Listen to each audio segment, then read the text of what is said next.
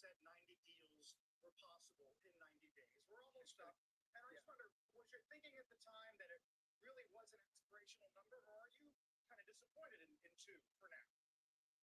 I'm happy with the progress we've had because every country that we run a major deficit with is fully engaged. I think what we're learning from the negotiations is simply, Carl, how difficult it is for these countries to give up the advantage they have over us. And so therein lies the tale. I think the negotiations are proceeding well. And by the way, the tariff revenues are coming in and really helping this country. And we're able now to get trillions of dollars of investment here to build up our factories and jobs. The tariff revenues are coming in, which help pay for the big, beautiful bill. And I'm pleased with the direction we're going. We got James Greer, Doug Besson, So your team. I want to go back just for a second. Why, again, now, why not wait to see a couple quarters if there is inflation? What's that going to do to the economy? You've got an incredibly strong economy here. It's remarkable. So we've already had that argument. We've waited like 2 quarters. As Scott Besson said, hurt us. The employment's terrific. You asked me a direct question. I'm going to give you the answer. Fair enough. It's simple. 50 basis point lag. If we're up 50 basis points too high, that's a ton of money. That's going to be a half a point of GDP growth slower than we otherwise could and should be. And remember, when you have slower growth, Jim, you have less tax revenues and more debt and deficit, and then you got to finance the whole thing. All these synergies that work with the Trumponomics, Powell is not allowing to happen, and that's the tragedy here. So he's costing homeowners on their mortgages. He's costing Americans with the credit card debt. He's costing us in terms of our national debt growing. So there's a real opportunity cost. We're not here to do this. But Jim, you want to know as the trade bird, I've not seen you late for trade. We've got some things that disturb me. You have a great American company that arguably has put 2.9 million people to work in our country, which is Apple. It seems like no matter where Apple goes, we find that they have to be taxed high. And I know that they're committing $550 billion to the country, and unless you directly contest Tim Cook's honor, what is enough for you? Apple, look, Jim, going back to the first Trump term, Tim Cook has continually asked it for more time in order to move his factories out of China. I mean, it's the longest running soap opera in Silicon Valley. And my problem with Tim Cook is he never takes the steps to actually do that. And with all these new advanced manufacturing techniques and the way things are moving with AI and things like that, it's inconceivable to me that Tim Cook could not produce designs elsewhere around the world and in this country. But India is something you need.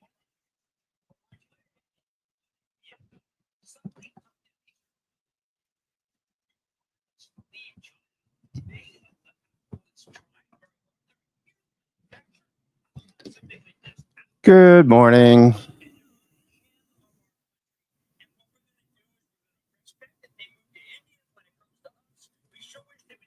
All right, futures off a little bit.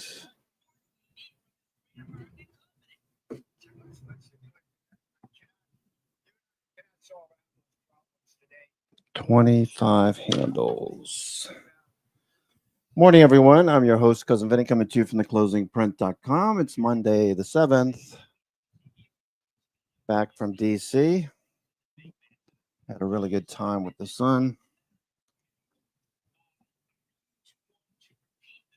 Okay.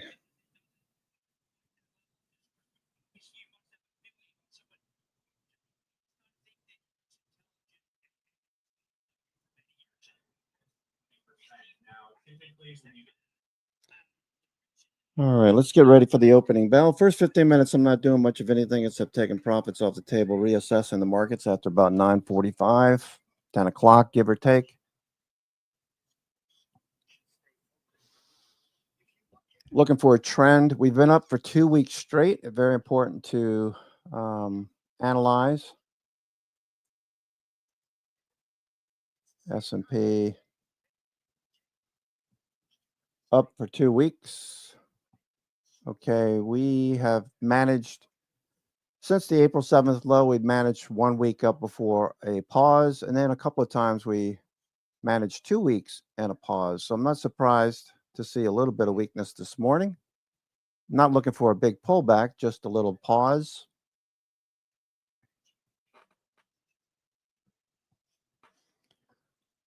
Okay.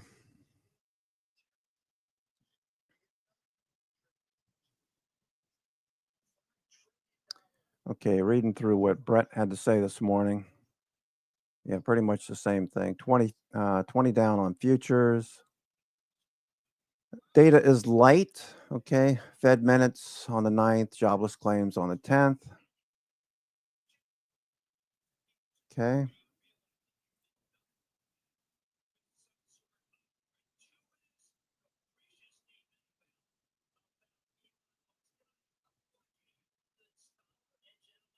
Pretty light on the straddle for 0 day.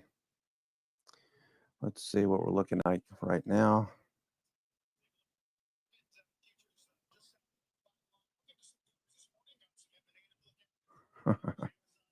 Huh.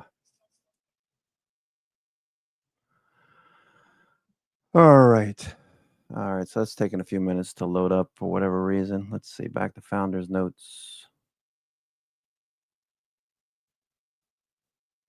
Don't see a major change for this week. Changes are next week. Decent pocket of local positive gamma in this area. Okay.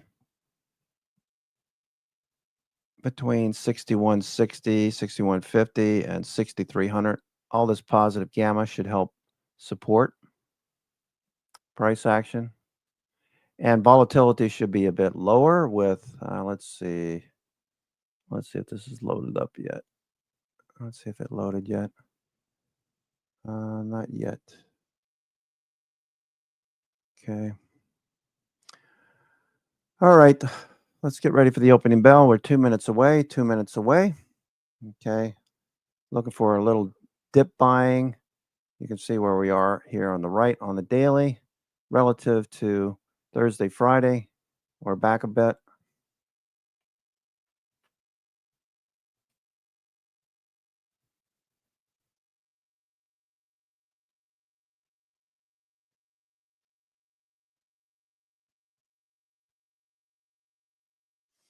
Okay, last week we were up 2.25%. NASDAQ, 1.87%. IWM did a good job of following through.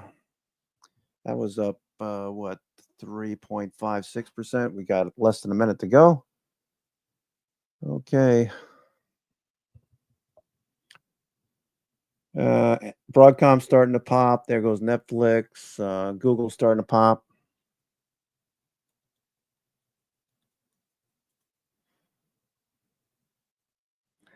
Okay, looking for a trend. I'm not going to do anything for the first few minutes. Netflix popping too. Okay, Apple's trying to turn.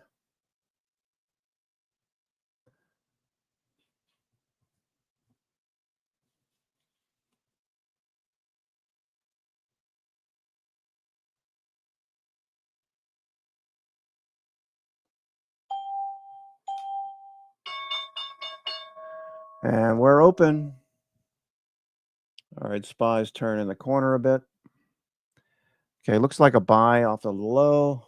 SPY. I don't see any buy order blocks yet, though. Low tick alert -800. Okay, so dip buyers coming in. There goes Apple. Apple popping. I believe we have some positions on Apple for July 25th. Okay, let me see about the Apple. There goes Apple. Apple looking really good. Okay, NVIDIA starting to move. NVIDIA moving.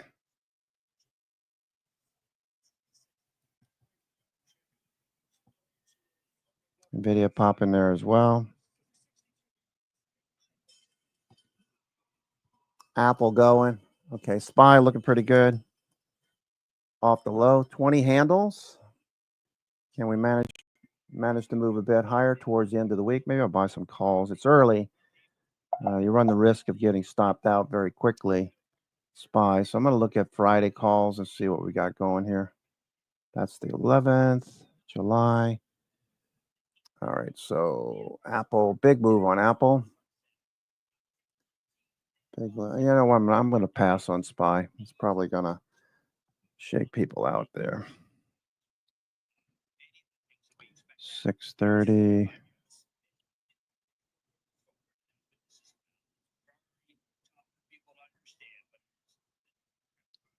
a bit lower, but City today does go to 190.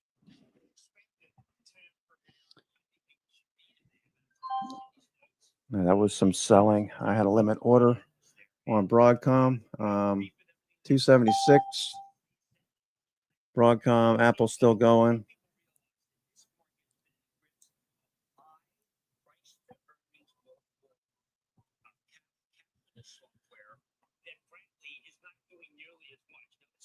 Low tick alert minus 800.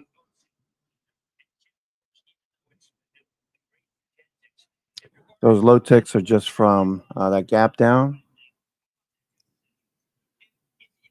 Okay, so most people that are paying attention realize that the markets have made 2 weeks straight gains. We broke out to new highs. We gained 2.25% last week, and we're looking at a little pullback, maybe a pause. Okay, Apple, nice little pop on Apple.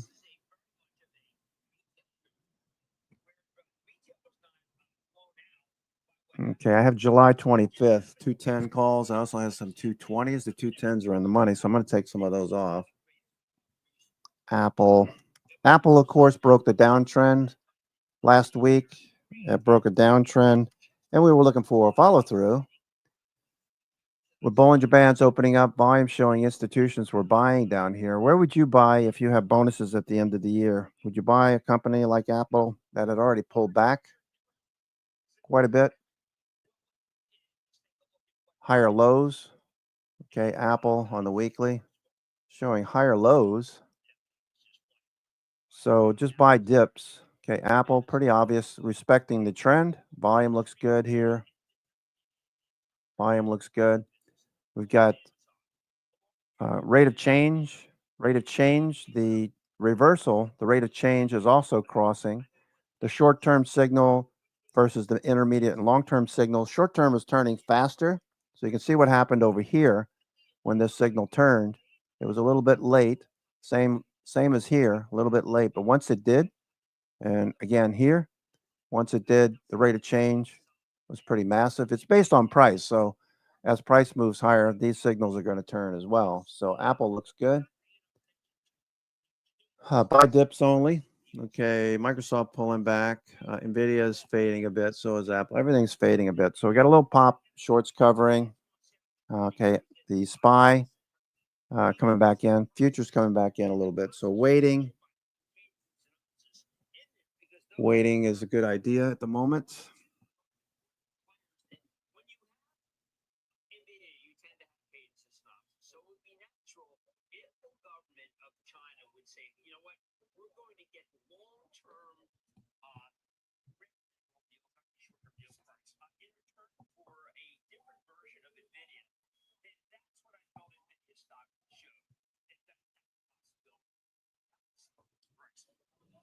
we did get CoreWeave and Force Scientific. Yes, and they're all improving today. And look, CoreWeave is saying that this helps them immensely in terms of the amount of power that's actually the finances. The stocks turned up.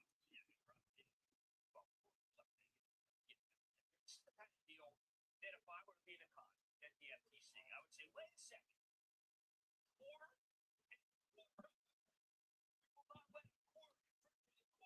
Okay. Let's see. What's he talking about? CoreWeave. CoreWeave. CoreWeave. We're looking for a base in CoreWeave. Okay, still basing CoreWeave. All right, so let's take a look at the top 10 on the NASDAQ 100. Booking.com again on the top of the list. All right, so it's flagging. It looks like it wants to go. It looks very similar to Coinbase. Coinbase flagging as well. Okay, here's Coinbase. Here's Coinbase.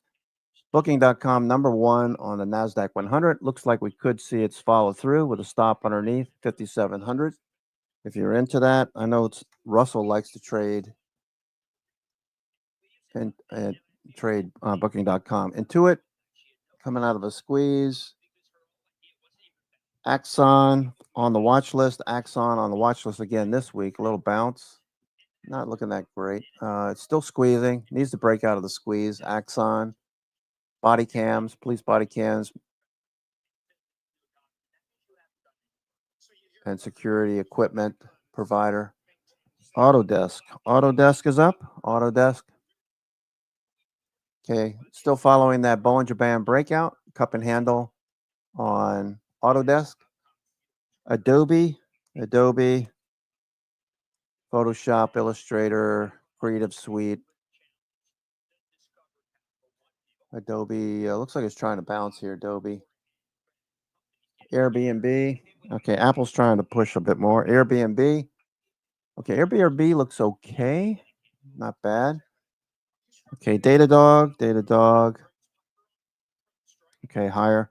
Doximity on the watch list. Doximity, looking for that to go. ADP. Auto data processing. Okay, it's trying to move back above the 50-day. There seems to be a lot of FOMO-driven names that have done really well, a lot of momentum plays. Even some of the meme stocks that we talk about on this show have outperformed this market. And what does that tell you? It potentially signals that maybe we're in a bit more of a frothy environment, perhaps. The Yahoo, they're pretty consistent. Every time they can't explain why the markets are doing what they're doing, the word frothy comes up. Now, I understand what they're saying because the markets are extended new highs. We pushed higher for 2 weeks. Okay, 2 weeks we moved higher. Inside week to start. 10 EMAs rising up to meet price. So if you're an investor and you're looking to add to, say, something like TRBCX, you're waiting for the next dip. Okay, we still look very bullish, but are looking for a dip or a flag like we had 4 weeks ago. Once we move back above the 10 EMA, it's just like over here, we remain bullish. Now remember, we did see breadth improving. I'll start to look at some more setups in a minute, so just bear with me for a second. The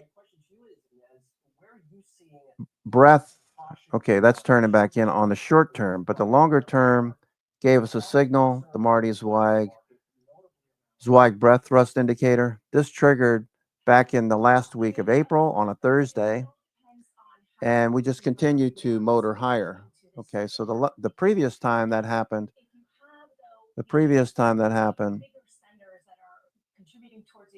we had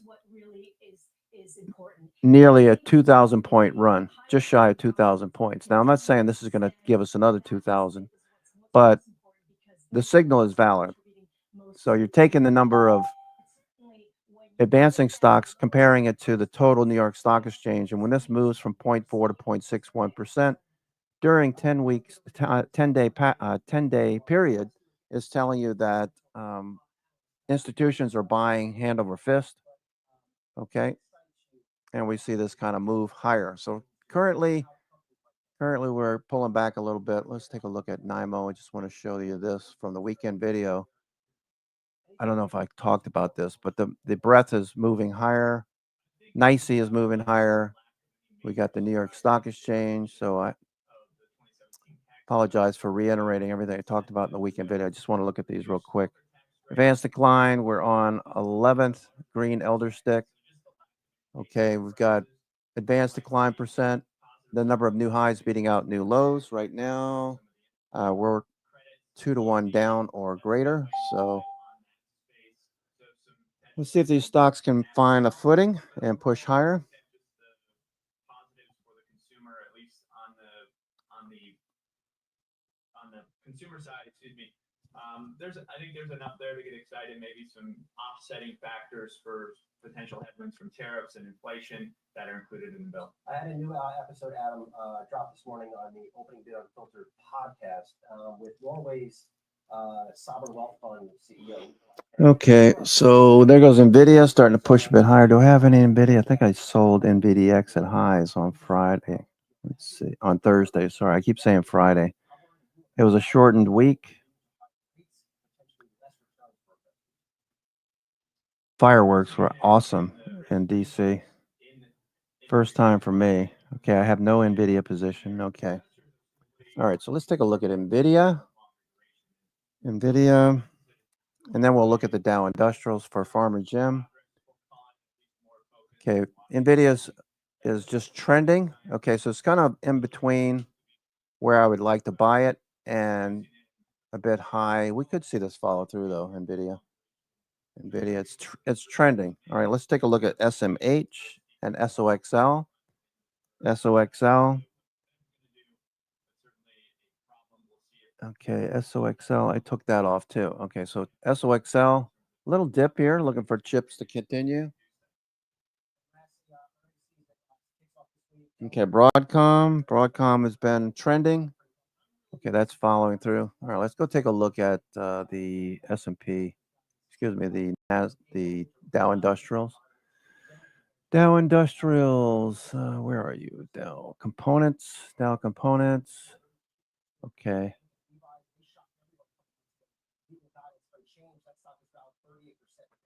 Dow Components, 30 stocks.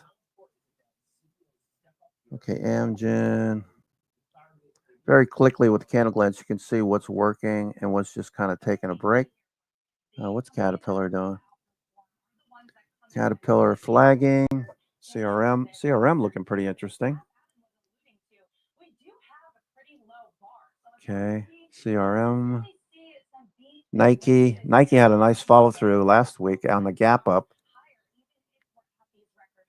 These all right, the Dow Industrials are kind of flat. They're all taking a break at the moment. IBM. Okay, IBM just came back to the 90 MA. Note the Bollinger Bands are coming together. So this is telling us it's probably going to consolidate like over here when Bollinger Bands started to come together. Prices just went sideways. We're at highs. Many believe IBM is going to be on top of AI and quantum along with the other obvious companies. Right now, I don't see anything as a setup on the New York Fangs. SPY's trying to get moving here.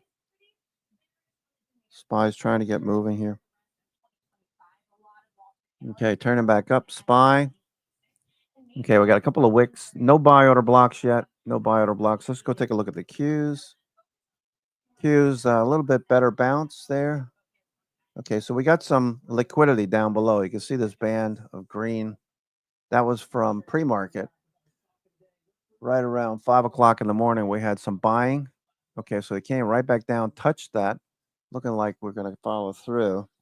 So the Qs, I want to take a look at the New York Fang. Those are all off at the moment, so not doing much. New York Fang is just kind of taking a break. Okay, New York Fang. All right, so let's go and take a look at what's working. Aside from the top 10 on the NASDAQ 100 we just reviewed. S&P 500, GE Vernova. I heard Kramer talking about this morning. GE Vernova came back to the 21-day last week on Tuesday. Okay, Thursday we were nearly back to highs. Now we're headed back to the highs. GE Vernova looking pretty good. Okay, if you're looking for quick trades right now, I'm just waiting to see if we get any kind of bounce. I'm not looking for a big move lower. So just waiting this out. GE Vernova. Uber following through. Uber's looking pretty good. Uber, let's see what I did here.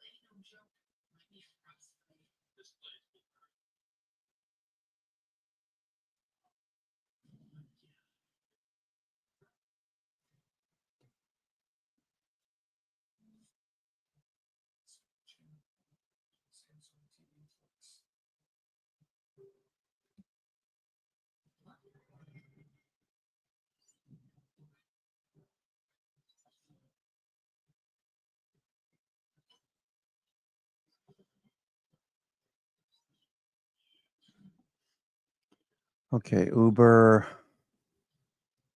Additional stocks from the S&P 500.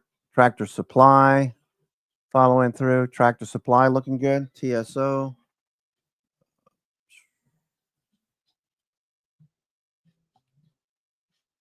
Tractor Supply. Over Tractor Supply. Uber. GEV. TSCO.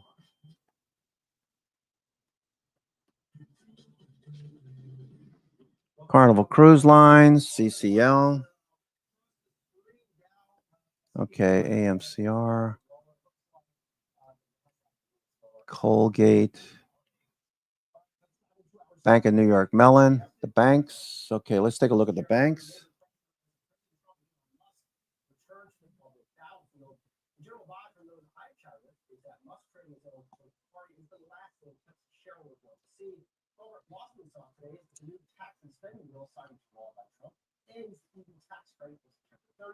That's further bad news for Tesla. These happenings have been focused on the top institution. Very much a bunch that could begin to question their positions given the latest drama. Jumping into the Alpine platform, you can see Vanguard, BlackRock, and State Street for hundreds of millions of shares of Tesla. And if they decide to dump those shares with all the theatrics, they can have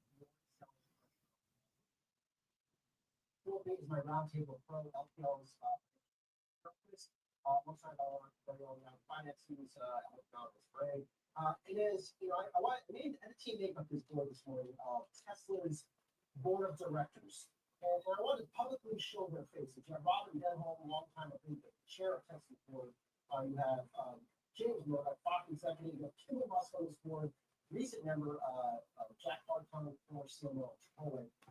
What is this group of people doing to protect shareholders, to allow Elon Musk, their CEO, to come in and create another political party? This is not what shareholders want to see at all. No, it's not what shareholders want to see at all, and you can tell by what's happening to the share price right now. Look, this okay, Broadcom still going. Broadcom trending. Broadcom is trending.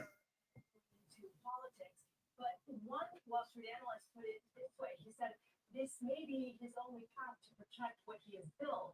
So perhaps you will see volatility in the stock, but the street is saying this isn't what investors want, and this creates just more distraction. But this may be the only thing that he can do right now. What investors are thinking is who's going to win here. It's harder than what people realize to perhaps do to establish another party, a middle ground party. So what's happening to the share price right now may be what investors are thinking, that perhaps Elon Musk is going to lose on this one, but this may be the only option he has. Tesla recovered before this latest dust up, but is this stock just a technical nightmare? Why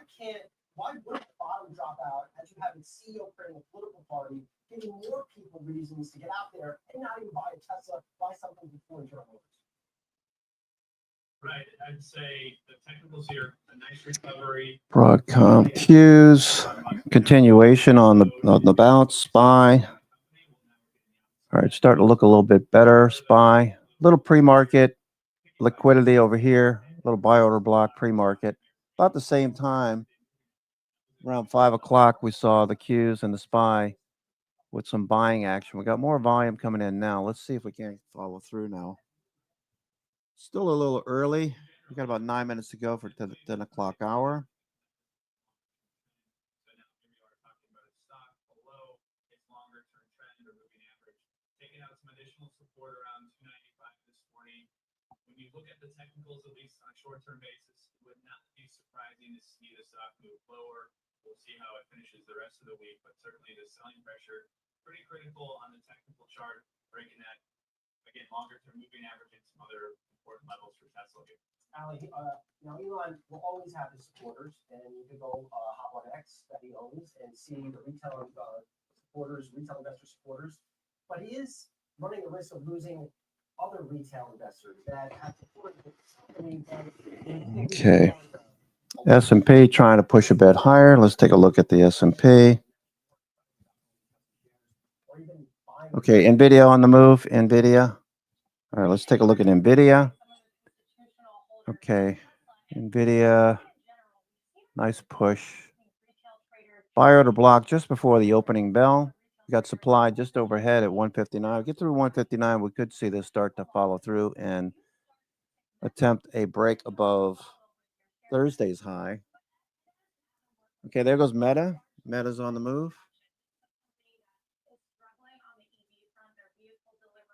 Continue to underwhelm on that front, down year over year. So that's a big concern here. A lot of noise around this political. Meta's going. Okay, there goes Meta. Let's see. What do I have? I still have some Meta positioning. Meta. Okay, nice follow through. The stock reaction today, but beyond just the EVs, there are still a lot of bulls out there on the street, and they're focused on autonomous driving. They're focused on robotics.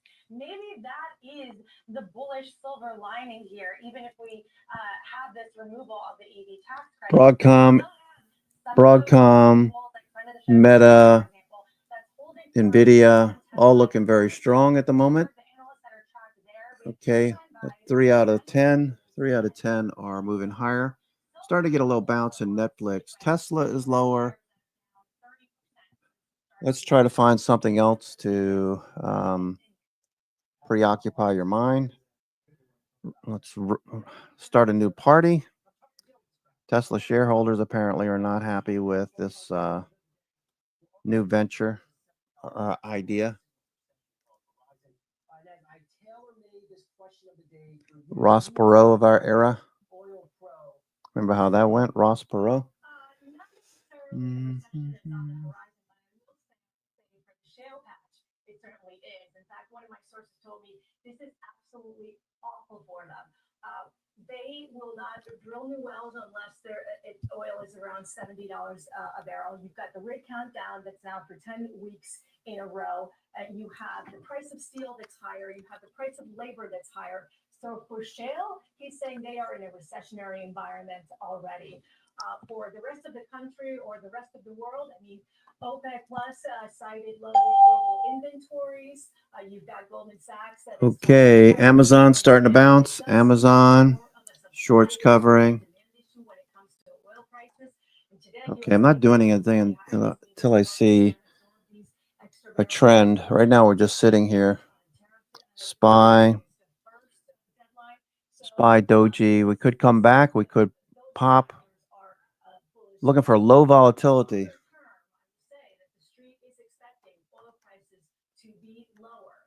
So you are going to see oil prices lower, barring any Middle East conflict or anything else.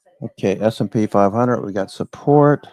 But certainly, for shale, this is the problem. Support at 6,200, 6,250. I heard some of Vanessa's comments here. Is $50 a barrel oil possible? The technical story, oil is in a downtrend simple as that. If you don't get a reversal on a war breaking out in the Middle East, one that included U.S. airstrikes on Iran, I don't know how you reverse that downtrend. The supply side is certainly an issue. There's support though for WTI crude oil right around $55. Maybe that. Okay, nice move on Meta. Meta's still going. Meta's going to make it back up to that high that we've been targeting over here at 739. Okay, so we pushed above it last week. We dipped a little bit. We're still holding the 9 EMA, 21 day. They're both trending. So I'd expect that this is going to continue. I wouldn't buy it right here though. Meta, I'd buy a dip. All right, so I'll watch for a dip on Meta. I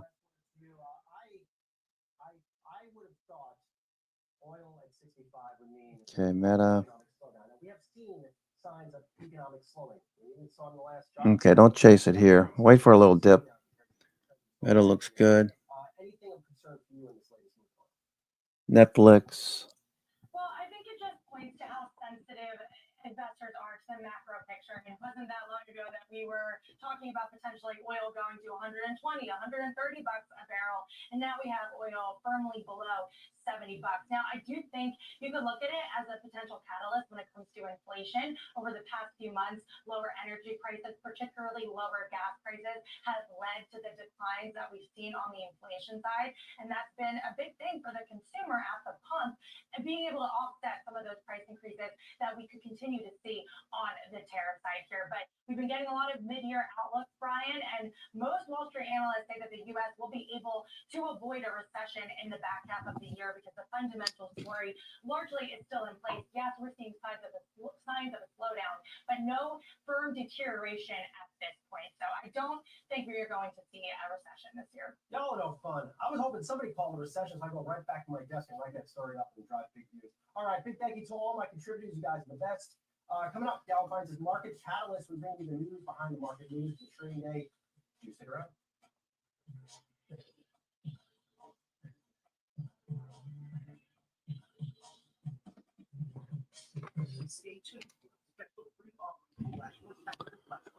Okay, NVIDIA. All right, so now we're starting to see a little bit of profit taking. After about 10:15, 10:30, we should start to see some sort of trend, unless it's going to be a doji. Let me just take a look at up-down volume.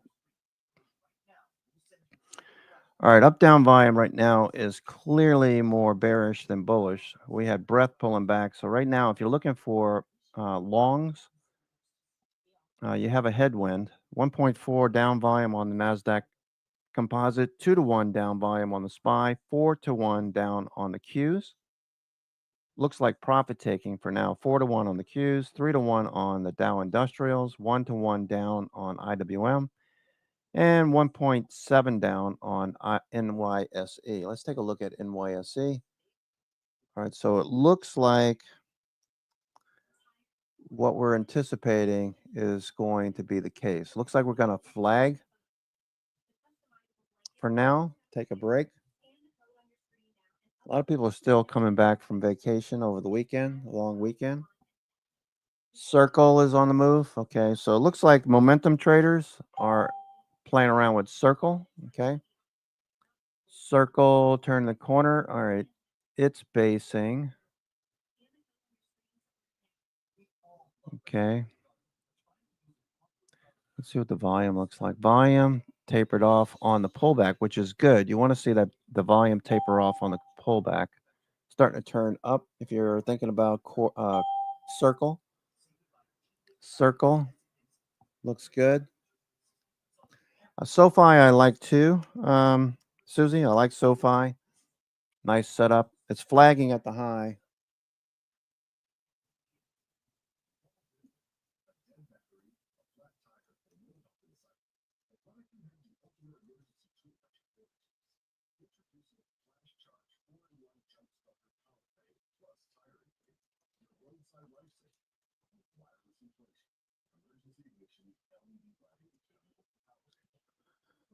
Okay, SoFi, waiting for a dip. This looks pretty good. This is on the watch list. Do we get more than this? I don't know. Daily looks good. Daily's trending. Okay, it's got an ATR of just shy, let's just say 80 cents. ATR 80 cents.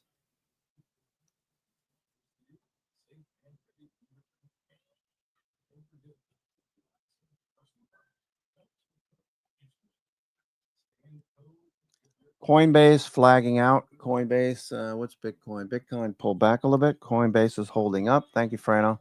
Coinbase looks good. I like it.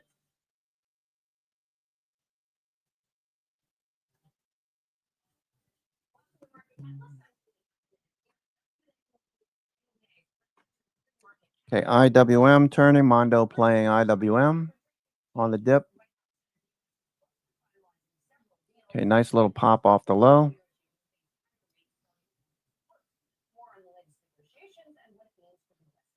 Meta.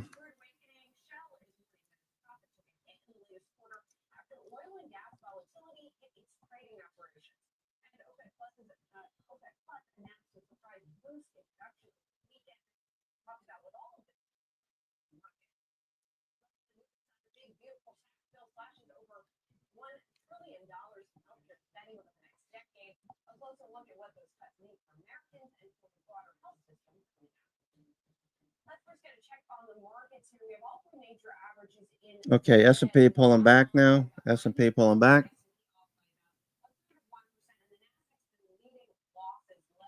Nice move there, IWM. Mondo, nice trade.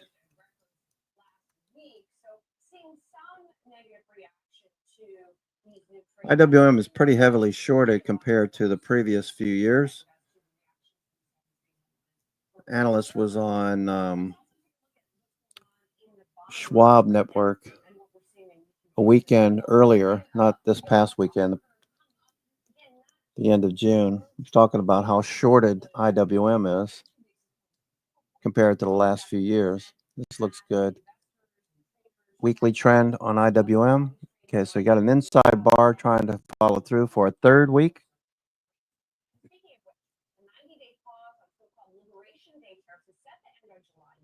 Snowflake trying to bounce. Okay, so we only have about 20 stocks green on the NASDAQ 100. 24 stocks are green on the NASDAQ 100. 540 on IWM and only 175 on the SPY. Okay, so we're waiting for breath to maybe catch a bid right now. Stocks, some of them are higher, but most of them are lower at the moment. All right, let's see what else is working here. I'm looking for some good setups. Uber trending. It's got an ATR of $2.75. It's already up nearly 100% of its ATR, so I wouldn't chase it here. I'd wait for a BNC pivot. I would like to get back into some Uber. Okay, we're thrusting to the highs. If you chase it up here, the risk is that once we hit 100% ATR, we should see a pullback. I would say 50% retracement, not a bad idea. 382 would be good. Meta, I was expecting more of this kind of choppy action at the moment, with a few exceptions. Some of these stocks looking really good. GE Vernova. Okay, so already you can see stocks like GE Vernova. Don't chase it. Starting to flag. Okay, watching that volume. Apple. Okay, Snowflake is trying to move here. Snowflake. Okay, Snowflake looking good. It's been trending, Snowflake. It held the 21-day. Okay, Tesla reversing, starting to move higher. Tesla.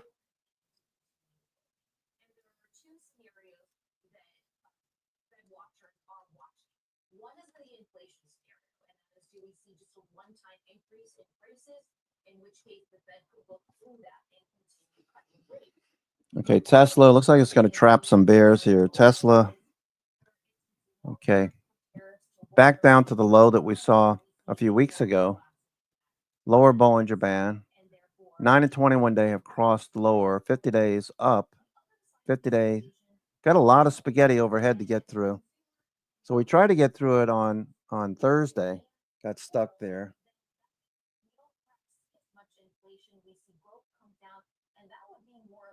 ceiling scenario for the Fed, but for right now, Julie, it looks like Broadcom fading. Okay, so you can see real quick. Here's Broadcom, for example. Broadcom looking good. A doji looking for some fade. We're gonna get a fade here. Okay, 2 weeks up. 2 weeks up. We've got a couple of dozen stocks moving higher that look good. IWM managing a bounce. IWM still showing strength. IWM.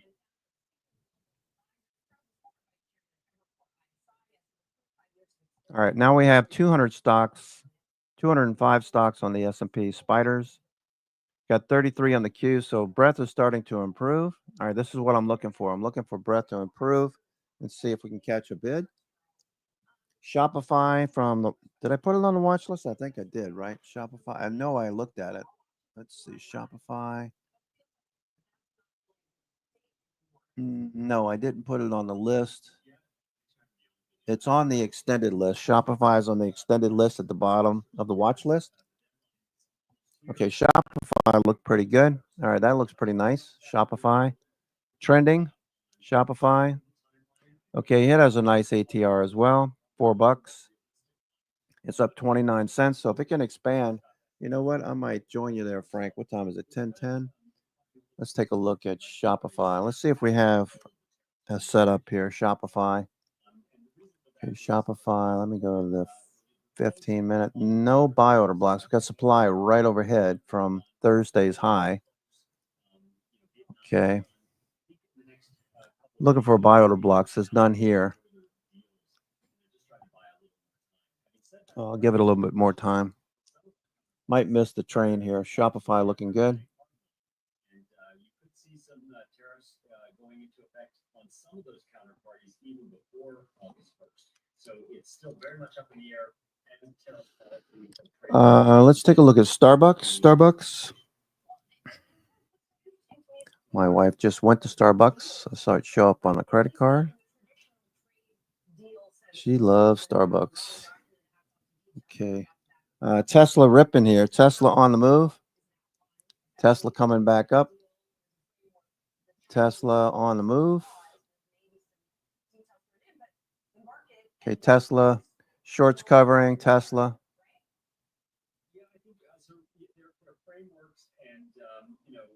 Tesla shorts covering.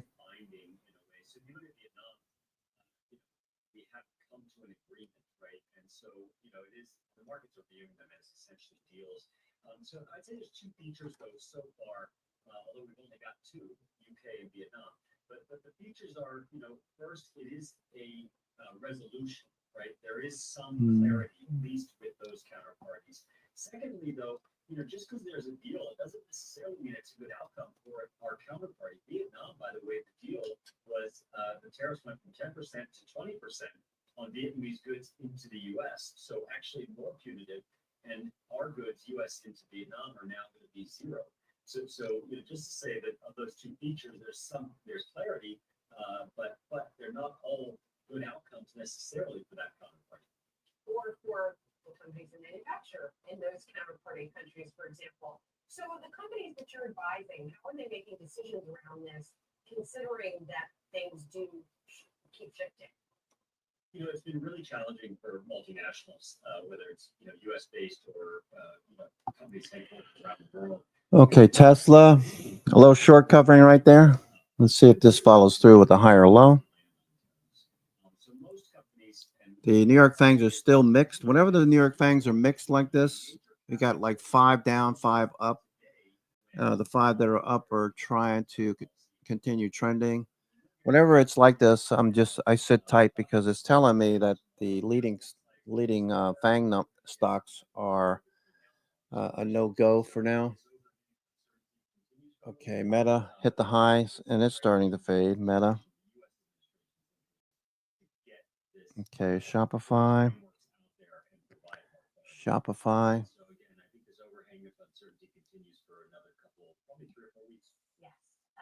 S&P is just sitting here. Okay.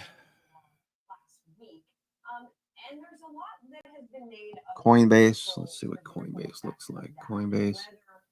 some of, Republicans. Coinbase with a little dip from the high this morning. Okay, Bitcoin. Bitcoin's still hanging out at 108. 108 hit 110 last week. Trying to get back to that 112 level. This bill passed with a very slim. Okay, let me check. Majority in really both chambers is a major accomplishment. So just to give him that and to give the Republican leadership that, this was a major feat to pull off. Secondly, the bill is actually quite stimulative. A lot of the business tax credits, which are not getting enough attention in my view, but also deducting $10,000 of interest on an auto loan if you buy a U.S. car between now and 2028. Yeah, there are all kinds of things in the bill that are new, tax on overtime, new tax on overtime and tips. So this is a stimulative bill and it's positive for the economy. Broadcom, Snowflake, stalling, Meta stalling at the high. Okay, one more time, let's go take a look at what is working on the NASDAQ 100. Then we'll look at the S&P 500 and the Dow Industrials. Booking.com, pretty expensive stock if you like to trade this. Russell likes to trade it. Booking.com, trending, looks good. Meta's at the top of the list. It's trying to hold the 9 EMA. So we'll watch Meta. Meta's got an ATR of $15. So if this does bounce and start to attempt to take out a Thursday's high, we could see this follow through. All right, so Meta's a candidate, potential. And Charles, I don't know about leadership or strategy, but I do know he's got some in the money column, and that's Elon Musk who is talking about starting his own political party, the America Party, as he's calling it. Could he also potentially be a spoiler in the midterms? I really think that Elon is first dead serious about starting this party, the America Party. It's a little bit of a misnomer. I don't think it's going to be literally a, complete third party with its own standalone structure and, et cetera. But I think he's going to do instead. Circle still looking good. Circle. Okay, it looks like people are going to run this one higher. Circle. Do we want to do something here on Circle? Okay, it's got a nice trend going so far. It's got a buy order block, so that's past the first prerequisite, and then supply is way up here at the high. So Circle, if you're going to take it here, put a stop underneath this $200 level. All right, let me try Circle. I'm going to try Circle with you guys and ladies. Circle, got a little dip. So I got the dip that I'm looking for. Circle. Circle, where is trade Circle? Just kind of sitting here. Maybe it dips a little bit more. I'm going to wait a little bit longer. Circle, I like it, but I'm going to wait a little bit longer. SPY, S&P still pulling back. Let me take a look at the Dow. The Dow Jones. Okay, Tractor Supply is the number one stock on the S&P. S&P.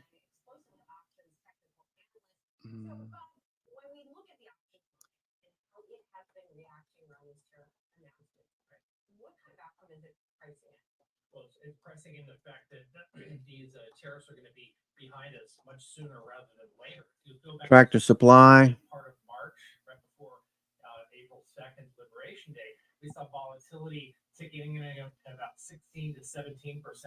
We rose up to like 60 on the VIX just a few short days later. We're right back down. Okay, let's look at a few of these. Let's see. Tractor Supply looks good. Tractor Supply.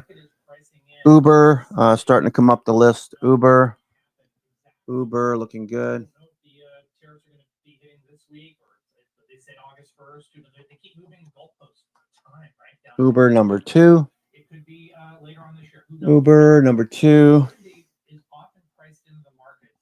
What is that? Ralph Lauren. Ralph Lauren number 3. Ralph Lauren. Ralph Lauren. And I think it's a mistake. I think that investors really need to be a little bit more cautious right now, because especially since we're at the all-time highs. Ralph Lauren is bullish. Cup and Handle. Okay, Ralph Lauren looks good. Okay, Wynn Resorts. Remember the... Okay, Wynn Resorts running casinos. Isn't it interesting that it was Okay, Las Vegas Sands. We were looking for a dip in Las Vegas Sands. We're starting to get the dip. I have some Boyd Gaming. Boyd Gaming, little slip this morning and then a bounce. Okay, Boyd Gaming, looking for this to follow through. Let's see. The banks looked really good last week. JP Morgan. Okay, these are taking a break. Goldman Sachs. Okay, they're all taking a break after running. Wells Fargo. All of these ran pretty hard over the last couple of weeks. We got earnings coming up.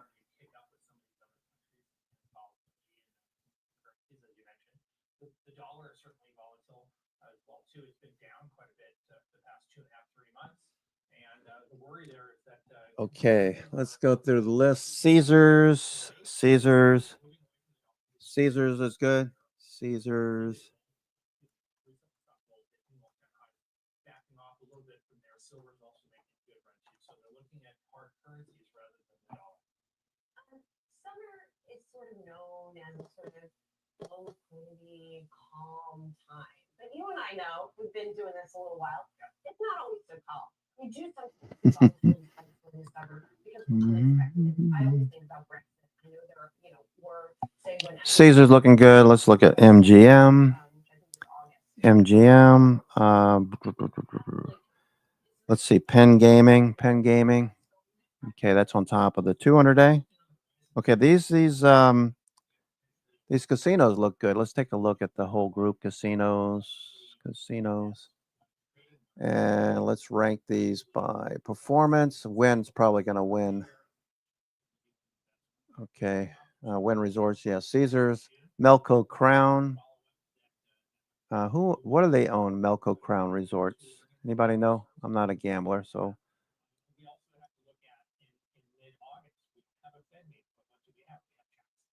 Last time I was in Vegas with the wife, we went to the Venetian. Setting the table for what the Fed is going to be doing later on in the year, possibly the following year. Century Casinos, that looks okay. $2 stock, not moving much. Golden Entertainment, GDEN.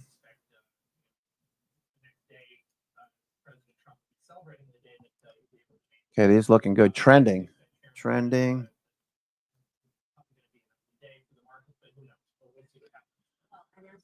Okay, GDEN is trending. Okay. Monarch Casino, MCR trending.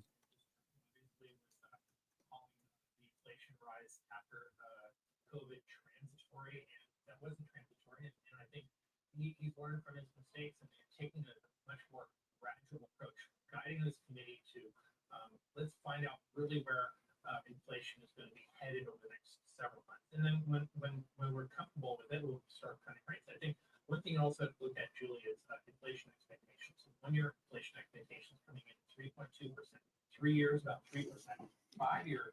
Okay, these are all looking good. Blackjack, you can play the ETF. Not that crazy about the chart. Las Vegas Sands pulling back a little bit, and MGM. So those are taking a break. But Caesars, Melco Crown, and Wynn, those are the top three. Century Casinos, that's okay, I guess. But Golden Entertainment, that one looks good. Trending a $30 stock. Look for it to get back to 34. That's a 10% move. GDEN.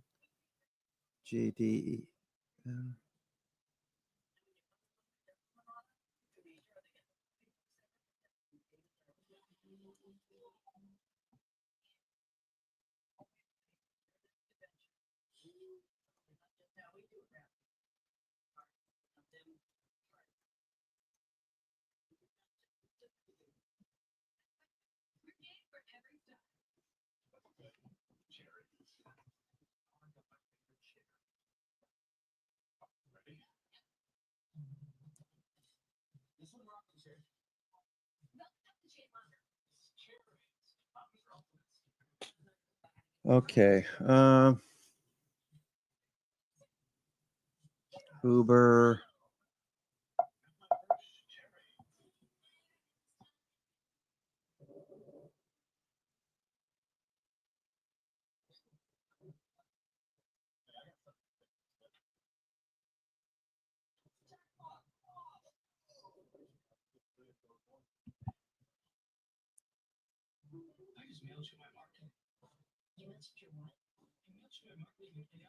Okay, Lockheed Martin, LMT.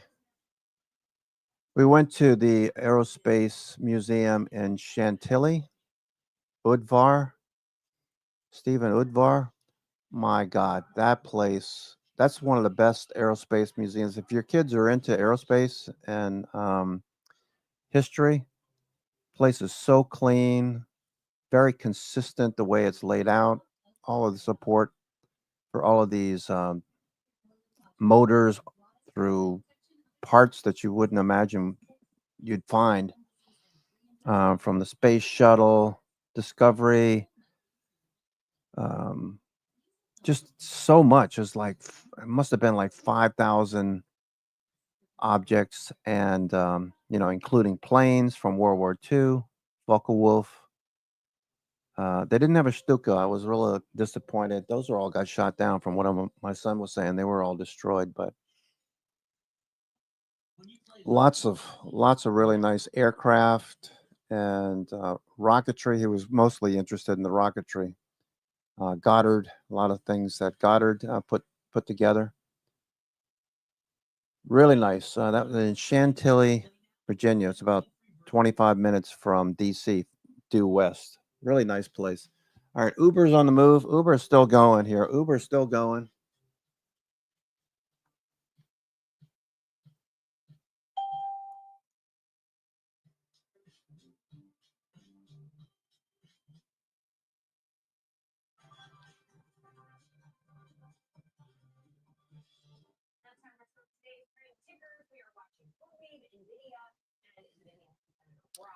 Okay, IREN is on the extended watch list there. IREN looks good. Continuation, nice volume on IREN.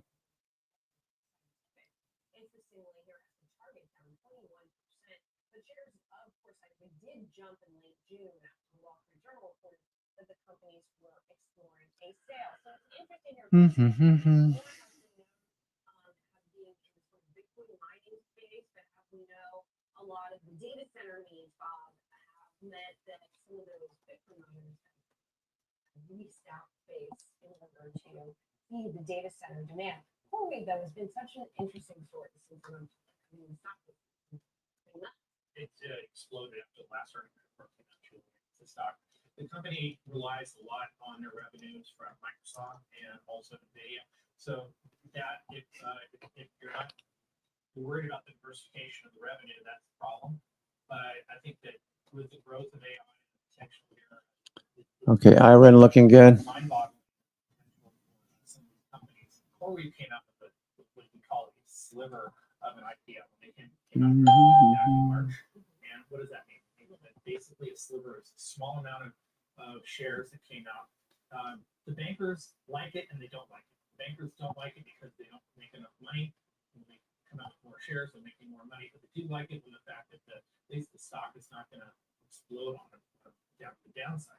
But what also means is that inside shareholders probably actually IREN looking good. From the watch list, the extended watch list. 12 days of buying volume. Okay, let's look at the weekly. IREN. Okay, IPO high was what, 28 and change? And the stock is falling below the offer price by a pretty decent margin. Okay, 28.25. telling you that the street is telling you that CoreWeave is overpaying for the stock. They're paying too much money for it. Okay, Circle. Okay, Circle. I'm waiting for a little flag. I'd rather get a flag and then look for a follow through. Okay. Okay, there goes a SPY. SPY on the move.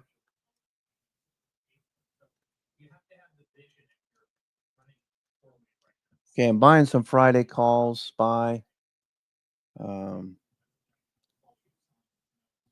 SPY, I'm going to buy some calls here. To what we've been seeing in the market recently, it feels like this sort of meme FOMO trade has come back a little bit. That's one of the things that has fueled those 4-week shares higher.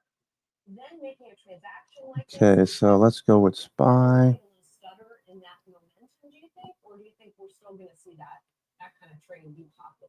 Well, I think if you're CoreWeave and you've seen your stock run up 700% since the IPO, why not use some of that currency that we just talked about to go ahead and pay for companies? Okay. Where's the risk? The risk is not- $3.35. Low tick alert minus 800. especially when the stock is Low tick alert. What was that all about? Markets are rising. SPY looking good.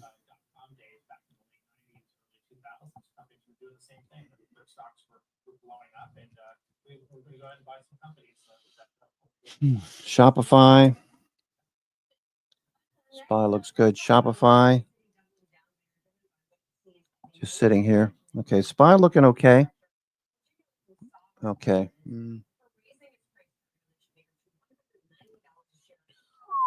All right, so I bought some 625 calls for Friday. Dollar stop.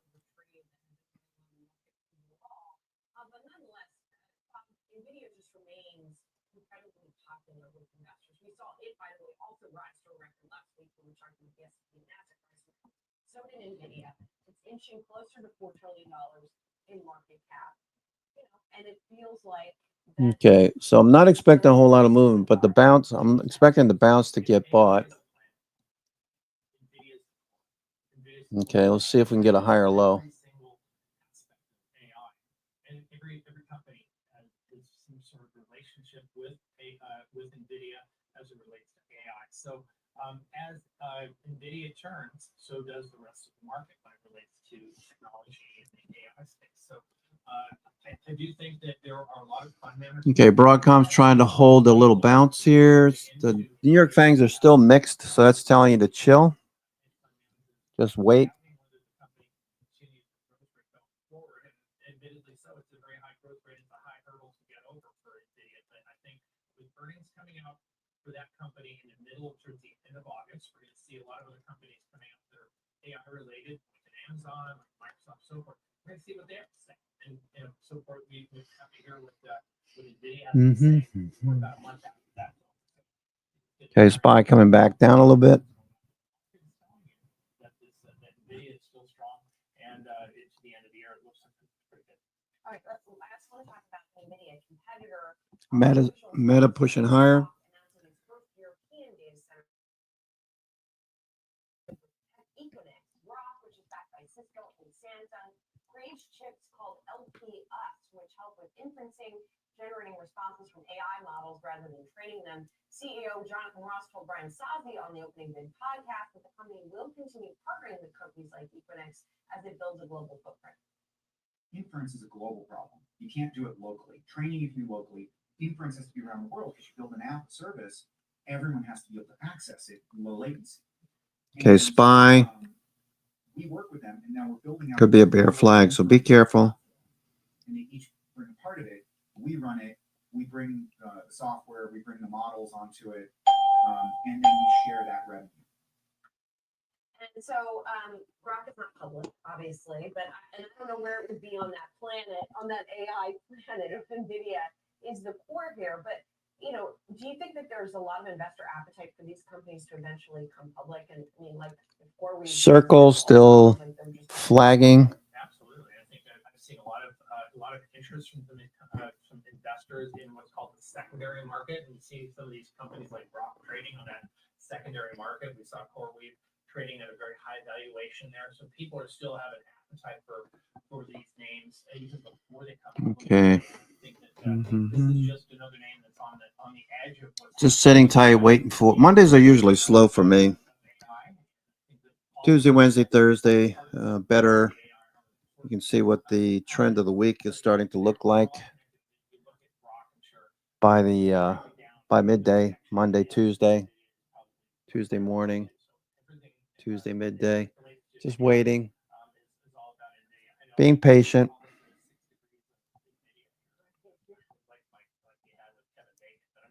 Meta trying to continue. Meta's pushing higher.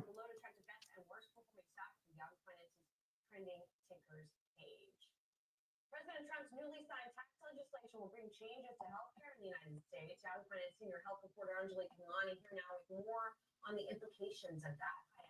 Hey, Julie, that's right. We know a lot has been talked about this bill, especially in terms of the healthcare impact. Right now, we know that the CBO estimates looking at 12 million Americans that would be impacted and be without insurance by 2034 as a direct result of this. I'm going to break down a little bit of what that means. We know that there's been a lot of focus on Medicaid. That's one of the key parts.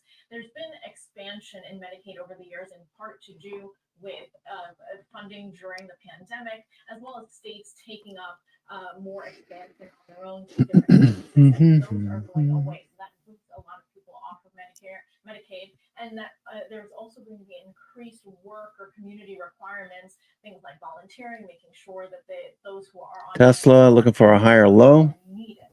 The other part of it is the ACA. This is really going to impact how many individuals can get on the Affordable Care Act public markets, and that is. I was hoping that Tesla would get back above the 200 days, so not the case right now. Meta's pulling back a bit more. And that's going to really reduce how many people can stay on. There's also going to be cuts to enhanced subsidies. Again, another provision that came in play during the pandemic, and that is going away. Which will make Okay, Iren, this is one that's on the extended watch list. Susie mentioning it. Iren.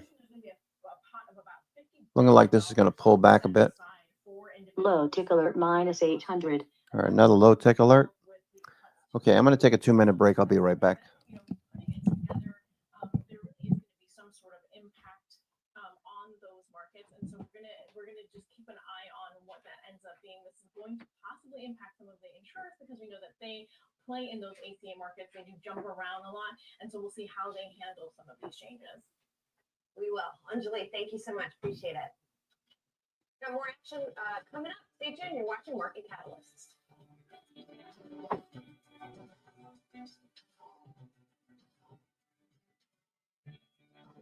Talking boring apps. Tika's got a better idea. Let your card right to unlock the castle. Gold levels and earn the golden key. To one to the up before he freezes solid. Can you do better? Just 15 seconds to explain why you have to download Bingo Blitz? I mean, I need way more time. There's power ups and mini games and gems, seasonal rooms, special events, chef experiences, collectibles, tournaments, bingo quests, chat, trivia. Download Bingo Blitz today. Enjoy magical bingo moments and find out what's all the buzz is about. Bingo Blitz. Now that's a bingo. Oh, it's free.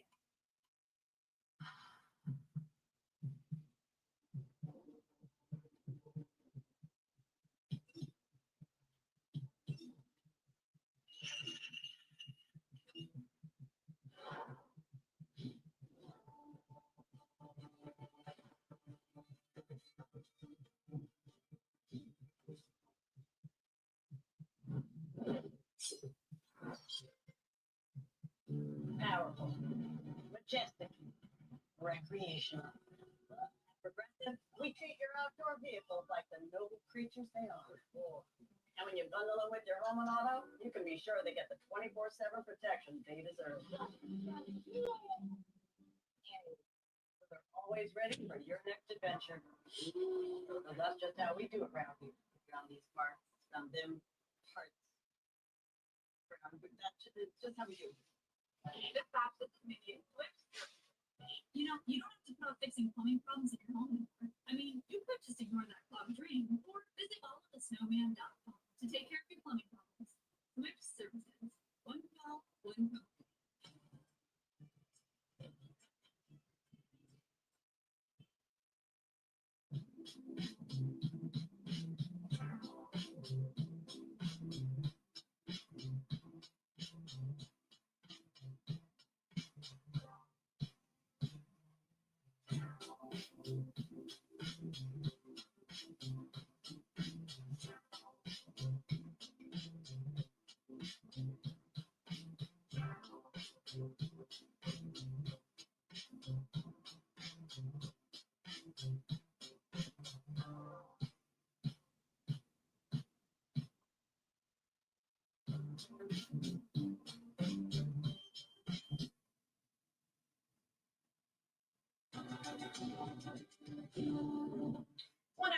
started trading. Let's go live to the New York Stock Exchange and NASDAQ to get a read, actually just the NASDAQ, to get a read on the biggest factors moving markets today.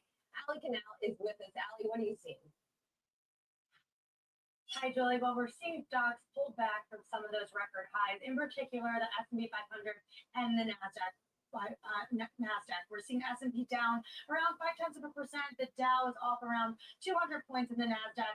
The biggest loser of the session so far, down around 0.7%. So a bit of a retracement from those records, but we are now in a place where Q3 is kicking into high gear. We have earnings coming up. Equities seem to be in a solid place.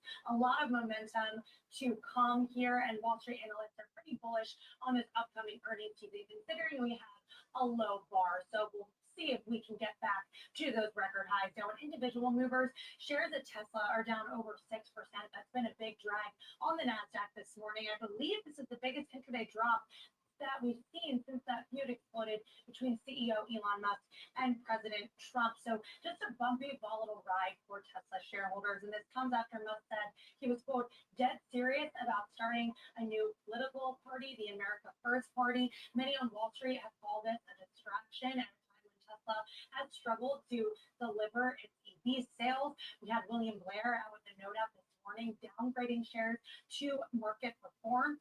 Analysts there also cited another headwind, which was the passing of Trump's One Big Beautiful Bill that was signed into law last week, and that removed the EV tax credit. So another headwind for Tesla.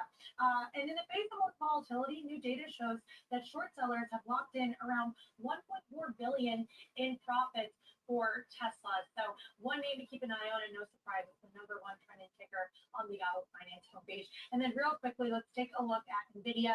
We are pretty much doing nothing but a bit downside trading action right now. We are off around 0.6%, but we did see Citi raise its price target on shares to $190. That implies about 15% upside from current levels, and the firm cited increased demand for AI infrastructure, along with the role that NVIDIA has within that market. And those are the key catalysts for the stock, which, by the way, is trading at record highs as we near closer and closer to that $4 trillion market cap. Julie. Ali, thanks so much. Oil giant Shell is warning of a hit to second quarter profit due to weak oil and gas trading.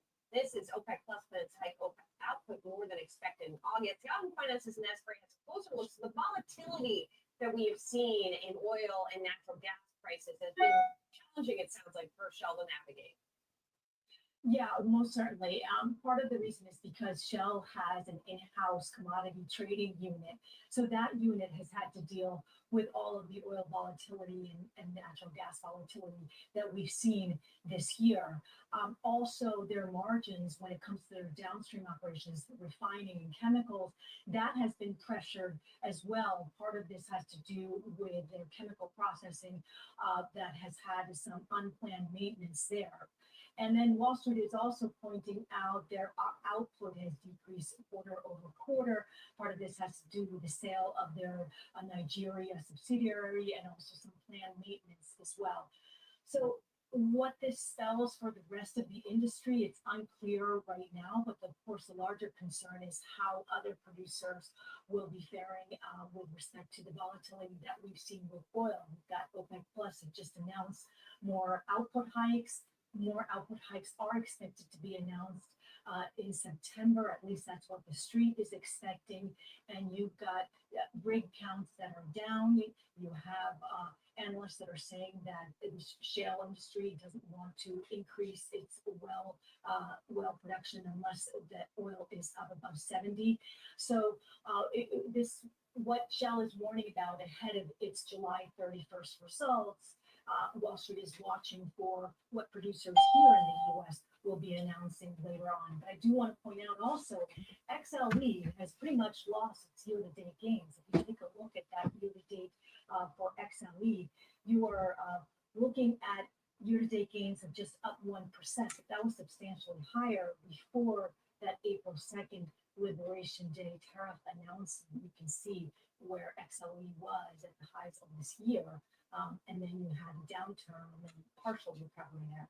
Right. Well, as a lot of other segments of the market have recovered and then some. Inez, let's also talk about gold, which, as we know, had a big run this year. But then as of late, not as much. Yeah, that's right. So we are seeing gold, seeing a pullback. It is at 3,328 right now. You've got the street that's speculating that Wall Street, that the Fed will be holding interest rates steady at least until September. And you really, for gold, have two camps here with Wall Street analysts. You've got those that are pointing to tariff uncertainty and also those that are pointing to geopolitical tensions, which have eased. And you have those that say that gold will go higher beyond its all-time high record of around 3,500 by the end of the year. And those that are saying that you are going to see a further pullback, perhaps around 3,000 or below 3,000. Goldman Sachs recently talked about structurally higher demand for gold from central banks and ETF holdings that are increasing their inflows into those physical back ETF holdings. But then you've got other analysts on the street like Citi that is more bearish on gold, basically saying that you've got a better global outlook when it comes to gold and investors will be preferring other assets besides gold, like for example, equities. Well, we certainly have seen that lately, Ines. Thank you so much. So with me is Bob Lang, explosive options technical analyst. So let's talk about commodities. And I know we just covered oil, we just covered gold. But I actually just want to start in the agricultural commodities because I know you're watching some of these. So what do you focus on? All right, IREN continues to push higher, looking very strong. All right, let's go take a look at IREN. Sugar. Some of these commodities really come down sharply over the past 6.5, 7 weeks and make big moves down. In fact, I believe the Commodities Research Bureau ETF, the CRB, that has come down about 15%. Substantial move on the CRB. Okay, Broadcom trying to push. We got Amazon producing higher lows, looking for a follow through. Meta is going a bit more. Meta looking good. Meta following through.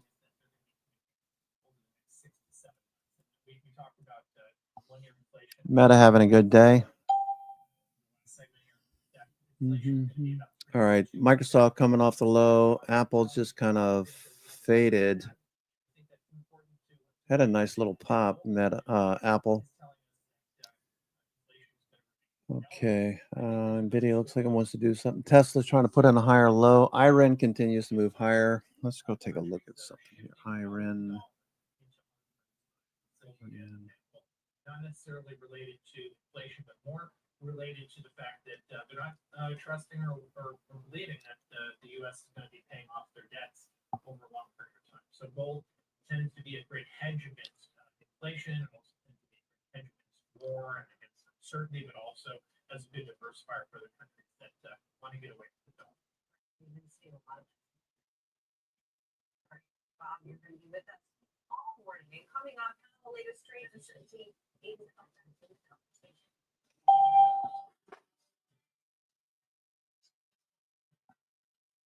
Okay, IREN is an Australian-based Bitcoin mining company operating real assets, data center infrastructure, and using renewable energy. Australia-based Bitcoin mining company, IREN.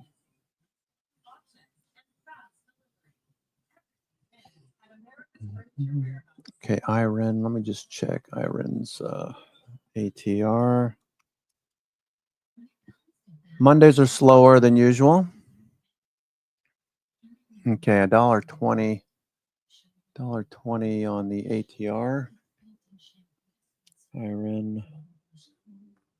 Shopify. What's Shopify doing? Shopify is turning. Looking a little better. Shopify.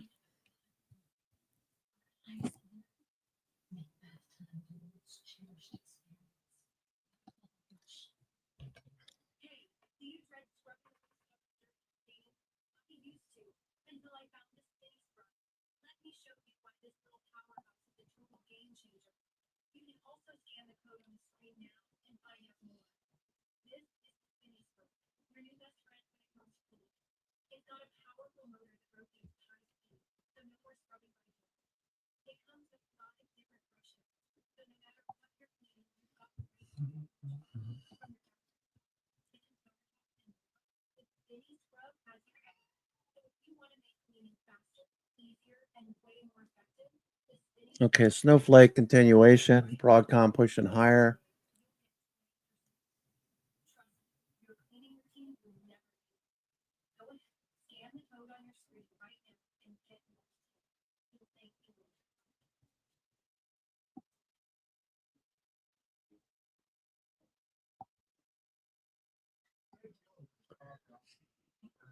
Okay, S&P futures are starting to turn back up.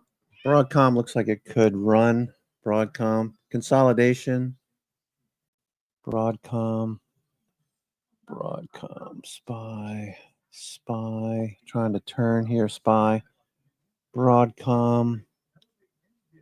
Okay, Broadcom. Okay, Broadcom looks like it wants to go. What I want to do with Broadcom? Supply right overhead. We got a buy order block right there at 10.15. But supply is right overhead. So if we can get above 277, Broadcom should run. Broadcom, AVGO, Broadcom is trending. So the dip got bought, Broadcom. I'm going to try some Broadcom. Probably should wait a few more minutes. Probably a range. It's probably going to ping pong between here. So I'll wait on this.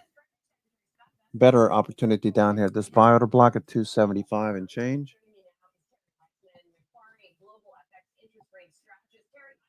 I mean, it's, of course, it's natural for most assets to go up and down. But if we have yet seen this kind of a move in the dollar that implies what this perhaps implies about American exceptionalism. I'm curious your take on whether American exceptionalism has indeed really taken a hit, or are there other aspects going on? Thanks for having me, Julie. Look, it's interesting because the dollar strength, U.S. dollar strength, is not really something that prevailed only in the back half of 2024. The dollar has been a strong currency for the past 13 years. It's been generally increasing or rallying. Okay, Snowflake's about to break out. Amazon looks good. Broadcom.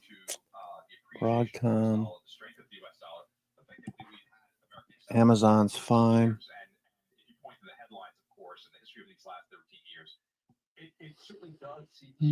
Mondays, I tend to wait a little bit longer for swing trades, for buying something on a dip and then look for a follow through. Take some profits off into strength at D, taking like half off towards the end of the day and then swinging some of it on these bullish setups. Got to stick to the rules though. The New York Fangs are mixed, so that keeps me from doing too much at the moment.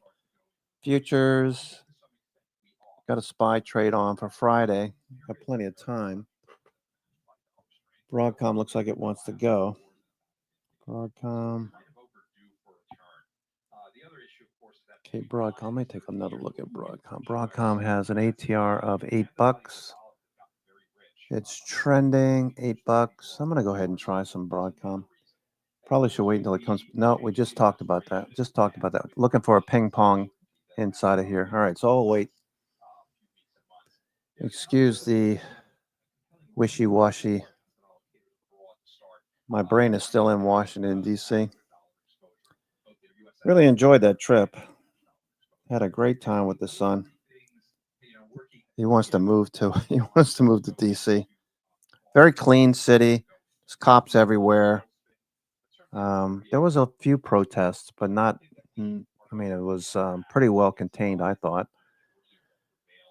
Biking around the city on e-bikes, lots of fun. All right, so there you go. Broadcom starting to pull back into this range, ping-ponging back and forth. Maybe a doji spinning top. So e-bikes, I mean, you can get anywhere basically on e-bike, and they're fairly cheap.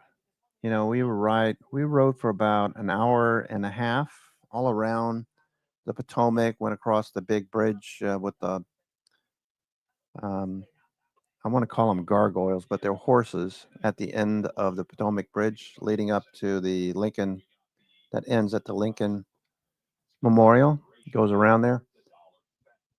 All the way up to the Capitol and back down it several times. We had so much fun tooling around different places to eat. Ate my first Shake Shack burger. It was okay. It wasn't really, I thought it was, I honestly thought Shake Shack was a little bit different. Speaking of Shake Shack, let's take a look at some restaurants while I'm talking about that. Shake Shack, they were busy. They had a Shake Shack in the Stephen Udvar Aerospace Museum in Chantilly. I don't know. It was good. It was good. It reminded me of Steak and Shake very much. I thought it was more like a sit-down burger place. They have a place in New Jersey that's really good on Route 10, I think. So, Terry, when all is said and done, how much more downside do you think there is potentially? I forget the name of it. Very good burgers. Kind of a high-end Fuddruckers. Very busy place too. Anyway, what's Benny talking about? I'm just like, okay, it's SPY's pulling back. It's probably going to stop you out. SPY's probably going to stop you out. Okay, let me just take a look at that SPY position. SPY. Low tick alert minus 800. All right, we're pulling back. So we're going to get stopped out of that SPY position. We didn't get the bounce I was looking for. Okay, so that's pulling back. Broadcom. All right, so waiting, always a good idea. Okay, pulling back in. Snowflake. Snowflake is showing relative strength. Let me take a look at Snowflake. Snowflake.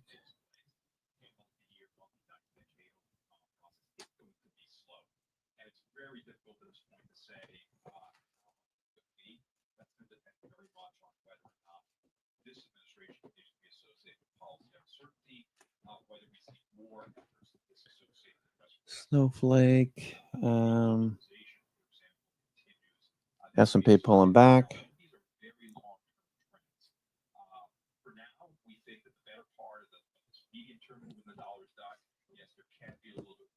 Tesla just sitting here at 294, 293. Broadcom trying to do something here. Broadcom. Ping pong. Snowflake.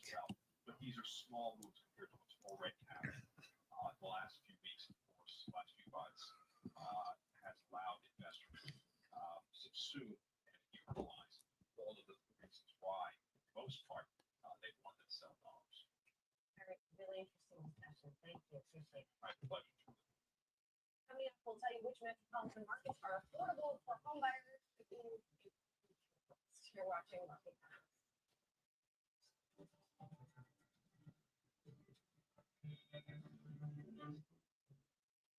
Okay, right leg. Are you with me? And we doing this? Snowflake. Let's see what shop looks like. Okay, Shopify pulling back. All right, looks like we're going to have to wait until like around noon, 11 o'clock, 11:30. We're coming into that hour right now. I'm your host, Cousin Vinny, coming to you from theclosingprint.com. It's Monday the 7th. Kind of slow. If you took anything long, probably starting to see a lot of profit taking. IREN pulling back from the highs. Chasing is not a good idea. Let's see if we get a better entry, 11 o'clock, 12 o'clock. Futures, a little dip. Looks like they took out some stops, but we're definitely trending. SPY, fading at the moment. SPY.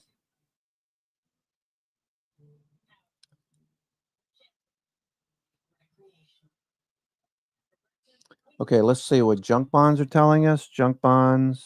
Okay, junk will usually tell you whether or not risk on or risk off. Currently neutral. We're above the 9 EMA, sitting on top of the 9 EMA, putting a little pressure on it. RSI is drifting a bit lower. Bollinger Bands look like they're going to start to contract, which means we could stay in here for a few days and not move much. Junk bonds. Okay, junk bonds look okay. Junk bonds. High yield corporate debt, less risky, but still a more risky asset. IWM. Okay, little fade on IWM. Watching that. IWM. Okay, we had a nice little pop and then a drop. Okay. Qs. Qs also trapping some bulls.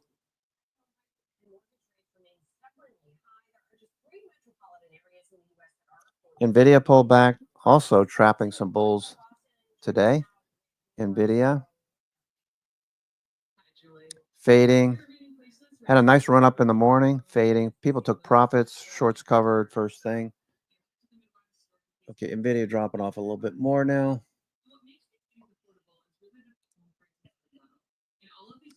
Okay, breadth. We said that breadth was fading.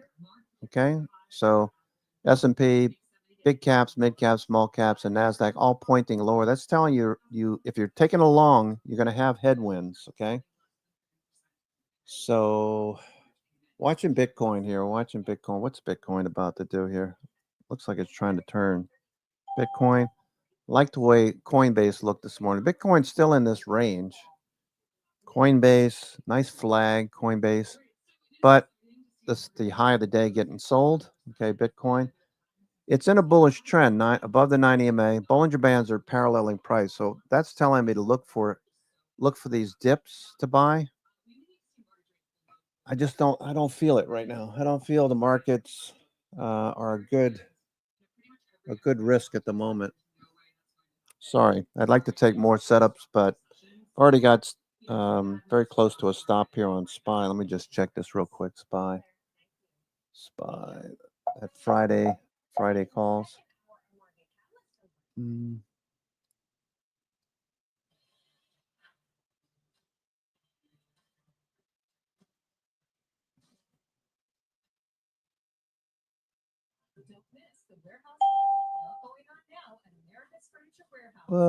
What is this? SPY. Oh, no wonder. I'm looking at the SPY calls and I'm like, how the hell did we get to $98 per contract? $9,800 per contract. I was looking at 525s, not 625. Silly. 625. All right, we're getting pretty close. Got another 40 cents. Hopefully we can bounce before we get down to the stop. I'm going to give it a little bit more room, SPY.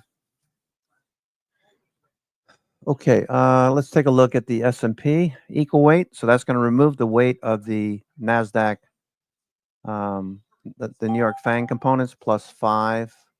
So let's take a look at this real quick. So we had a nice run up last week. Okay. 2 weeks up. We're flagging. Breadth is, you can see a Bollinger Bands. I don't know if you can see that. The lighter green line's turning upward. Can't see the upper Bollinger Band. It's barely visible behind that red candle.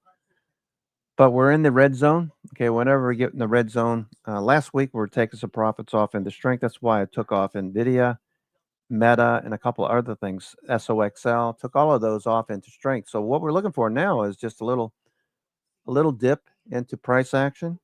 Last week's price action.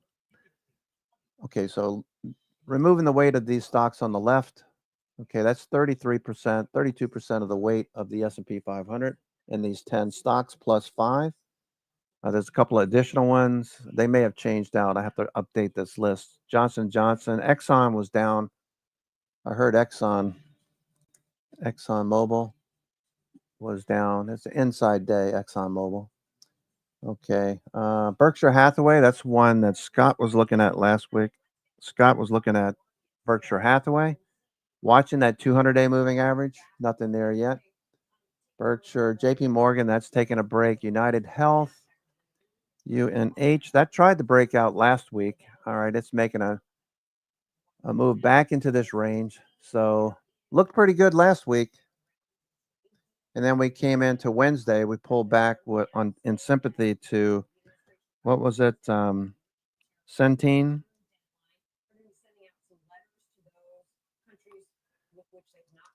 Okay, Centene, I forget the symbol, sorry. CNC, is it CNC? CNC, yeah, Centene. Centene gap down. That took a lot of these healthcare providers down with it. Okay. So UNH, Centene, those are all doing the same thing. Let's go see what's actually moving the markets at the moment. IBD, the S&P 500, Uber is still looking good. Okay, it's off the high of the day. So the way I would trade Uber, I would not buy the high right here. I'd be waiting for this next dip. All right. So if you take the dip, if it hits VWAP and bounces, you take that dip, put a stop down here somewhere around 95. If it doesn't stop at VWAP and pulls back a little more, look for a 50% retracement. Okay, so let's take a look at 50% on Uber because I'd like to add or get back into Uber. Okay, so we'll get back into Uber. All right, so here is, let's see. There's the close right there.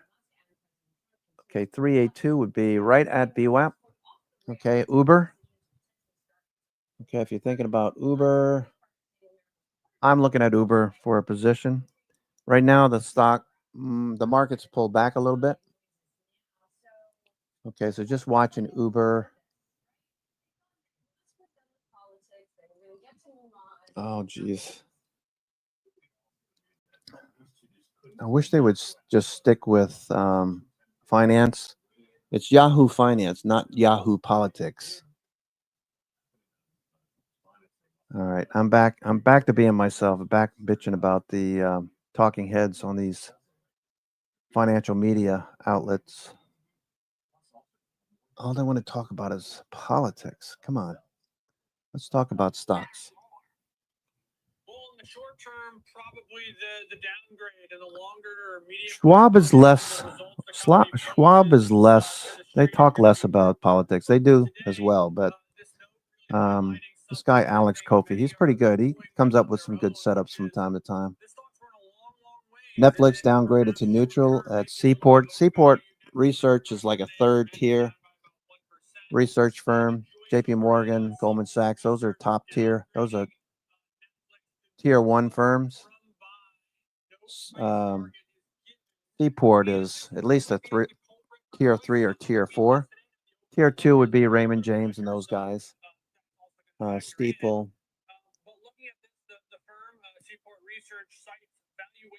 Okay, the New York Fangs are all mixed at the moment. Just watching Uber here. Uber. Let's see what Uber does. Okay, let's see what Uber does now.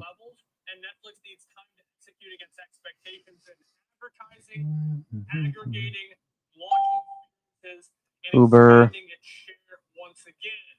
So if I were to play translator, we're pricing in a lot of the things that Netflix is still yet to do, and that set of things may take years to really see. Okay, let me go back to let me go back to Broadcom. I was looking at Broadcom about 10 minutes ago.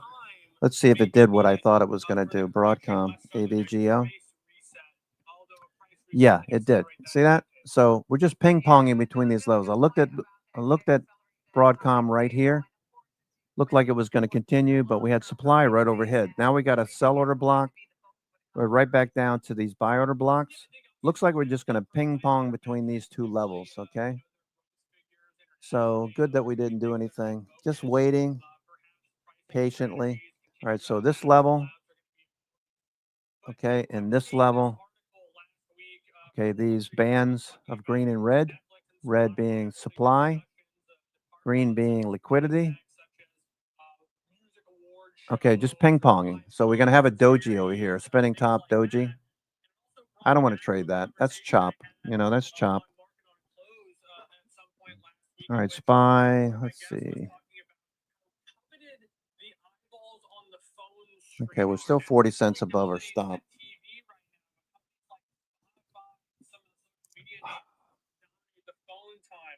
movement into games, movement into podcasts, movement into things where Netflix can start fighting for those mobile digital ad experiences and eyeball time and screen time is going to be critical. So that's perhaps something to watch alongside their movement into continued live events, as we know how important things like NFL games are for ad dollars. Is watching the NFL game an hour after it's already happened, just not quite as as useful as watching it as it's unfolding. So live sporting events still some of the most coveted ad space that there is. So those are the things I expect Netflix to focus on going forward, and perhaps additional plans on that for the company's leadership during the conference call will be critical. That is a great point about live events, especially given the growth of sports. Co-host of Next Gen. Let's get some insights on the news that's shaping markets for that. I want to welcome in Jimmy Lee, CEO of Okay. Consulting Group. Meta's holding up very well. So Meta, compared to the rest of these, are doing very well. Still, you got supply overhead, you got liquidity below. Same idea. Could see just choppy price action. So looking for a follow through. Hey, Diane, I think that if we get more volatility as we did in the first part of this year, I think it's a chance for investors to put cash to work. And we still have a lot of cash on the sidelines. And in the second half of the year, while you sound like a thermal bull here, I'm really not. But we've got some huge potential tailwinds with lower interest rates and less. Okay. Meta, ping pong. Now let's see what Uber looks like comparatively speaking. Uber, we've got a little bit wider range. You've got this buy order block down here. Okay, buy order blocks at 10.15, sell order blocks overhead. I think there's actually a little bit of exuberance with some retail investors. Anecdotally, I talk to people all the time that tell me about their investments in the stock that have gone up a lot, so that worries me just a bit. But I think there's a lot more optimism in the second half of the year. Okay, coming back up to supply. Uber, big move today, so I wouldn't chase this. Okay, Iron looks like a little profit taking. Okay, looking for a dip a little bit more to the downside. If we can get a little bit more downside dip, I might buy some Iron. This is on the extended watch list. Pretty active move out of the open. We had a buy order block, no sell order blocks overhead. We're trading at highs. Nobody to sell to you up here. Tesla.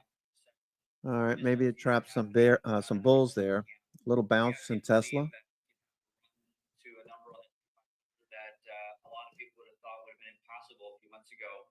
But 7,000 could be in reach this year. Now, there are a lot of things that need to happen in order for that to occur, but it's a possibility. And so I think as institutional investor money starts to flow into the markets, if we get past the worry of a recession happening, then you've got some really large flows that could, go into risk assets. Iron starting to push higher. People benefit. So I think the ag was up 4% in the first half of this year. I see the ag going up even more as interest rates come down. And the hope is that as interest rates come down and business activity picks up, that the economy doesn't grow too fast and we don't see inflation, which I don't think we will. And so I actually do hope that the Fed lowers rates more than what's predicted right now in the futures market. Jimmy, 7,000. Feels like a really bold call, even given the breakfast that we've seen recently. What gets us there, and what's the risk to that target? Well, I think there's a lot of risks, geopolitical being at the top of my list. I think we can get short-term volatility based on what happens there. I see the China story evolving and being an important part to the story because, you've got certain stocks out there that are reliant. Okay, back to the S&P 500. Uber up 3% on the day. A little dip at the moment. Uber. Iron turning back up. Uber ping ponging. A little bit wider range. Uber. This Tractor Supply. Ralph Lauren looking good. Breaking out. Ralph Lauren. Lockheed Martin. Kind of an ugly pattern. Okay. Higher lows, looking for higher highs.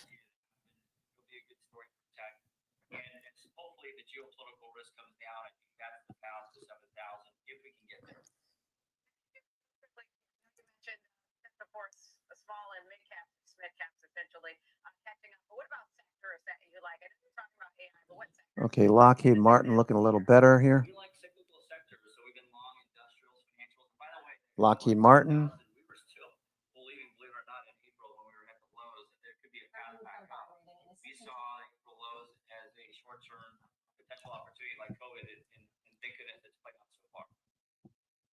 Okay. We'll leave our conversation there. It's Jimmy Lee, Wealth Consulting Group. Thank you so much for your perspective, I should say. Your forward-looking costs got 7,000 target on the S&P 500. We've got a little bit of weakness today. The S&P 500 off by Wynn Resorts. Okay, so many of these are at the highs. Lockheed Martin, we just talked about. Lockheed.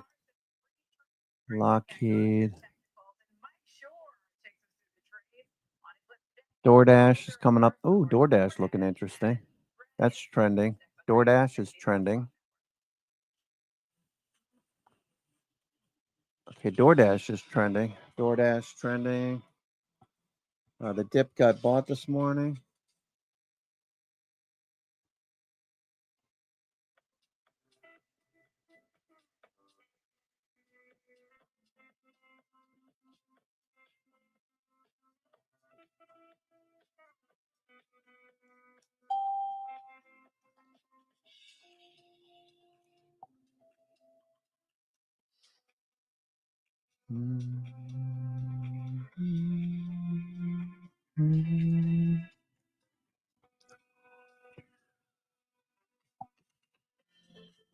Core Scientific is trading there, Mondo. Cool.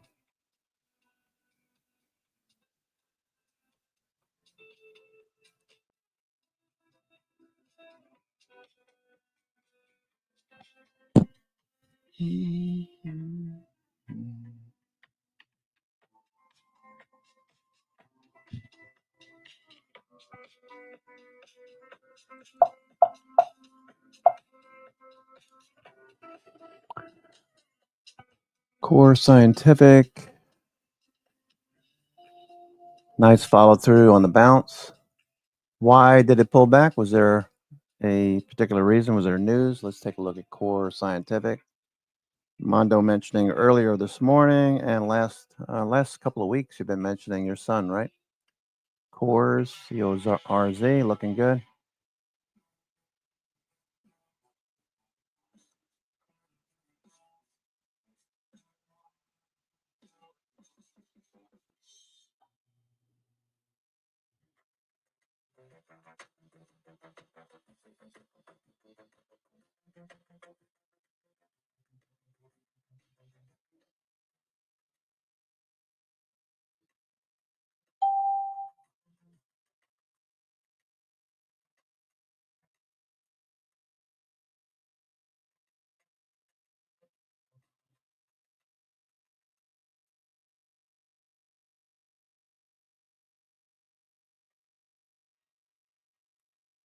Here's Alex Coffee. I'm Jenny Ford. Join us for Next Gen Investing. 1 p.m. Eastern, only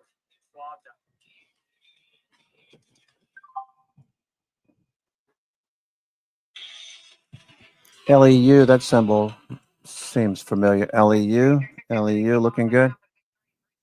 Okay. Centrus Energy, like it. NEU.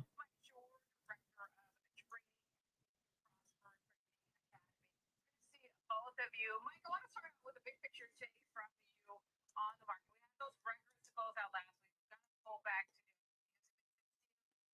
to Volume tapering off. Volume taper on.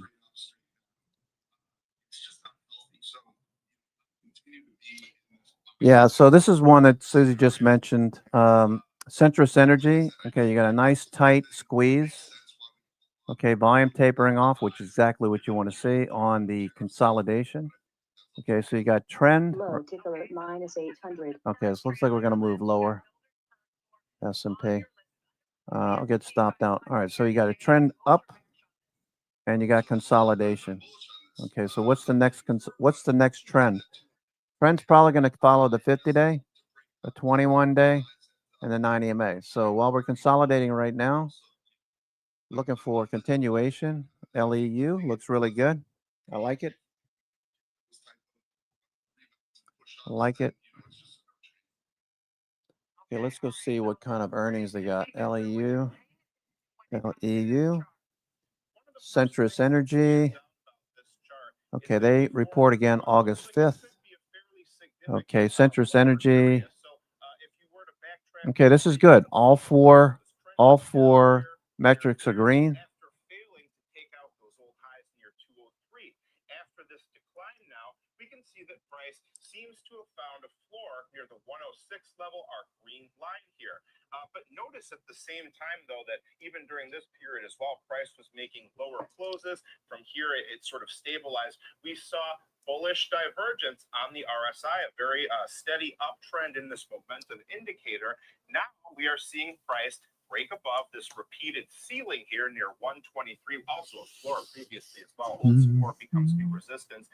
Now we are brushing up against this trend line. All right, SPY continues to come back. It's going to stop us out if it hasn't already. I haven't looked at it. Above that level, around that 130 point or so that Mike was describing, the next stop could be that 137 area that we mentioned. That represents an old gap, a low point, another low point, and then a breakdown, and then resistance point here lines up fairly closely with our purple 252-day exponential moving average that comes in above 140. If we were to look at our other studies here, volume profile and standard deviation channels, we can see that our volume profile study shows the point of control is down. Low tick alert minus 800. Very heavy trading at what looks like it could be a notable low point. We also have a confluence of two of our moving averages coming together right around that same level. So 119 looks like a key supportive area. Breakout point would be okay, Broadcom trying to bounce. Okay, Uber. So this pullback in the indices is going to help with giving you a better entry on many stocks. LEU looks good. All right, so LEU.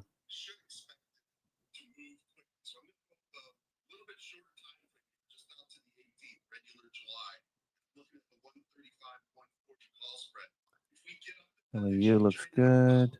Okay, stochastics turning, volume tapering off. Looking for the pop to the upside. LEU. Let me put this in the energy group. Energy. LEU. LEU.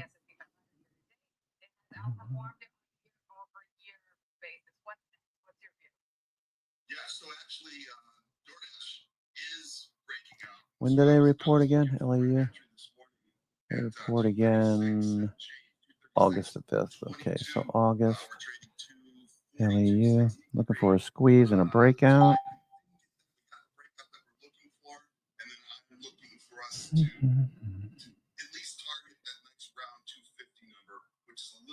There's no volume on the August calls. October calls. Yeah, there's not a whole lot of interest. People don't seem to be that interested in LEU option wise. Let's see what short term. July 18th, a couple of weeks.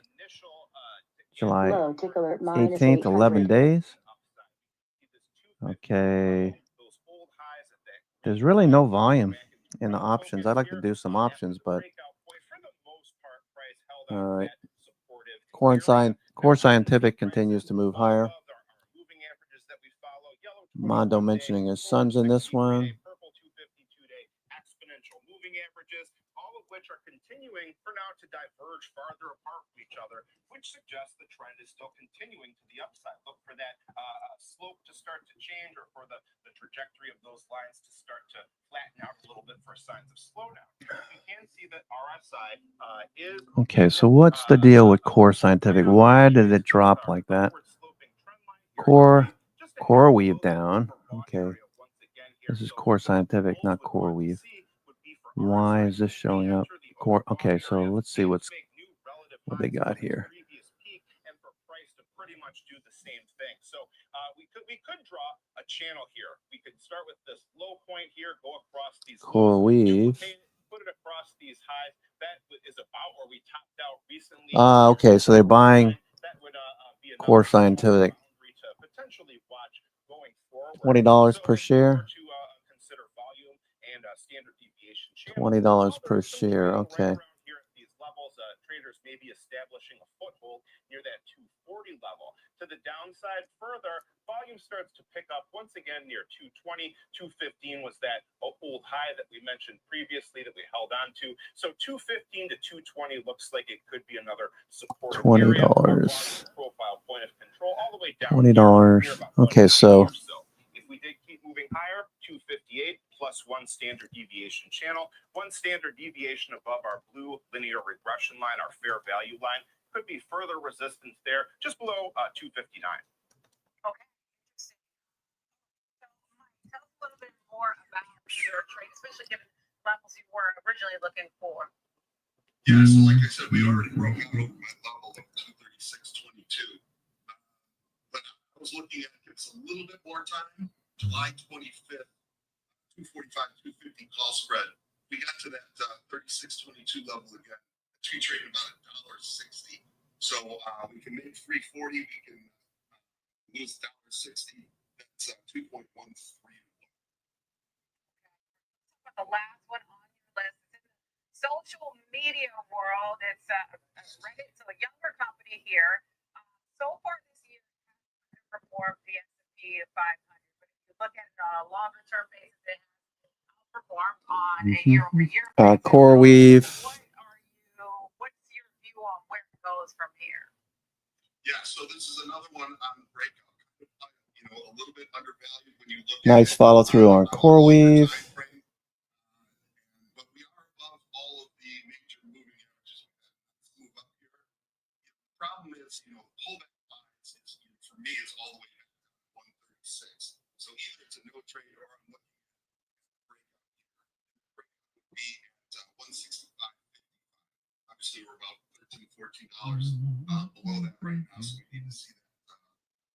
That's the way that when you get these kind of trending markets like this, either you're looking for support or you have to let the market do that lifting for you and take that breakout. Well, I think that's the number that you said that you're looking for. So, Rick, take us through then the technicals on this chart for Reddit. Yeah, so this one looking like it's perhaps staging a bit of a breakout to the upside here. You could draw this white trend line going across the lows, duplicate it, put it across these highs. For now, price has pushed above it and is staying above that level. Moving averages diverging farther apart from each other, price above all of them. But 159 stands out as well. Take a look back here. Old high point, a repeated floor once again, then a breakdown. So okay, CoreWeave, Core Scientific. CoreWeave, of course, buying Core Scientific. Looking to do a deal. I don't know what. 181 also stands out. Our pink line here. CoreWeave is just going to keep. They're probably going to keep building on this momentum that they have going, right? And what's Palantir doing, by the way? Palantir, okay, still consolidating. All right, that's not doing much. Palantir. New York Fangs are flat. If we were to look a bit to the downside as well, our green line here, a ceiling several times here during our low point for our price activity, 125, looks like it could be another downside area traders may have their eye on.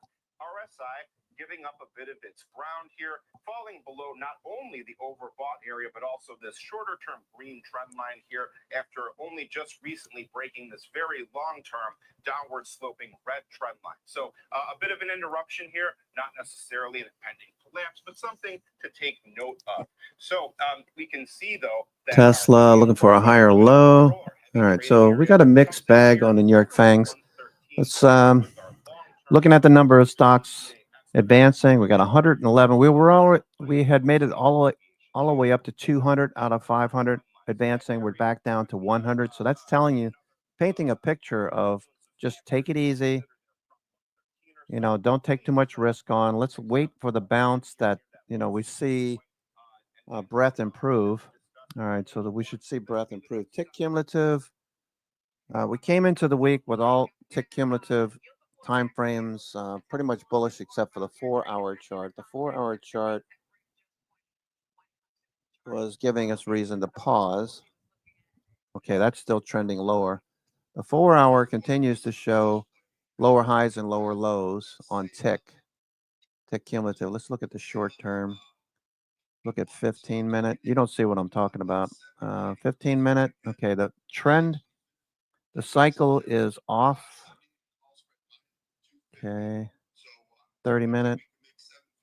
When I say the cycle is off, I mean that we've made a high and now we're looking for a higher low, which means we're going to pull back a little bit. SPY, we're going to pull back a little bit.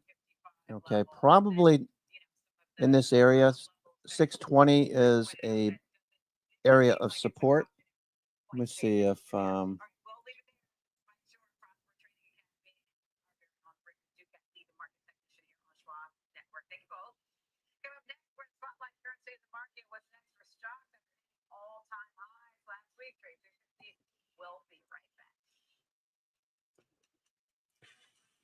okay. All right, so you can see right now 0-day GEX, we've got support right here.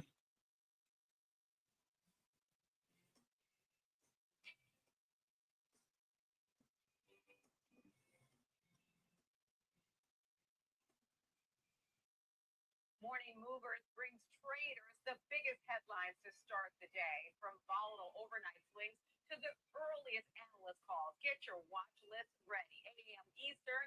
Morning Movers. Okay, we've got some support. All that red is telling you that there's some negative volume, a negative gamma in this area. Let me take a look at delta pressure. Okay, so you can see that same support right in this area. Bring your trades into focus on the Thinkorswim desktop with robust charting and analysis tools, including over 400 technical studies. Tailor the platforms to your unique needs with nearly endless customization. Okay, now watch that. Watch the dealer. Whether you're an experienced investor or just getting started, Charles Schwab offers a webcast that's right for you. The Platforms and Tools webcasts are designed to help you broaden your knowledge of platform features and resources available from Schwab. You'll learn tips and tricks to help navigate Schwab. Okay, watching these dealer hedging flows, the hedging flows.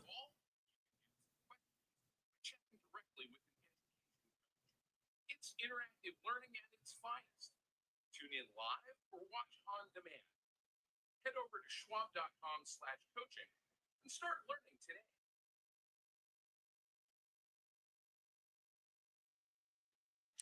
Trading the trending names every day. I'm Tom White, host of Fast Market, ready for you, ready to go at 12 p.m. Eastern on the Schwab Network. Okay, Netflix is trying to turn, Nvidia is trying to turn. All the New York FANGs are starting to show signs of short covering. The New York Stock Exchange, time to spotlight current state of the market. What's next? All-time highs. Joining us now, it's Larry McDonald, creator of the Bear Trap Report and New York Times best-selling author. Larry, it is so good to see you. I hope you had a wonderful holiday weekend. All right, let's start out with Okay. what takeaways from your most recent newsletter. You say we've moved from peak Trump pessimism to extreme Trump optimism. So what does that signal now in terms of where Really? Well, that's his opinion. Everybody's entitled to their opinion. Extreme optimism? I don't know that. I'm just positioning with the market flow. The price action is bullish. Currently, obviously, we're going to look for a consolidation. Last 2 weeks ago, we had a little consolidation back to the 21-day. This is a spider. Okay, we had a little consolidation back to the 21-day, and then we followed through. So You can call this guy on Schwab right now is calling it In our trade alerts, the bear traps report, we were big, aggressive buyers of high beta equities. basically a little bit. Well, it's overbought.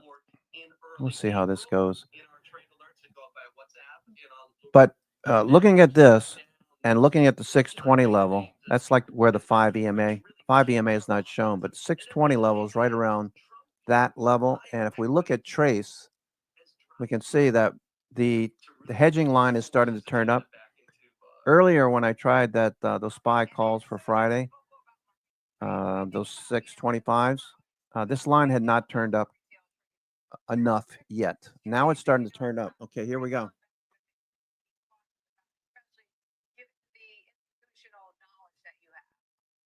Well, one of the things I'm really proud of, and thanks to you, our book, How to Listen to Markets Speak, back up at number 1 in the recent days on Amazon and finance. And one of the things we talk about in the book is the bearish dollar thesis. And when you talk to global investors, Okay, 6240, 6250, right in this area, 6240. Okay, you see that area right there? Okay, let me just let me do this. and for almost 7 months now, we're at the debt ceiling. All that means for Okay, people let me just watching this delete right now that. is something very important. There's been no new debt issuance. Now they passed the big beautiful bill, and what that means for people, everyone should know that now they're going to ramp up Treasury issuance, and so we have to catch up. We calculate $1.7 trillion between now and December.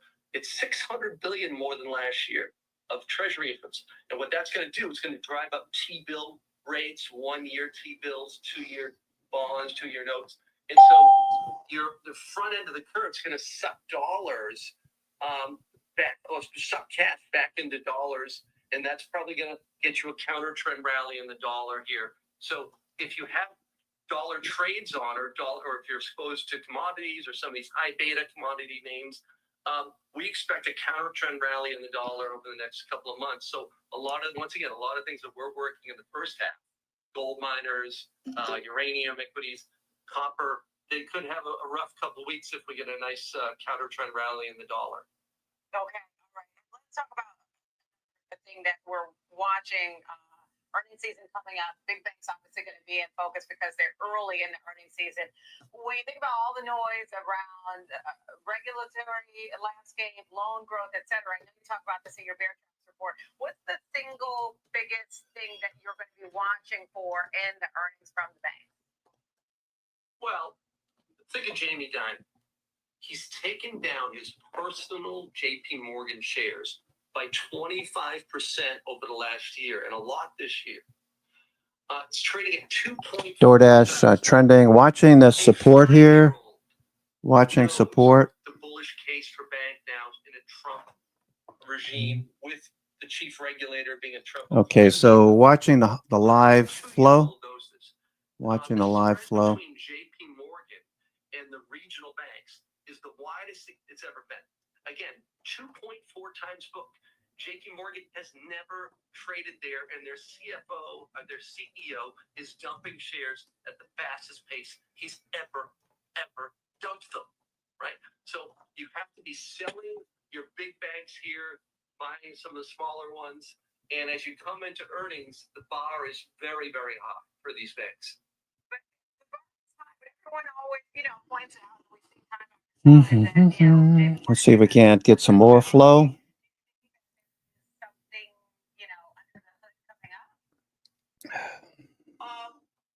The biggest thing is just sentiment, and yeah, I think that are we at peak optimism right now for the economy? Yes, there's some softness ahead. We've been through this since 2022. We've had 3 different times where there was peak optimism on the economy, and then 6 months later we were down with hard landing risk creeping back. Think of the banking crisis of 23 with higher rates. So there's a whole bunch of things that are happening. Look at the long end today. It's back up there 5% on 30s. That's not great for housing. Okay, watch that hedge flow. That needs to turn up. It needs to turn up. Probably something out there in the next several months for sure.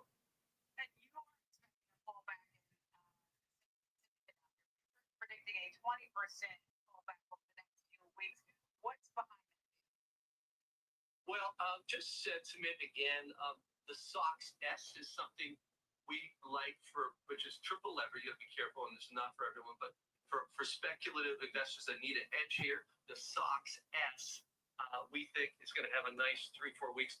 But you're up in some of the semiconductor names. We recommended Micron in trade alerts in April and May.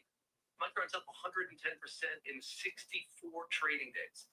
And if you look back historically, these are very rare numbers. And then NVIDIA's coming out in August. And so you just have, like a lot of times with semis, they go up on euphoria and they sell off on impatience and on the news. And I just think sentiment's gone way too far on the semis right here. Bullish on coal and lithium. You see those as bullish themes. So for retail investors, can you tell us why you're constructive on those sectors? Okay, so with coal, you had the Trump optimism on the election was very powerful. It sucked a lot of retail investors in. The coal name's been hammered for a whole bunch of macro reasons we can get into around the end of the Ukraine war, some issues with Asian demand. But the capitulation score. Okay, Microsoft looking good. Let's go take a look at Microsoft. Need that dealer hedging flow to turn up. I'll come back to this in a minute. Okay, so Core Scientific pulling back a little bit. Let's see. Microsoft turning up. Okay, Microsoft bullish on the daily. Okay. Bullish, buy order blocks, buy order blocks, buy order blocks. That's pretty significant. Maybe I'll buy some Microsoft. Let me see. I'm not going to buy a whole lot only because it's I'm expecting we could see more pullback. We just had a recent buy order block. Let's see if we can get through 498. What is money magic levels on Microsoft? Money magic levels on Microsoft.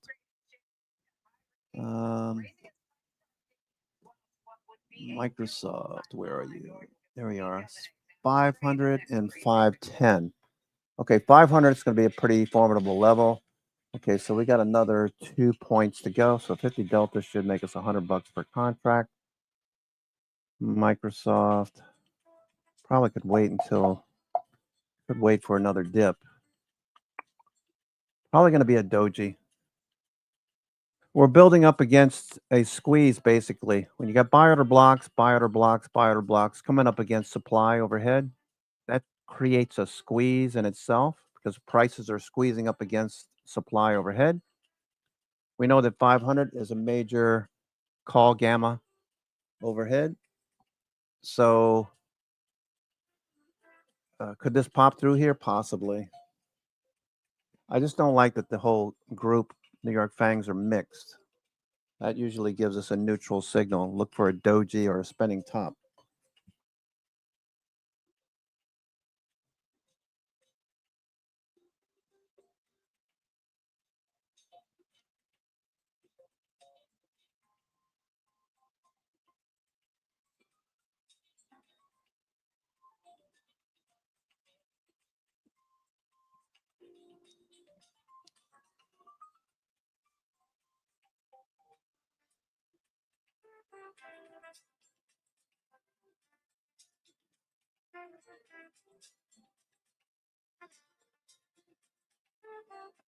Whether you're an experienced investor or just getting started, Charles Schwab Coinbase looking like it wants to just kind of doji for now. Spinning top doji on Coinbase. Okay, Broadcom looks like it wants to go. Broadcom is trying to push. Okay, I'm going to try some Broadcom. We're getting a little extended on Broadcom, but I'm going to go ahead and try it anyway. Broadcom, we're pushing through this area of supply. That's significant. That's significant. Broadcom. I'm going to go 18 July. 18 July, Broadcom. I'm going to do lots of flow at 280. Buy a vertical. Vertical 280, maybe 290. 282.50. Let's see what that looks like. 200 to make 300. Okay, let me go ahead and try that.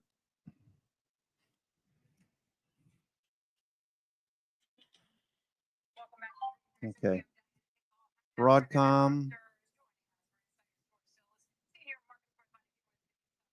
Okay, I brought 18 July calls. 280, 282.50 vertical. So I think it's, the stock is obviously reacting alongside sympathy with the market, but Autodesk is quite an interesting company because at least in the United States, there isn't really a mainstay competitor. It is one of the leaders. Okay, Broadcom looking for a follow through. It just feels like today could be one of those days where if you don't get a really good entry, you can get stopped out, prices pull back in, create a doji. So give yourself a little time. I took the 18th of July Broadcoms. Let's see if this works or not. I got buy order blocks. Boom, boom. Okay, looking for it to break out above this level. Let me just check Broadcoms. I don't think you have Broadcom on here, do you? I don't think so. I think there's enough on here. No, that's okay. That's okay. Don't need every one of them. Call wall. Looking for a call wall overhead. Broadcom. Meta's flagging. Google's turning. That could be something good there. Google. Amazon's turning up. Amazon turning up. Amazon. Overall, the business has been improving. Top line sales, which are respectable in the low double digits to mid-teens. Earnings growth for the business also in the mid-teens. They actually see some improvement. Okay, I see somebody talking about out of the corner of my eye. I see an analyst talking about Robinhood. Okay, flagging right now. So with Robinhood, you've had a nice trend for those of you who traded this up to 100, like John and Frano. I think Frank, you took it too. All right, so we got this nice trend up. Okay, so nice trend up for Robinhood. Okay, a very brief flag for now. Notice that all along here, every time it pulls back to the 9 EMA, it keeps getting bought. Okay, so we're right above the 9 EMA right now. Okay, Robinhood. Okay, a little bit of selling volume last week. That would be Tuesday. Wednesday was higher. RSI showing muscle. Notice the muscle and RSI. Muscle just tells you that there's persistent strength in the trend. Okay, a lot of people will look at this and say, oh, it's overbought, let me sell. But it's trending. Plus, you got MACD up and to the right. You got stochastics embedded. That's telling you look for closes in the upper half of the daily range. Okay, so on this dip right now, we're looking for the dip to get bought. Robinhood. Okay, we know that it's bouncing at the 9 EMA. Buyers keep stepping up. So you got a little dip here on Robinhood. This is actually not that bad of an entry. Maybe I'll do something with Robinhood. Let's see. Robinhood. Okay, we got the dip on Robinhood. Higher lows. I'm going to take a little bit of Robinhood and see what happens here. Robinhood. Okay, so Robinhood. 3 or 4 day consolidation. Is that going to be enough? We're going to dip a little bit more. I'm going to start a position, but I'm not going to take too much. Okay, 18. So I'd be 2 weeks out. 11 days. 11 days. Let's see. 40 deltas are 315. Vertical 98, 100. Okay, that's a 100% move there if we get that. So let me do Robinhood. So we could see some institutional, rollback in equity positions or institutional hedging, which can cause a pullback. But Autodesk, I think overall, between now and expiration in August, may pull back, but nonetheless, I still think the momentum is there. And the possibility, like I said, of hitting that. Okay, so I took a little bit of 98 averages around A 40 Low delta. tick alert minus 800. Okay, more downside potential. Okay. One more quick thought from you, George. You said it's deeper in the money than you usually go. Why did you take that approach with the trade? I did take that approach, taking into consideration the price action that I have targeted for the stock. But Okay, New York Fangs, looking for more consistency. Microsoft rolling over a little bit. Okay. S&P just dropped a little bit more. Okay, so the markets are continuing to trend against us. I'm going to take it easy at the moment. See if we get any kind of follow-through bounce after 1 o'clock. If we can get a follow-through bounce after 1 o'clock, we'll see if dealers are not dealers. We'll see if institutions come in and buy dips, or if they're going to wait for a better entry. That's possible that they wait for a better entry after 2 weeks up. Stocks that have potential for a follow through. Apple, if you're a portfolio manager and you're looking to beat the markets, are you going to buy the highs, or are you going to buy stocks that pull back? Now, this is only one scenario, but I wouldn't want to be buying Apple up here with the news that we have. So down here makes sense. Buy on the trend break on the daily, with the idea that Apple's probably any day could announce that they're going to acquire or partner up with somebody. Like Perplexity was named as a potential candidate for Apple to partner up with, because Apple's behind the 8 ball. Everybody knows that Apple's not doing much. That said, we're above the 10 EMA. We could pull back this week and give you a better entry. If you didn't get an entry last week in Apple, okay, we have a 20, 50-day cross. We're building what looks like a base. Okay, Apple's building what looks like a base, okay, right in this area. Okay, and kind of a tight price action there. Okay, you could take this low as well. That's all bullish. RSI's turned up. MACD's turned up. Okay, volume looks good. So looks like Apple could pull back in a little bit, say to 210, 207, and then bounce back up. Bounce back up. Okay, watching Apple right now. But I would be buying this if I was looking to make a bonus, outperform the markets. I'd be looking for stocks that are knocked down, that everybody doesn't find very popular. Even Tesla. Even Tesla makes sense. Now, this is my opinion, but Tesla, let's go to the weekly. Okay, Tesla. Okay, Tesla basically had a range that we broke out of in November last year. We broke out, came back into this range. Okay, right in the center of this. Came back and bounced. Now we're building a higher range. Okay, so we broke out of this range, higher range coming back down. So this is still left to be seen whether or not this can manage a hold this week. Weekly looks below the 10 EMA. Tesla.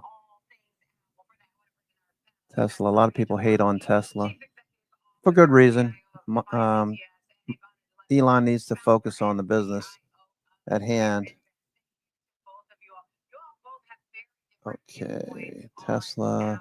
Okay, so I'm looking at a base on base pattern basically. Okay, we broke out of this base back in May.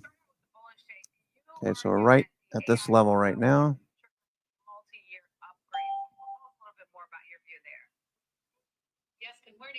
Okay, so we're right at this level right now.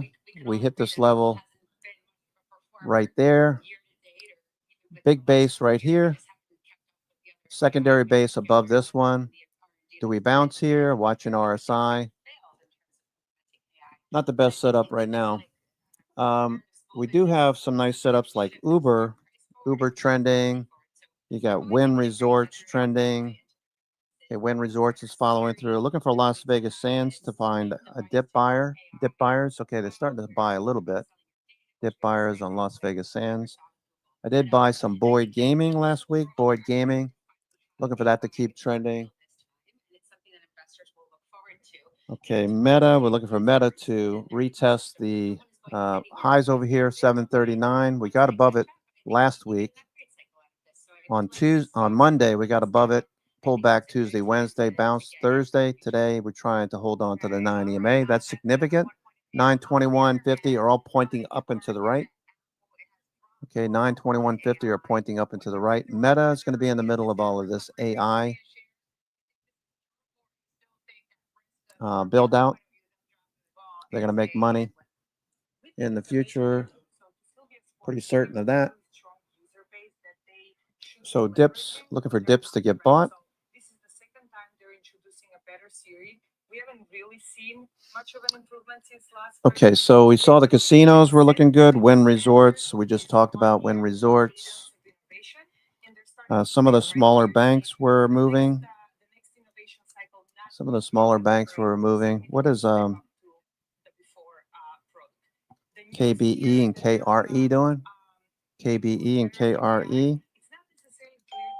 Okay, those are taking a break. Uber, DoorDash also looking pretty good. DoorDash bouncing at the 9 EMA. Somebody likes DoorDash, and we noticed that earlier. DoorDash. Okay, so we got the dip this morning, and now each dip keeps getting bought. Now with DoorDash, you could chase this, I guess. It's ATR is $6.75. Minus 800. It's up $5. It's up $5. It's got an ATR of nearly $7, so you could see a little bit more upside. I would like a dip to buy. Personally, I'd like a dip, another dip like we had here at around 11 o'clock. BNC pivots. I'm going to wait until like 1 o'clock or so, 1 o'clock, and see if we can get a better entry on DoorDash. And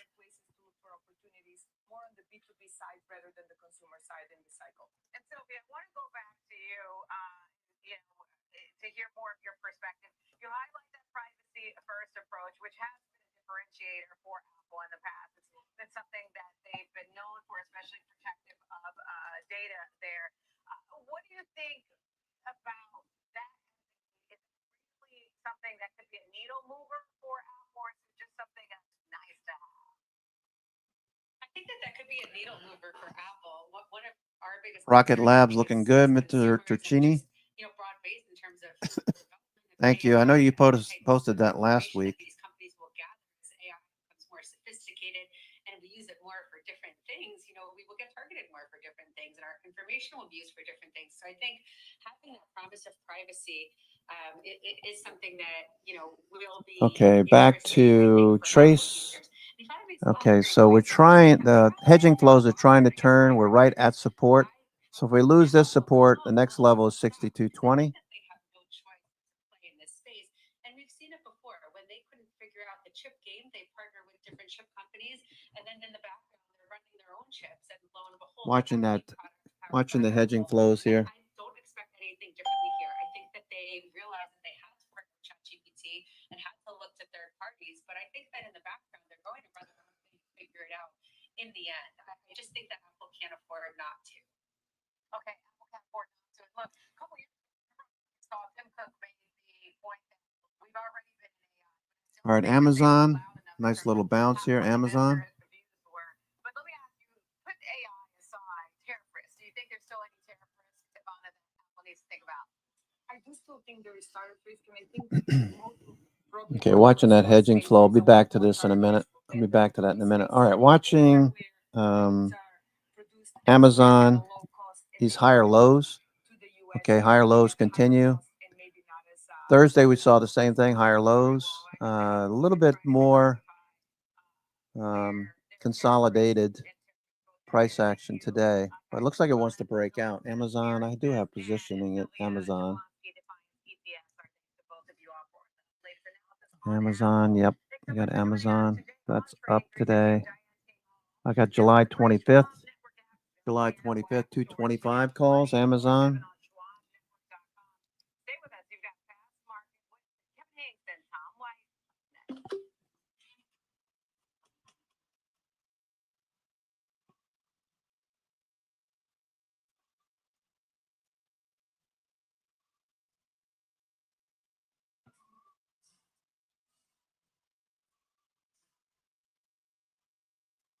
Schwab Bank Investor Checking, the checking account built for investors, named highest in client satisfaction by JD Power for 7 years in a Okay, row. Amazon looking for a follow through. Features of our checking account, plus cash management solutions, all designed for Okay, investors. Microsoft popping. Unlimited ATM fee rebates for cash withdrawals worldwide, no overdraft fees, and enhanced security features to keep your money safe. Also, because your investor checking account Okay, is Amazon, linked to Microsoft with a buy signal. you can manage your checking That's flickering off and on, so little trepidation there by traders on Microsoft.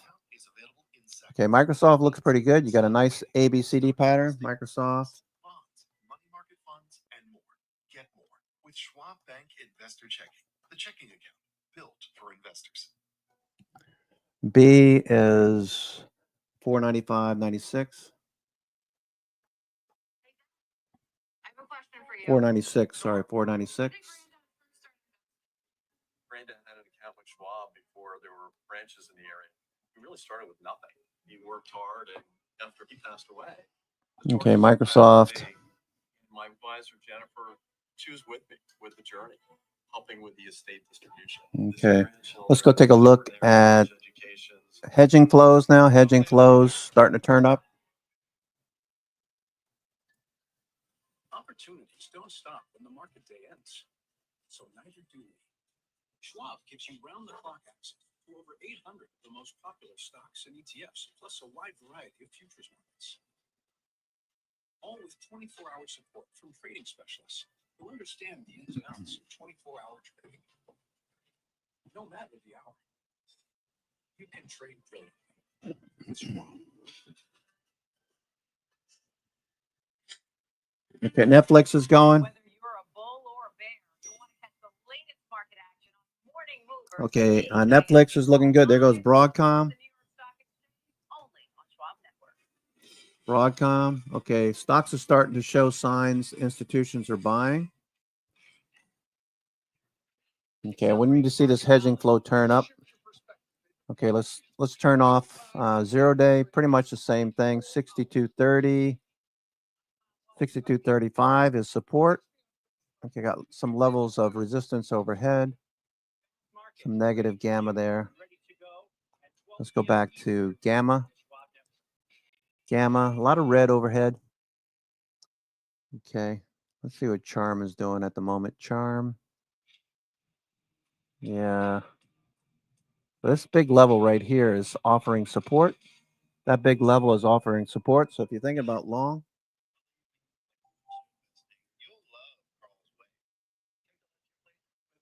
Carl's way is the best way.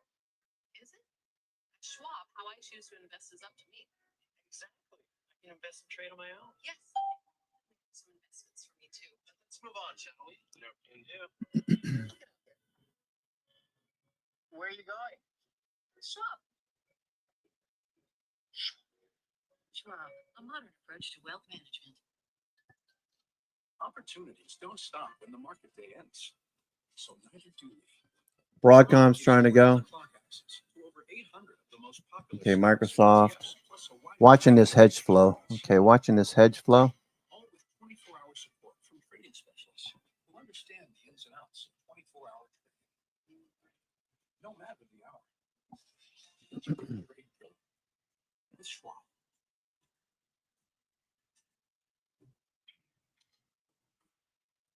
Okay, we got some 2.4 million in negative delta notional. Okay, we got a nice turn here. S&P turn. Okay, we're getting more aggressive now.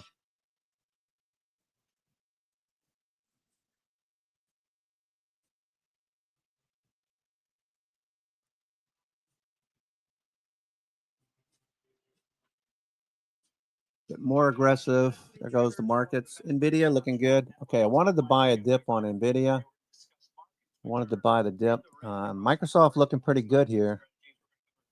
Microsoft. Okay, I'm going to try some Microsoft. I'm going to try some Microsoft on the dip. Usually works better if you wait. If you wait on a dip later in the day on a Monday to start. Get all the day traders to do whatever they're going to do in the morning. Let's see, a 40 delta, 35 delta is a 505. Microsoft for the 18th. I'm going to do a vertical 505, 510 for $1.40 per vertical. Ooh, that looks good if I can get this to go. Okay.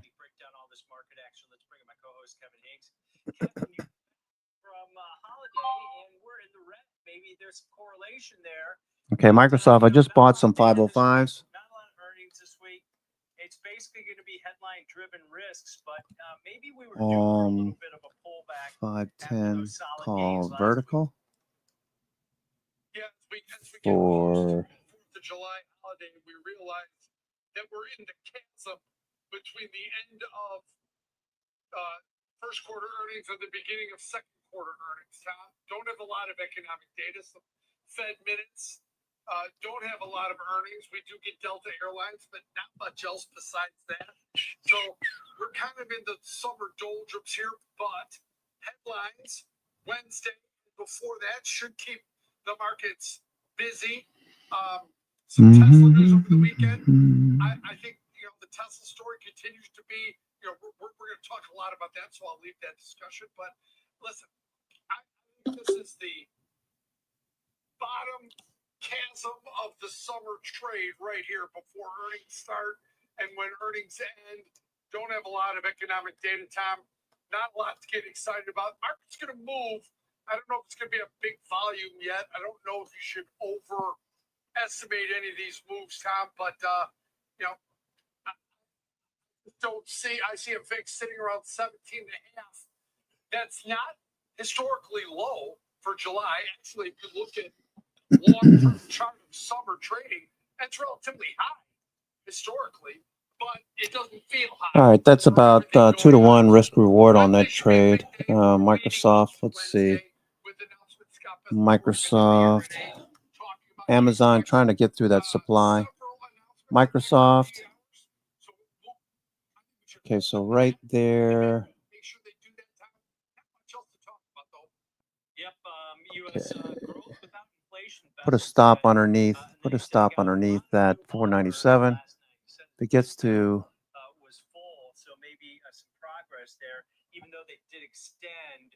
let me pull this over. Start those tariffs until August 1st, but let's Okay. expand this conversation. If it gets above this next supply, if it gets to that next supply at 499, say 500. That's 2-to-1. Okay, 2-to-1. Stop underneath this buy order block. Let's see how this plays out. Okay. Since about 1950. Yeah, due for a little bit of a pullback, no doubt, a cool off even of the rally. What you got there, Nvidia? You got Nvidia? What's that, Netflix? No, that's Nvidia. Nvidia going. Okay, Nvidia looking pretty good. Geopolitical tension that still exists, but you seem to have dissipated. And I think this is an important piece. We'll use that as an example. There's never going to be a lack of risk, but I do think the market reacts and trades off what it feels the direction of that risk is going. So when things were escalating and getting hotter and hotter geopolitically, that's going to be net negative for the market, at least until it takes an off ramp. Start to take that off ramp. When you look at interest rates, when they start bubbling up and start going higher and higher, and you start to see what looks like a treasury market that's in free fall, like you saw in March and April.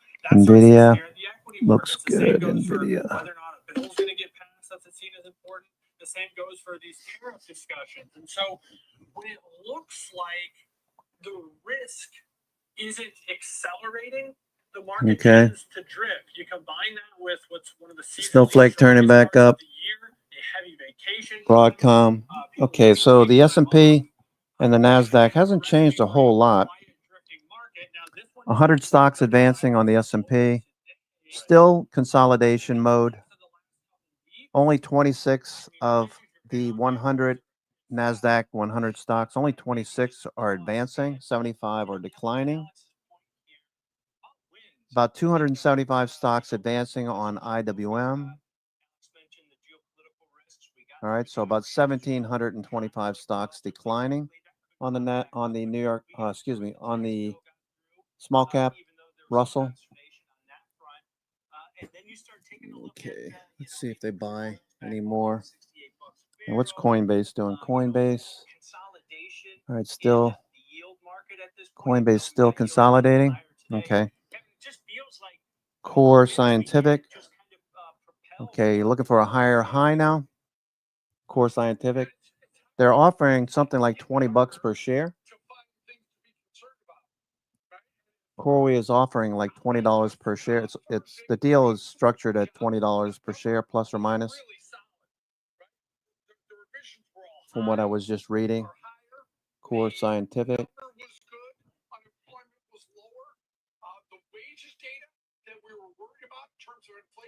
Core Scientific. The deal represents a value of $20.40 a share, based on CoreWeave's closing price of $165 on July 3rd. There's a scenario now setting up Okay, Broadcom continues to make higher highs and higher lows on the 5-minute chart.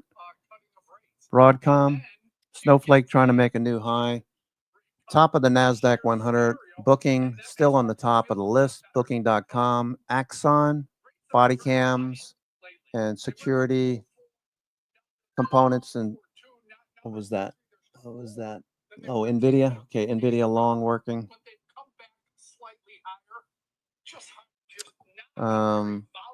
DoorDash number 3. DoorDash number 3 on the NASDAQ 100. DoorDash.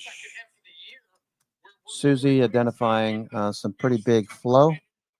Okay, I like DoorDash. I just don't want to buy it at the high of the day. I'd like to buy a dip, a BNC pivot. Okay, I'm looking for a BNC pivot. I'm not interested in chasing. Okay, it's up quite a bit. 12 o'clock, looking for a dip between 12 and 2 maybe. Okay, it's after 12. Let's go shift gears and go over to let's see what they've got on CNBC. Let's see what CNBC has to say. Who's on today? Is Wapner on today?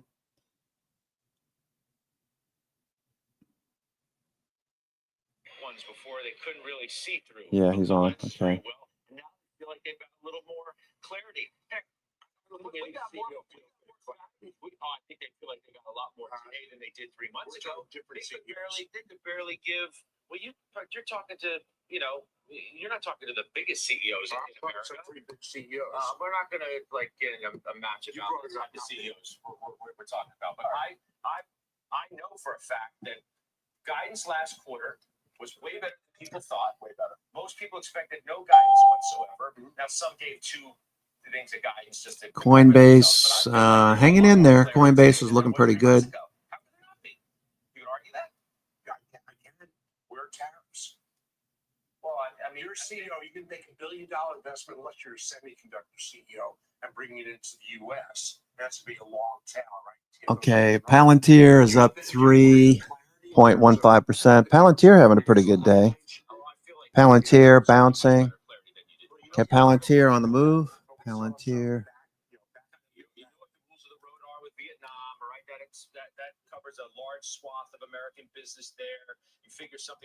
Palantir. Okay, Microsoft looking for more follow through. Microsoft.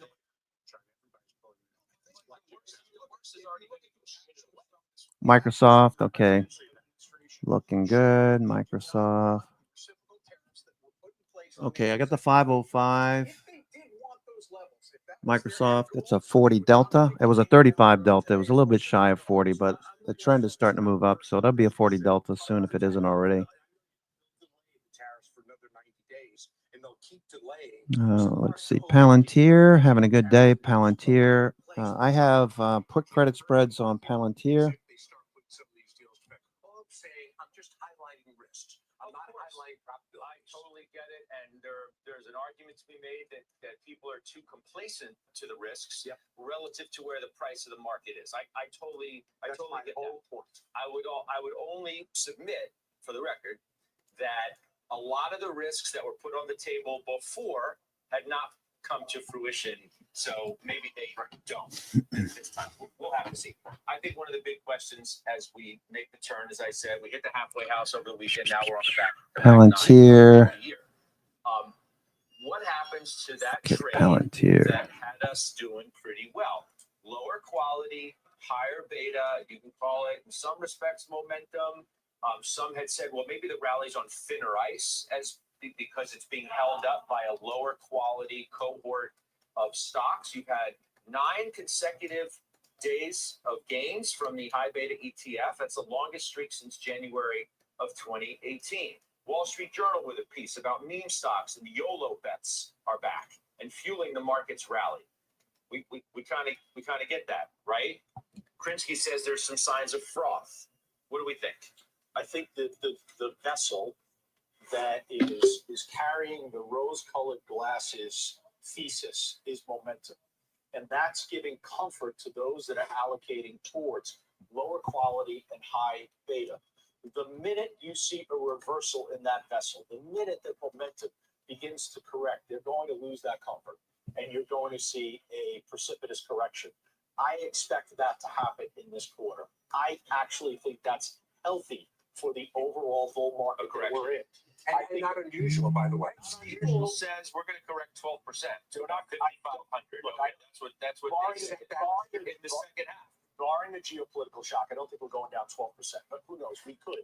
But we will recover from that. I think the setup into the fourth quarter is a very strong one because, again, I believe, and I think I differ with Steve on this, I don't think there's this permanency to elevated costs related to tariffs. The fact that companies are eating that cost is laying the framework for a bridge for the administration to come up with deals. The nature, the quality of the deals, we'll question that later on. I don't think the deals are going to be so great, but who knows? But that will allow for the opportunity where the inflation does, to your point, the inflation never appears. The inflation never appears. And if the inflation doesn't appear on September 18th or September 17th, rather, you're going to get that rate cut. The market's going to cheer that. It's going to applaud that. And when you move into the fourth quarter, that's going to allow for margin expansion because at that point, corporations will not have that drag of eating the tariff costs. Okay, now the other question, what does retail do? Because you could easily make an argument that the market held up as well as it did and was as resilient as it was through periods of turbulence and uncertainty, which appeared to be endless over the prior 6 months. Retail didn't sell, not in any big way. Christina Partsinovelos is looking at that now as we close out the first half officially and we make this turn, as I said, to what retail is going to do. Well, what does the data show that you've looked at? Yeah, retail investors are just coming off their hottest first half on record, pumping more than $155 billion into U.S. stocks and ETFs, and this according to Vanda Research. That's more than the 2021 meme stock frenzy and even the bear market dip buying of 2022. And much of that enthusiasm is really centered around the American exceptionalism rally and names like NVIDIA, Tesla, Palantir, the usuals, but index ETFs like SPY and QQQ also top the net inflow list that you're seeing on your screen right here. Individual trading portfolios just really remain skewed towards big technology. But Scott, signs are emerging that the fever might be breaking. New data from JP Morgan shows June retail flows actually slowed sharply, particularly in single stocks. Net buying dropped to just $1 billion a day, half the pace from spring. Sentiment scores slipped into negative territory. Even the once beloved Magnificent Seven are losing steam in the eyes of retail. Allocations have gradually declined, and enthusiasm is cooling, again, according to JP Morgan. Yet, despite the slowdown, short interest in those names just hit an 18-month low. You can see just on the right-hand side of your screen, showing retail may be tired, but they're still not willing to bet against these big tech names. Retail investors, no doubt, to your Palantir looking good. Remain a major force in this market. Palantir. Christina, thank you for that great setup. That's Christina Partsinevelos, the mother of all retail stocks, Tesla. Christina was referencing that's now 7% today. Now you have the political party from Musk, and you have this feud again picking up with President Trump. Highly entertaining to some, no doubt. Highly concerning to some Tesla shareholders. That has to be clear at this point. Speaking of, Bryn Talkington joins us now. She is a Tesla shareholder, longtime supporter of the stock and of Elon Musk. And just when you thought you were out, they pull you back in. So what are you thinking now, Bryn? No, it's like, I'm actually surprised that people are surprised about this because whether it's buying Twitter, going all in on President Trump's election, going scorched earth on President Trump, there's a great adage, Scott, that when people show you who they are, believe them. And Elon's going to continue to do what he wants to do. Now, as it relates to this new part of the American Party, from what I understand, he's going to be supporting, various, representatives, congressmen, et cetera, that have his views around fiscal conservatism, et cetera. So at this point, I don't think he's going to be spending that much money, being that we just passed this massive bill. So I think today is a little bit of an overreaction, but I do think there's fatigue setting in, though. But I think when you have someone that runs 6 companies, very successful, has a great team underneath it, I just think I think today is a little bit of an overreaction, but I do agree it does get a bit frustrating. William Blair tries to put some numbers around the whole thing. Obviously looking at the passage of the bill and what it's going to mean, because of the EV credit, which is, in many respects, the match that lit this whole thing. While the $7,500 tax credit is likely to affect demand, the combination of a demand headwind and over $2 billion in profits from regulatory credits at risk. All right. Investors to bear. Palantir, looking okay. Palantir. Behind what is ailing the stock activity today, at least in part. Palantir, the put credits we put on back in June, those are up about 60%. Okay, I got about a 60% return so far. I have the 125 put. Palantir, I have the 125 put. Okay. Palantir. Okay, Palantir. Let's take a look at Palantir. I think with high rates, for people that want to own a Tesla, you're losing the $7,500, but you're going to get that deductibility of interest. So we'll see how that fleshes out. But as I've said many times, Scott, the current fundamentals of the current business are deteriorating. Okay, we're following the 50-day up. Own this name, I really try to look at it pragmatically.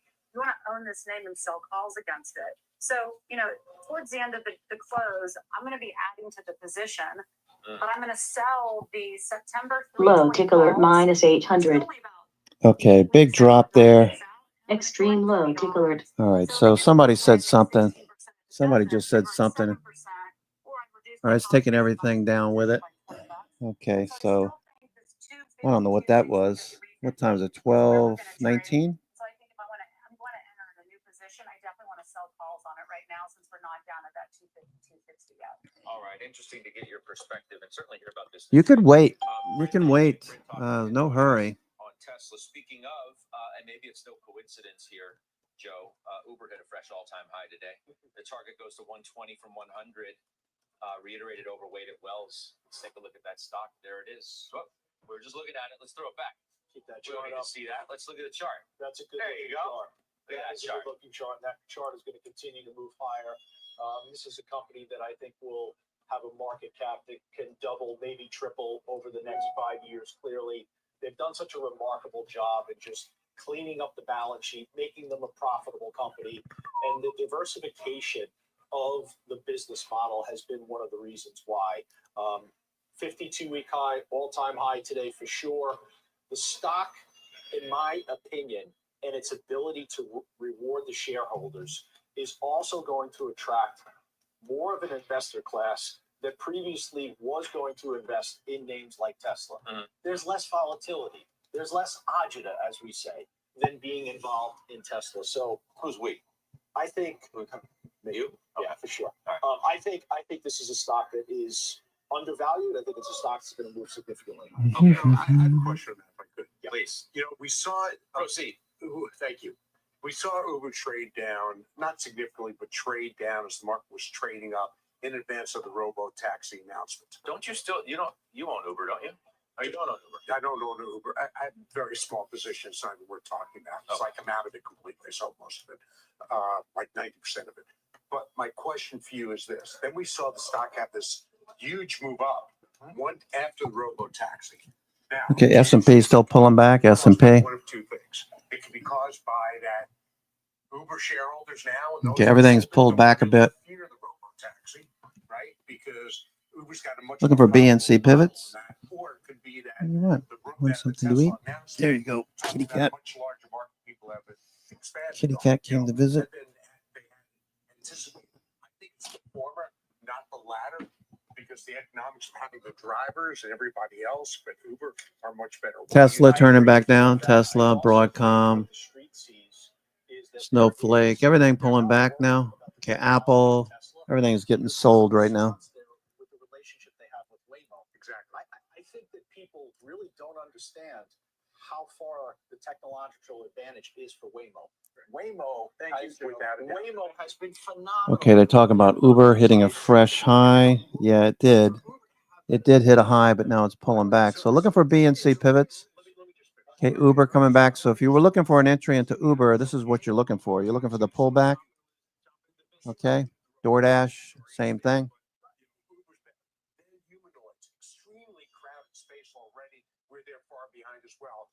Auto sales are going way down. We've moved the incentive with, in terms of the tax incentive. I don't understand why people want to own such an overvalued stock with a brand that's already been destroyed. Tesla. You're talking about Tesla. We'll talk about Tesla. Tesla.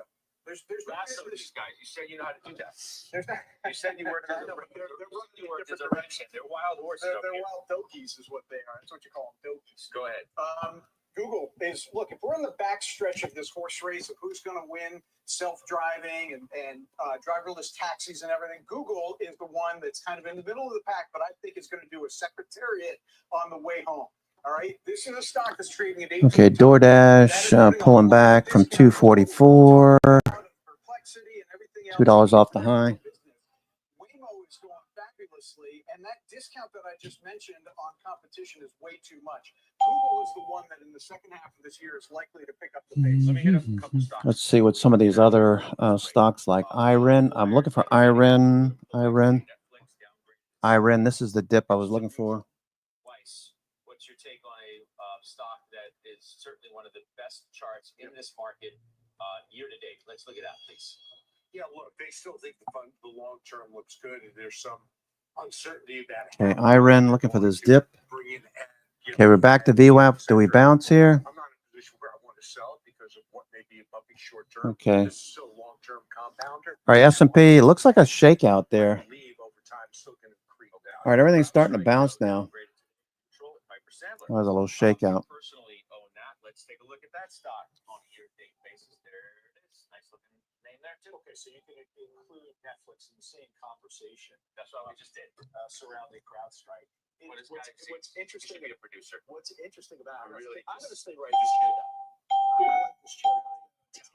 The talent to identify segues and things that work together. Behind the camera. God, he's so obnoxious. Why is he so freaking obnoxious? You say it could be mentioned in the same conversation with Netflix. Because there really are sleeping Damn. prior the characteristics. No, not at all. The characteristics of each of these companies are very similar, and they're defined by the word that you love most, which is momentum. Now, if you look at these stocks, it's very clear that you could say, from a technical basis, that they could pull back to their 50-day moving average very easily. They're both sitting relatively comfortably above each of them. But the problem with that is if you're taking profit here, which I have no problem with, then you're asking yourself the question, when the market resets in the fourth quarter, how am I getting back in once again?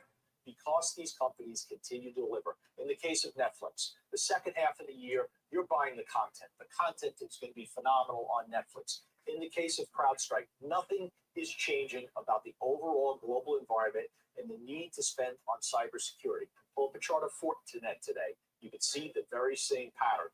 I'll add one stock into this conversation, Spotify. Do it. That is pulling back as well. That is something that you want to buy on a correction. Each one of these three stocks, any corrective behavior in the third quarter, you want to buy it. I got to stop you.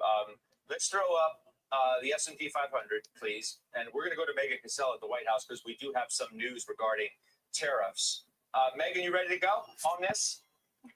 Yes, I'm reading this as we get it, Scott. The president has just posted on Truth Social 2 letters that he says he has sent to the Prime Minister of Japan and the President of South Korea, informing them both that they will be now charged 25% tariffs beginning on August 1st on all exports that they are sending into the United States. That, of course, will be a tariff that is ultimately paid by the importers in the U.S. who are buying those goods from Japan and South Korea, but all of their exports now to the U.S. will be hit with a 25% tariff beginning on August 1st. He says this will be separate from any sectoral tariffs that might already. Okay, so it looks like that was a little shakeout so far. Could be another bear flag. Let's see. Let's see what Trace is telling us. All right, we did turn back down. All right, so this is what hedging flows are telling us. Okay, we dropped down to the next level of support at 62.20. Okay, so there's no crystal ball here, but what we can see is support, major support down here. We're looking for some consolidation of the past 2 weeks gains. This is only day one, Monday. Okay, so we're just searching for support until we see that blue line, purple line, whatever you want to call it, turn up and start trending. You can't take a long without suffering, hitting your stops. So it looked like it was turning up early. Should have waited a little bit longer. This is looking for a bounce. S&P cash. Yeah, this is the fear. It's not insignificant numbers by any stretch. I mean, you know, cars and chips and things like that. Okay, Booking.com, DoorDash. Let me just take another look at DoorDash. Okay, earlier we talked about Uber.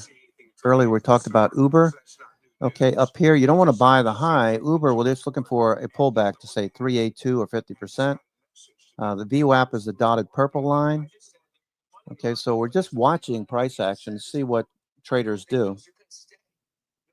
Okay, that's Uber. DoorDash pull back a bit more.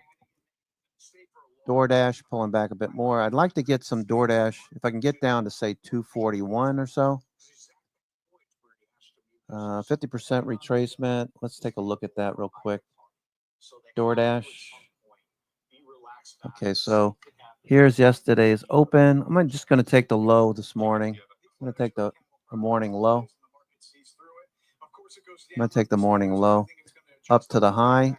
382 would be right around 241.50. Can we get down there? If we get down to 241.50, I might be interested. DoorDash. So let's take a quick break. We'll keep our eyes out for any more headlines that come out from the White House because the letters were said to start going out at noon Eastern time today. So maybe okay, what's going on with my salvos coming from the White House on the trade front. We'll watch all of DoorDash.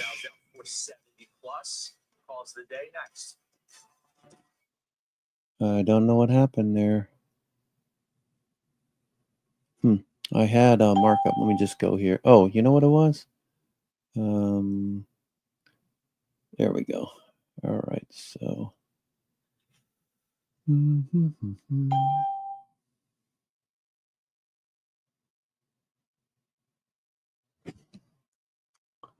Okay, DoorDash. Okay, I'm looking for a dip on DoorDash to buy. Okay, looking for that dip on DoorDash. Okay, iron still dipping. Palantir, very strong price action on Palantir.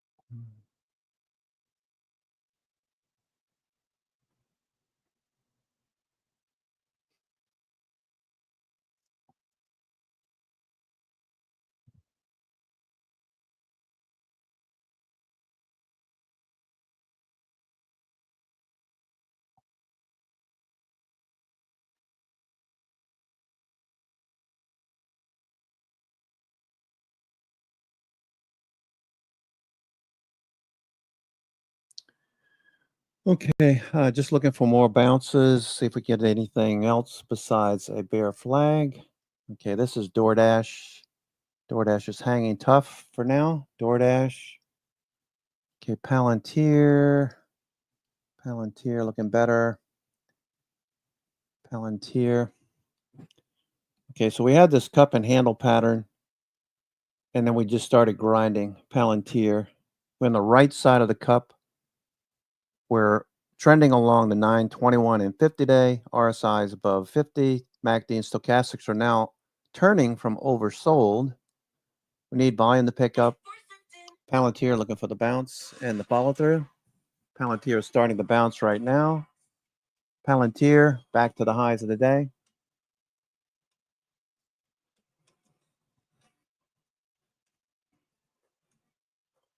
All right, let's do some calls of the day. EQT overweight. The initiation comes from Barclays. The price target $65. They say that this company has, quote, desirable combination of downside resilience and upside torque. What do you think? You own it? Yeah, I do own it. The stock has been pulling back recently. Let me give you a stock just in case we're wrong on this. The stock should be $48. I think the challenge here looking forward for EQT is that they are unhedged in 2026. They've been hedged in 2025. Obviously, that has worked to their advantage. Okay, watching for NVIDIA to go here. Let's see, NVIDIA. What do I have on NVIDIA? I'd like to add some NVIDIA exposure. NVIDIA. I did take some profits last week on NVIDIA. Have a few 165, 162 50s. 165. A little bit out of the money. That's a 40 delta. Buy 122 at Goldman. It's a new 52-week high. Well, It continues to prove you wrong, Joe. This stock does. There's good momentum in the name. I mean, Joe T, I don't know. I think in the rebalance we should be looking at it, but there's reason for the stock. We should be looking at it. Okay. You got nothing to do with Joe T. Boy, you guys are quick. Do you think Jesus. if it was qualified that he would put it in? I think he's going to find a technicality to keep it out. No, I consider the king of dinosaurs in the desert. What? People are going to the desert. It's fun. Jim Lebenthal is too nice. He's too polite. We're gonna find out. Okay, but to be serious, Steve Weiss, he'll cut anybody up. I like Steve. He's grown on me. You know, he doesn't take any crap for anybody. And there goes Palantir breaking out. Palantir breaking out. Palantir. Start anticipating that. That is definitely not in the price of the shares. I like Win here. Let me ask you a question. Last week, they all rallied on the premise that Macau revenue was increasing significantly. However, the evidence is showing that the reason for that was because you saw a tremendous amount of increase in traffic and visitors for the entertainment, not for the gambling. Yeah. So how sustainable is that then? So I love the question because I'm not a believer in Macau being the thing that should drive this. I think Wynn has been held back from being appreciated for the strength in Las Vegas, in Boston, by the way, also, and also this upcoming project in Dubai. But still, everybody values it and it moves up and down with Macau. That's why in September of last year, when we started to make nice with China for a little bit, or excuse me, China started to stimulate its economy. Let's look at the 3 months too, please, while Jim's telling his fine story. 3 months. Look, I think this is about far more than Macau, but for the last couple of years, maybe 3 years, the stock has only moved on Macau. Your Honor, may I? That's momentum. Your Honor, may I? Proceed. Okay, so if in fact it is about Las Vegas, Goldman Sachs has MGM. The bailiff, i.e. the line producer, is going to take me out of the courtroom in a minute, but please proceed. At a sell. So if it is about some fundamental dynamic in Vegas, or I see it more idiosyncratic, Caesars win. Congratulations to you and Stephanie Link, by the way. It's not about Vegas. Palantir pushing higher. Okay, so we're looking for Palantir to break out. I'm sticking with it because within Las Vegas, this is the premier property. It is. I don't think you put it up against MGM from a quality point of view. If you know anything about Las Vegas, I'm not saying that you don't. I'm just saying people who know the industry are saying this, that this is the premier spot. By the way, there's a lot of other shots on goals that are coming up. Across from the Wynn Encore is something like 30 acres right there on the strip. That's just a blank lot right now. They don't even use it for parking. It's something they'll put something up there. Why are you so Silvana now has the headlines for us. Hi, Silvana. Scott, good afternoon to you. Well, in a briefing with local officials today, Senator Ted Cruz said the recent cuts to FEMA and the National Weather Service did not affect the late warnings of flash flooding in Kirk County, Texas over the holiday weekend. The senator's comments come as local officials insisted no one saw the flood potential coming, despite the National Weather Service sending out a series of flash flood warnings overnight on Friday. Ukrainian President Volodymyr Zelensky told President Trump that he would replace the country's ambassador to the U.S. According to multiple outlets, the two leaders discussed the replacement in a phone call Friday. Oksana Markarova has been criticized by Trump's congressional allies of being too close to Democratic lawmakers. And the U.S. has reached its highest annual measles case tally in 3 decades, with 1,277 confirmed cases across 38 states and D.C. The outbreak has sent 155 people to the hospital and killed 3 people. The CDC says the large majority of cases in 2025 are in people who are either unvaccinated or whose vaccination status was unknown. Scott, I'll send it back to you. All right, Savannah. Thank you, Savannah. And now up next, your ETF Edge on navigating bond market volatility. Halftime's back after this. Okay, so we're looking for hedging flows to turn back up. Could still be another bear flag. The hedging flows have yet to turn up markedly. We did come down and touch the 62.20 zone. Okay, I thought we were going to hold 62.35, but we dropped through that on a extreme low tick alert. So I don't know what that was all about. But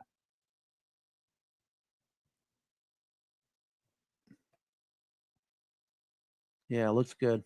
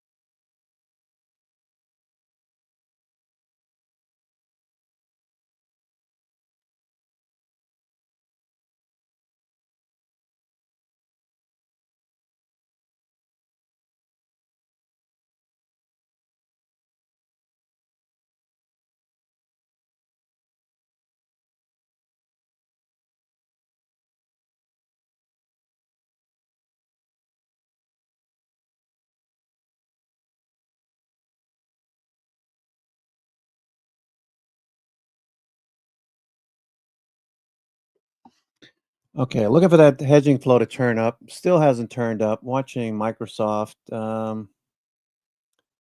Okay, we got a buy order block. We're ping-ponging between these levels. Okay. See what we can get going. I'm looking for buyers to step up after 2 o'clock. It's only 12:40 on the East Coast. I'm your host, Cousin Vinny, coming to you from theclosingprint.com. It's 12:40 p.m.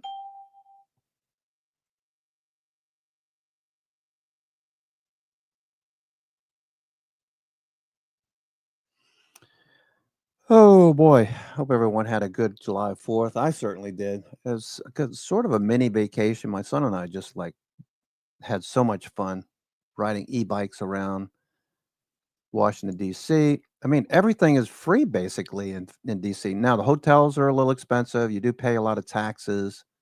But hey, what am I going to complain about? We spent the weekend there. We might have spent $1,200 between a hotel and dining out and just having a good time. All the museums are free. Tons of people, man. I haven't seen so many people just after the fireworks trying to ride an e-bike through the crowds going up Pennsylvania Avenue and others. Jeez, what a crazy experience. We went mainly to go see the Aerospace Museum at Smithsonian, and then we went to Stephen Udvar over in Chantilly. That place is remarkable. That rivals the what do you call it? Kennedy Space Center. Kennedy Space Center, of course, has all the Saturn rockets. One of them suspended from the ceiling, and You know, the museums there are quite interesting. But the Stephen Udvar Aerospace Museum in Chantilly, Virginia, beautiful. The Natural Museum of Natural History, really enjoyed that too. Spent about 3 hours in there. We think it provides investors with the safety, liquidity that investors would expect. A lot of people watching, a lot of good food. We'll be using it capabilities to enhance. Tried something different every day, food-wise. Anyway, just sitting here watching the markets, looking for a higher low, or are we going to consolidate more? It's, you know, the potential for more of the same kind of price action that we've seen thus far this morning, pretty high. Okay. Between treasuries and mortgages, we have a long and successful track record of doing that. You look at our active capabilities, 95% of our funds are outperforming peer group averages over the past 10 years, and we believe we can replicate that success within the Vanguard Government Securities ETF. All right, Roger Hallam, bullheader rates at Vanguard. Thank you very much for that. We are going to continue this conversation at etfedge.cnbc.com. Roger's going to be joined by Jay Jacobs, the U.S. head of equity ETFs at BlackRock. So, Scott, big online show, 1:15 p.m. Eastern. I'll send things back over to you. Thanks, Don. We'll be there. Appreciate that. Straight ahead, we follow summer travel demand. Is it holding up? What does it mean for the stocks involved? Phil Bowe is going to tell us. All right, Apple's still drifting a bit lower, Apple. All right, New York FANG components are still mixed. So if you look at that, this tells you, paints a neutral picture. Okay, this is very useful, just following what the New York FANG is doing, the index. Okay, you can see MACD is flat to sideways, stochastic's flat to sideways. Potential for a divergence in RSI. Okay, so if you look at RSI up here, starting to diverge. Okay, making lower highs. Prices are making higher highs. Okay, so this is starting to diverge. Okay, just over the last couple of days. And all we're expecting is a little bit of consolidation. So if you're eager to like take on a new trade this morning, I would suggest that wait until about 1 o'clock, 2 o'clock. We'll see if the institutions come in. Generally, they show their hand around 2 o'clock if they're interested. I mean, we're trading at all-time highs. We had a good week. So what's the hurry? You should be looking for your best setups, okay? Not chasing. A lot of people, it seems, not necessarily in our trading, but a lot of people, it seems like they're just eager to take a trade, no matter if the markets are set up for them or not, you know? So how can I tell the markets are set up for me? Well, number one, I'm looking at New York FANG. That's telling me neutral, okay? Neutral to bullish. We have a bullish trend, 921.50, 200-day, all stacked up and to the right. RSI is okay, but looking like some divergence. What else can I look at? Well, I want to see the flow in risky assets. The flow here is telling me that some of these traders took profits last week on the gap down, and now we're starting to see a little bit more of a fade. Do I expect that we could come down to the 50-day? Not really. We could get there, but I'm not looking for it. Looking for maybe some buyers come in. We'll know by the end of the day. If buyers step up, that would tell us that risk on is still potential here. Here's junk bonds. Here's high yield corporate. Okay, so these three are giving us neutral signals, 921.50, 200-day, all bounced, all looking good on New York FANG. But like the previous consolidations, 1, 2, this could be a third. That's what I'm anticipating. So the S&P 500, let's take a look at that for a minute because we need to analyze that from the weekend video. We were looking for a week of consolidation, okay? 2 or 3 days at least. All right, so previous daily high and low on Thursday, we're below that. So it's possible we come down to the 21-day, most likely will. We made a 30% gain off of the April 7th, April 8th reversal. Okay, this looks good. I do have a position in SPMO. I'd like to add to it on any dip. It's holding up very well. SPMO, the S&P 500 momentum ETF. Okay. Well, that's the interesting thing, Scott, is Let's see what's working right now. What's working on the S&P 500? Tractor Supply, number one.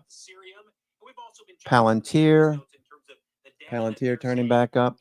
Uber, looking good. Ralph Lauren breaking out the new highs. Tapestry, used to be Coach. Tapestry used to be Coach, is now trending. Up 1%.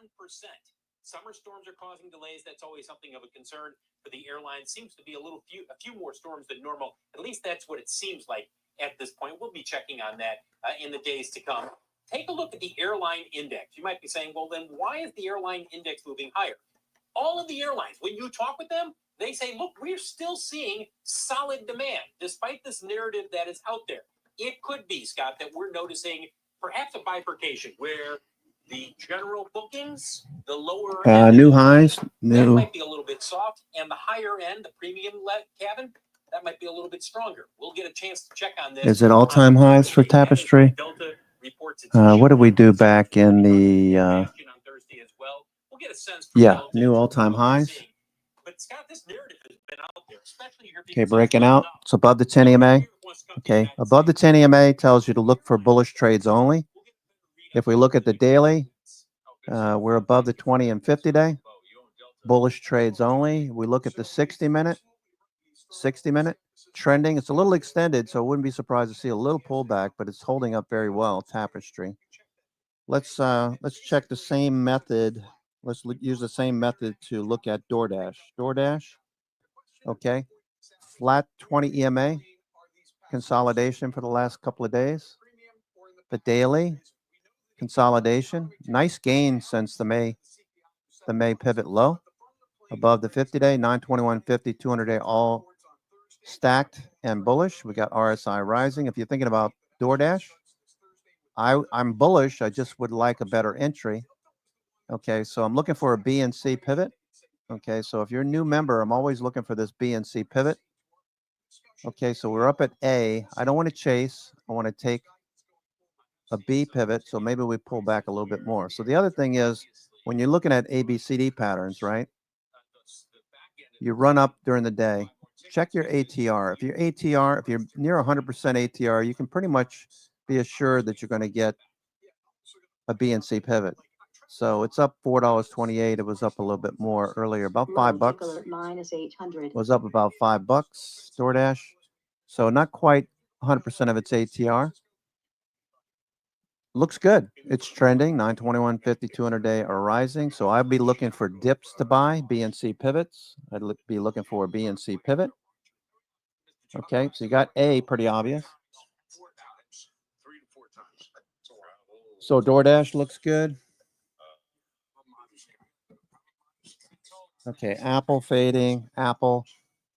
Okay, Apple fading all day today. We had a pop in the morning, a fade. So looking like Apple is going to produce a higher low. So this is nothing to fear.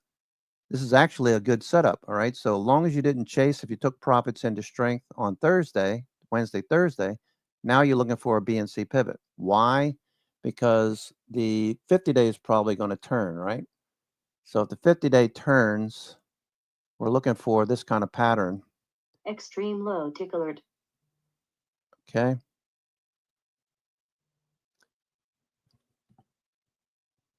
All right. So the dip's probably going to get bought. Maybe it comes back to the 50-day. Maybe it comes to the 9 EMA. 9 EMA crossed through the 50. You got the 200-day overhead. You got RSI nearly tagging 70, pulling back a little bit, but still strong. Volume looks good last week. You think these institutions only won a few points?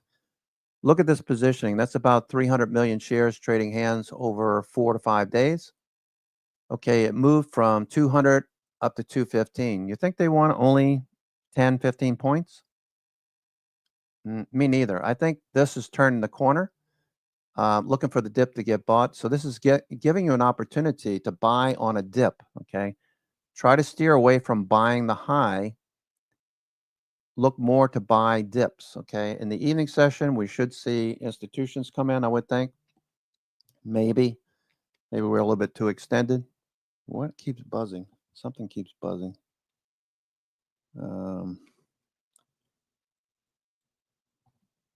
what have I got going here? Okay. Anyway, looking for the dip to get bought in Apple. Okay, so we know what we're looking for there. I've talked about Apple already. Let's see what the hedging flows look like. Okay, hedging flows still sitting right in this level. We're not plunging lower. Not plunging lower. 6,200 is the next level of support. Okay, 6,200. Okay, why do I say that? Because we're looking at the indices. Let's look at the indices.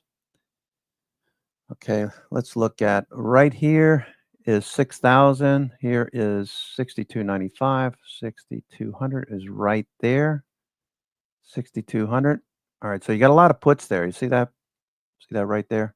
A lot of puts right at 6,200. You got 67 million in deltas right there. Call deltas, you got 92. Should be a significant level of support. Hopefully we don't get down there. We'll turn back up before then. We got resistance overhead at 6,300. You can see that very clearly. Our senior markets Okay. commentator Mike Santoli is here with his midday word. I guess the midday word's tariff. 6,300. You can see the peak there, 6,300. Yeah, so kind of scratching at the old scab, which we thought had kind of healed up. Oh, that's a disgusting thought. Scab. I hate that word, scab. It just sounds so dirty. I was looking at the ADRs for Toyota, right? They were down 4%. Okay, so you can see that positive gamma right in this area, positive gamma, 6,200 up to 6,273, 6,300 basically. Okay, so looking for a bounce is what I'm trying to tell you. Okay, let's go look at Hero. It's uncomfortable when you get the market at this level, believing that it had used up all the uncertainty that was dissipating, and now all of a sudden you re-inject it. And it's a little uncomfortable when you say, okay, what are they doing with the money in the bank built by the budget bill passing and the NVIDIA. jobs number and the market at a new Okay, looking for a bounce in NVIDIA. Watch the hedging flows. The teal is next week. So let me turn off next expiration is a teal. So I want to see this hedging flow turn up if I'm thinking long. Netflix, let's take a look at Netflix. What about coin? Fran was looking at coin earlier. I'd like to do some coin, but you can see that it peaked over here this morning around 1050 and just continues to flow lower, that purple line. Okay, so that's telling me that the hedging flows are continuing to dip with Bitcoin. Let's look at Palantir. Okay, so you expect to see the opposite on Palantir. You do. Okay, you can see how Palantir, the hedging flows have been making higher highs and higher lows since the opening bell. That purple line continues to rise. So Palantir looks pretty good. Okay, we want to see that bullish hedging flow. If you're going to go long, you want to see that. If you want to go short, you're looking for these. You're looking for Low tick alert minus flows to 800. continue lower. Okay, NVIDIA's flat. Meta is descending. We just said Coinbase was descending. Coinbase started to descend around 1050. Okay, nothing there. Basket of S&P 500 equities. Okay, those continue to fade. So this is a negative signal for the most part. The Qs, negative signal. You can see we peaked over here at around 950 and we continue to make lower highs and lower lows. The flow is more bearish. Broadcom did make a nice little peak there right around 12:30 and had dipped a little bit. New York Fangs are still a little mixed. Let's look at Snowflake is trying to hold up. Snowflake flat. You can see the purple line is flat. That's telling me that Doji possible at this point. MicroStrategy. Okay, flow's moving lower, so I'm not going to do anything there. Microsoft pulling back. Flow's pulling back. We keep hitting the highs here, right around 498, and the flow turns negative at that point. Just the hedging flows. All right, so dealers have an incentive to keep prices below 500. maybe something different tomorrow. Netflix is starting to get a bid right now. Where's Netflix? Netflix is right here. Netflix starting to catch a bid. Okay, you can see the flows have bottomed as of 11:30 into 12. Now it's starting to move higher.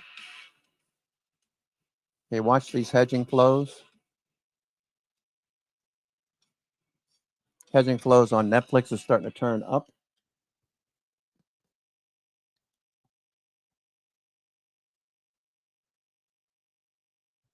Low tick alert -800.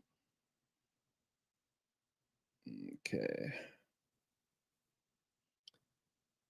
Okay, so people coming into this morning's session looking for a follow through in what happened the last 2 weeks are probably a little disappointed, I would think, right? You're probably disappointed if you expected the same kind of price action that we had last week and the week prior. Okay, we were looking for a consolidation. This is still bullish. It's just that we're not going to follow through like we did in the past 2 weeks. We broke out 2 weeks ago. Last week, we followed through. 2 weeks up, you can see very clearly that since the April 7th low, we had a week up, pause, 2 weeks up, pause, week up, pause, 2 weeks, pause, 2 weeks up, looking for another pause. So what does this mean, Benny? It means that you shouldn't be putting on a lot of risk right now because the odds are that we're going to do more of this unless we see something change. Like all the New York Fangs, for example, need to turn up. They're not right now. Netflix is the only thing that's really showing any kind of strength right this minute. Yeah, Netflix. Meta's okay, but Netflix looks better. Netflix. Okay, Netflix, you see Wix here. Okay, if you look, Wix here, sorry. Wix here on Netflix, 3 days along the 9 EMA. Okay, so why is the 9 EMA important here? Because every time we pull back to the 9 EMA or 21 day, since the break above the 50 day back in April, that has shown support. Okay, so we're looking for support here on Netflix right along this level. Okay, we need to get back above the 20 EMA. So this is telling you that you don't need to be aggressive, that you could buy a little bit. Let's say you want to trade Netflix like I do. I want to see this get back above the 20 EMA, that green line. We're making higher lows on this 60-minute time frame. So this looks really good. We're holding the lows around 1280. Okay, 1300 is resistance. I believe if you look at Money Magic's resistance levels, I'm looking for a follow through and a push higher. So if you see this moving back above the 20 EMA, looking for the 20 EMA to turn back up. Hold on one second.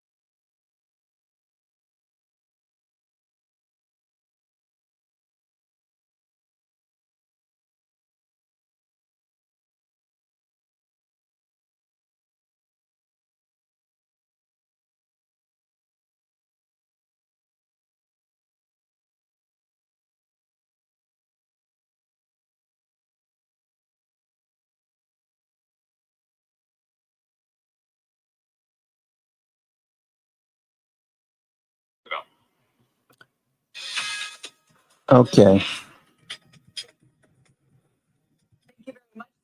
New tariff headlines and is Elon running out of road with investors? So once this gets back above the 20 EMA, that'll be a confirmation. Okay, so if you wanted to start a position in Netflix here, that's a pretty good level to trade against. Netflix looks like it's going to start going. So Netflix. Okay, look at the difference between Netflix. Okay, buy order block. Netflix. Let me just take a position while I'm talking here, and I'll just highlight what I'm looking at. Netflix.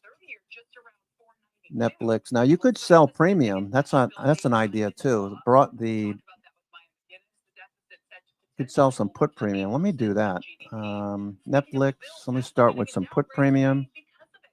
Okay, so That could be another factor pushing Tesla stock down about 7% right now. We have the analyst behind that call here to explain. But let's begin in Washington with the latest news on the tariff front, and Megan Costello has the details. Megan, we had heard things were a little contentious with the Japanese, which was supposed to be one of the first deals announced, and now this. Yes, now the president did post overnight on Truth Social that he would start sending these letters okay, at so today, telling 20 deltas would be 1165. What's the possibility? Not very good. All right, so 15 August is 40 days. Let's see, 1160. Sell vertical 1160, 1150. 1160 is a 20 delta. Let me just take a picture of this so I can look at it later. 1160, 1160, 1155 is a dollar. 1160, 1150. $2 credit. Hinting at further changes, saying, quote, these tariffs may be modified upwards or downwards depending on our relationship with your country. So interesting there that while the markets and investors have been craving certainty, they're not exactly getting it with this letter. And Kelly, the way I would sort of characterize this, even though we are seeing market reaction here. All right, so that's 25% return on investment. If I sell the August 1160, buy the 1150 for $2 credit, $200 per contract, do 5 of those, that's $1,000. Okay, so and we just get this break evens. It was interesting to hear the Treasury Secretary, Megan, who also talked about effectively how with 100 countries that are too small to really affect the trade deficit that much, we may not have the capacity to even do any deals, and I wonder what that means. Yes, that's going to be interesting. That's where I think you'll just see these blanket tariffs have to take effect because there isn't enough there. There isn't enough bandwidth to sort of negotiate deals, and they have said from the beginning that they're focused on something. Okay, like Netflix is pulling back. That's better for a put credit spread when price action's pulling back. Imposed on very small countries, it's headline worthy, and it doesn't bode well for certainty and for the path forward. But I would also say that outside of the top 15 or 18 markets, we're not getting a ton coming in from those countries, but we would still see, importers having to pay those tariffs when they do import goods from whatever. Yeah, I mean, you add it all up, we do seem to be tiptoeing back to the landscape that was initially set out for us on April 2nd, but Megan, the market's like 15% since then. Yes, and that's really interesting, I think, is that so far there's been a lot of shrugging off of everything that we've seen so far. And I would say that's because things aren't in place yet. We continue to see these tariffs. And even though this looks a little bit like an escalation, that he really means business, he has sent these letters, they're doing it in conjunction with delaying the deadline from July 9th to August 1st. By doing that, they say it's not kicking the can down the road any further. Officials get defensive when you try to talk to them about that, but it does allow for more negotiation. So it means that even while the market is reacting today, they probably have one eye on that deadline and say this could very well change again between now and the end of the month. All right, Megan, appreciate it very much. Megan Costello at the White House. My next guest isn't overly concerned with all the shifting tariff rhetoric, but he is staying away from large caps because of it, except for 3 names. For more on what makes them attractive here, let's bring in Jack Ablin. He's Crescent Capital's founding partner. It's great to have you here. Welcome. For the invitation. Do you want to just kind of start with how you're thinking through all these tariff announcements? Sure. I mean, there are pluses and minuses, certainly. I mean, one of the things that really stuck out to me was back in May, the Treasury collected over $24 billion in tariffs, and that's triple what the run rate was going into March. So I do think there will be some sort of offset. On the other side, of course, if you look at the kind of the array of CapEx spending plans, what I'm seeing is, not surprised, if you look at Richmond, you look at Empire State, that's coming down. So Northeast, a lot of the manufacturing there. If you look at Kansas City and Dallas, it's going up. So Netflix. perhaps ramping up energy, cutting back on other traditional Netflix, manufacturing. looking for a follow through. They're trying to get put credit here. Throughout the show, I suspect we're talking to Miami McGinnis later on, but if we kept it that All right, let me we're just mark talking this up. Netflix. $250 billion in revenue per year. And if all of a sudden what we're talking about goes into effect, we're going to be talking about even more. It's a benefit, I guess, from a deficit point of view. It's got to be. Okay, that's 1160, 1150. That's it. So there's an offset, right? So it will be obviously higher costs for purchasing. It's a, you know, in many respects, it's a consumption tax. So we will see, we've already seen imports from China down 30+% year over year. We're seeing households starting to cut back.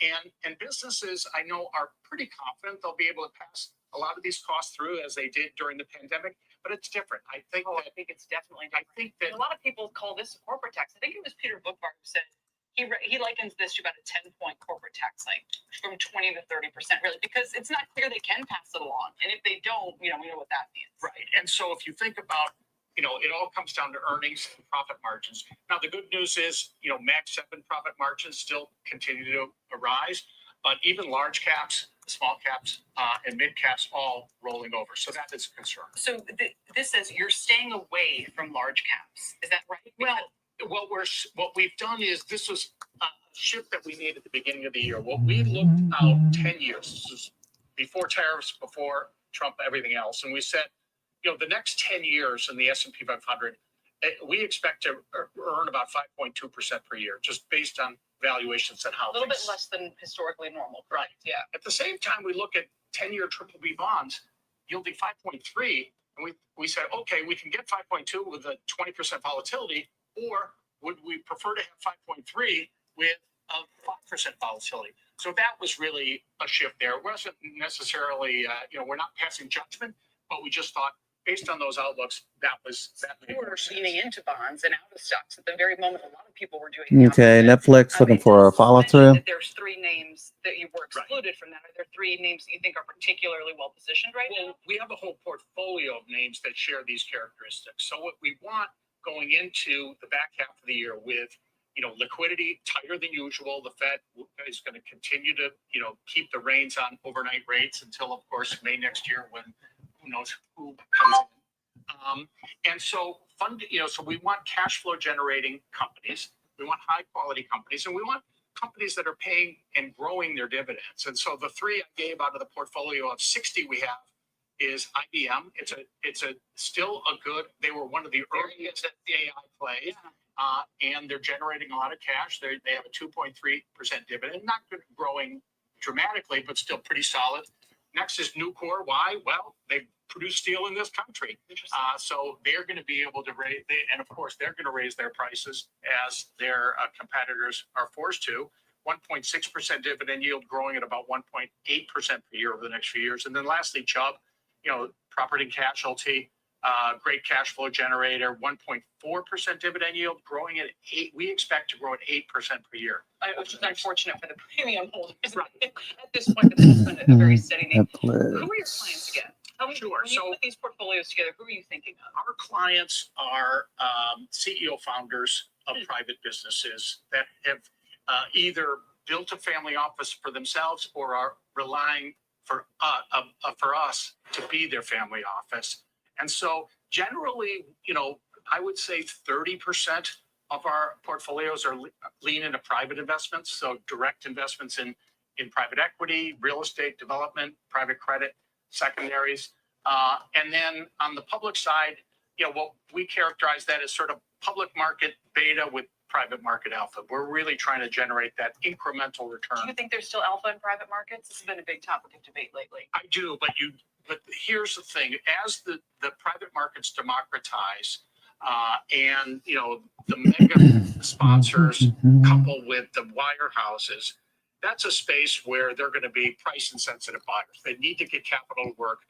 They're going to enjoy the management fees. I'm not sure they care about the carries as much. And so what I want to be able to do is build a portfolio of middle market companies and have them be, you know, once we put them together, have them attractive to kind of, get into that whole capital mix. Final question, just interesting to think about the kinds of clients you're working with. I mean, do they benefit from the bill that was just passed in the sense, look, they raised the estate, tax, that sort of thing. But in general, do their companies benefit? Do they think that, the performance of stocks and sort of assets is going to be better? Or is it too soon to tell, not much of a discussion point?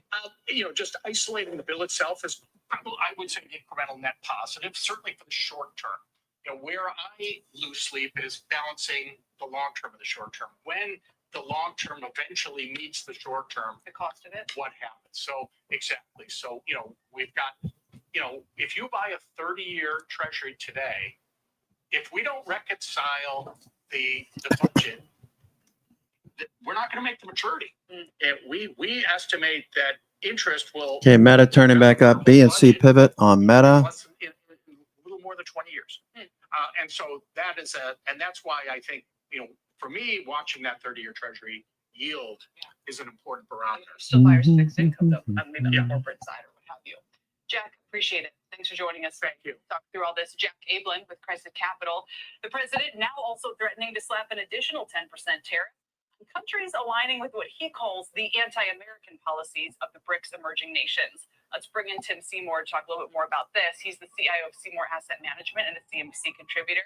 Tim, welcome to you. Hi, Kelly. First of all, where do we stand on the tariff front with many of these countries? I mean, they're already caught in the cross currents of what Megan and I were just discussing. So another 10%, what does that mean? Well, it means we have effective tax rates here that are higher than they've been since post-World War II, and they might get a lot worse. And we've got 3 deals. Maybe we know one of them's done. The least important is Vietnam. But I think the headlines today are a reaction to a gathering over the weekend and frankly Wynn Resorts continues. Wynn Resorts. are looking to at least have a role in a world that is Continuation from the first. Continues the breakout. Boyd Gaming, BYD. Looking for a follow through there. And Las Vegas Sands. Las Vegas Sands watching. Wynn doing really well. Netflix is starting to move. Netflix is starting to move. Looking for a higher high. Okay, Meta's turned up. Okay, Nvidia looking better. Netflix looking better. Palantir. while in terms of a pure theory around deficits and collecting tariffs, et cetera, would possibly improve here. I think the reality is it's all somewhat dollar weaker, and I think the trend on the weaker dollar remains. And it's not necessarily because the rest of the world's going to start selling our currency. And I think some of the fund flows around the dollar, first of all, have been more about maybe global hedging against a weaker dollar. I don't think you've seen an outright sale of U.S. assets and an outright sale of owning U.S., but I think there has been positioning to at least hedge against that. Now, at some point, I think there will be more of that. But my general view on investing globally and where we have seen outperformance is there have been a handful of important, obvious triggers to getting people's attention. But we're talking about 15 years of underperformance and fund outflows. Exactly. Last week, you had $5.5 billion of inflow into EM equity. And I think that's the kind of thing that you're going to continue to see, mostly because people are underweight. Does the 10% tariff matter to any one of these individual countries? And this basket is so large; they're all so different. But is it a bigger threat to Brazil or to Saudi Arabia? Saudi could be interesting just from geopolitical point of view. But does it matter? The market performance of a lot of these countries, like you say, has been decent.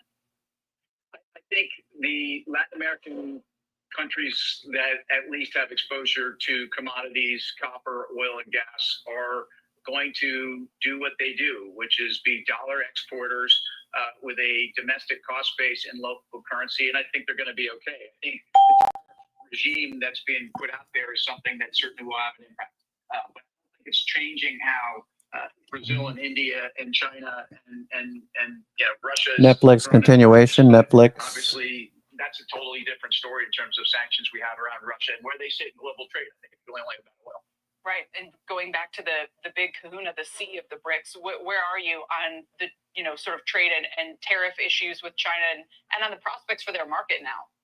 Well, I think we have gotten a little complacent on the risks around what kind of a deal will be struck. And I think some of the rare earths announcements and some of the announcements that we have a deal, at least the administration right now is listing China as a deal done or more or less done, and not a place where I think they're digging in. This extra 10% to the BRIC nations, we'll see. I think investing in China tech looks very interesting. I think part of the story around investing in China tech is that China themselves have taken a lot of the pressure off their national Okay, champion Palantir looking for tech more. companies, Alibaba specifically, Tencent specifically. We've seen some resurgence over the last couple of weeks in terms of both the data and the enthusiasm around at least a resurgence in Macau. We see domestic travel picking up around China. So I think those economies, those interests, those plays and those stocks that are not necessarily about the global trade dynamic, and I think that are really more about either domestic consumption or purely valuations that are very attractive,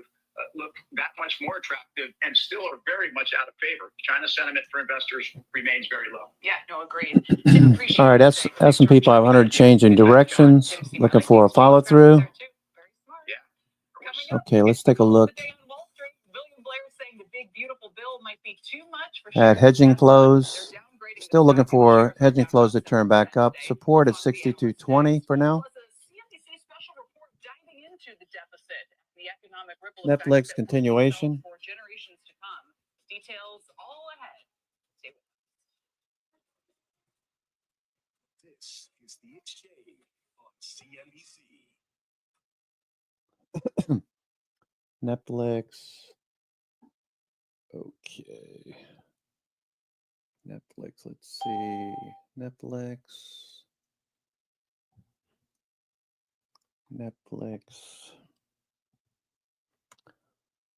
No, I don't want to do that.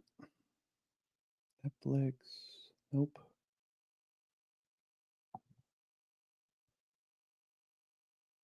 Okay, let's see what this looks like.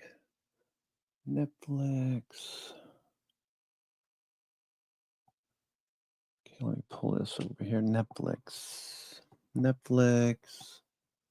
All right, just looking at Netflix. Did sell some credit spreads on Netflix. I posted in the spreads channel. Okay. Okay, so let me just update this information. Spreads. Okay.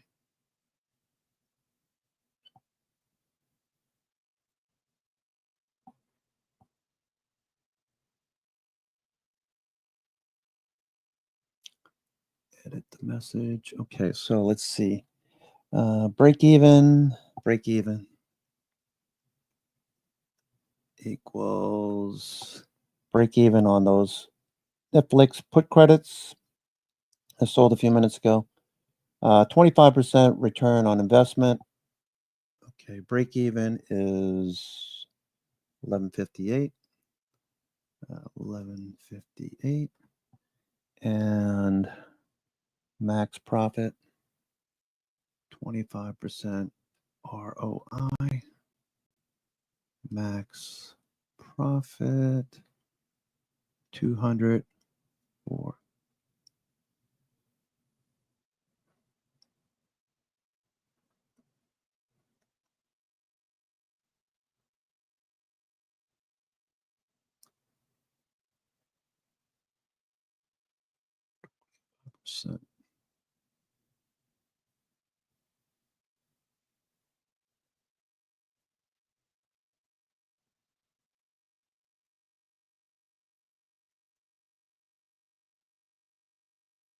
Okay, return 200 risk.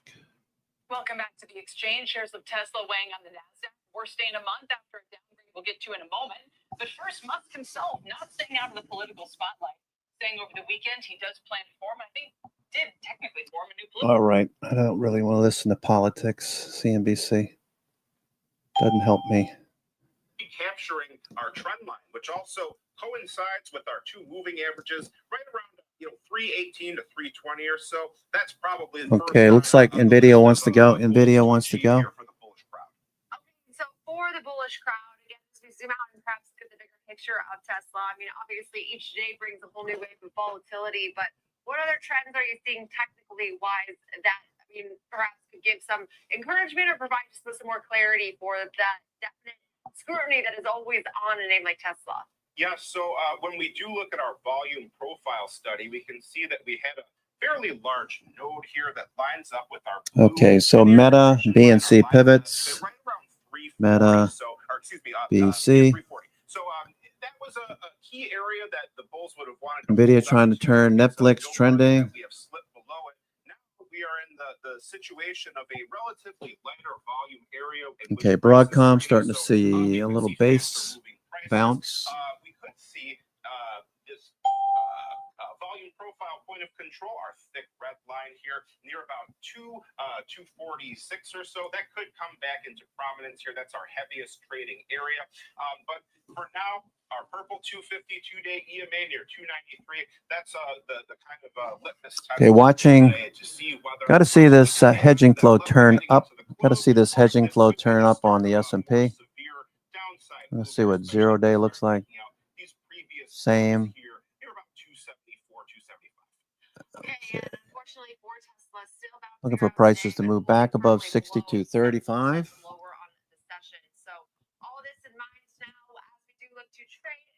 For example, purposes, Alex, a very different move today over, but a very different story, unfortunately, for Tesla late, even with deliveries not holding enough of that optimism that we saw last week to trickle into this week's trading at least.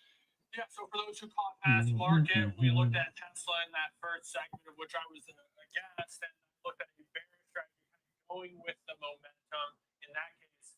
For our program, I looked at the neutral to bullish, sort of fading that recent trend lower.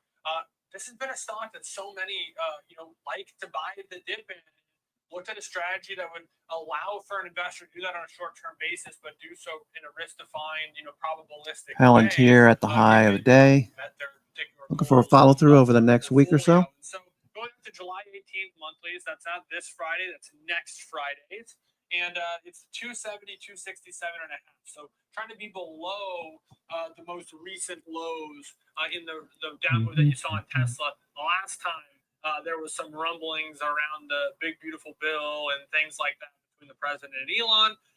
Looking at collecting 50 cents here on this $2.50 wide trade. So same max profit potential as the Uber strategy, $50, but much shorter time frame. But there's a trade-off. In this case, the trade-off is rather than risking 150 like we were in Uber, you're risking 200. So that relationship's 4 to 1.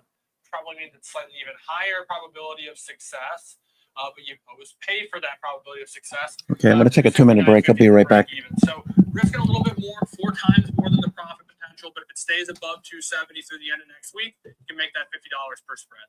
And a bit more short term here, is we do not really have any major catalysts in Tesla on the horizon. We did obviously get those deliveries, but as we know today, we don't necessarily even need a Tesla specific news, or maybe just, Tesla specific fundamental news is better put, perhaps, to see shares move pretty significantly as they are today. We'll leave it there for Chartmaster. Now, coming up next, it's time to talk the latest with NVIDIA, as we did see shares nearing now that record market cap on Thursday, but unfortunately today, with the overall market, we are down about 0.6% in NVIDIA shares.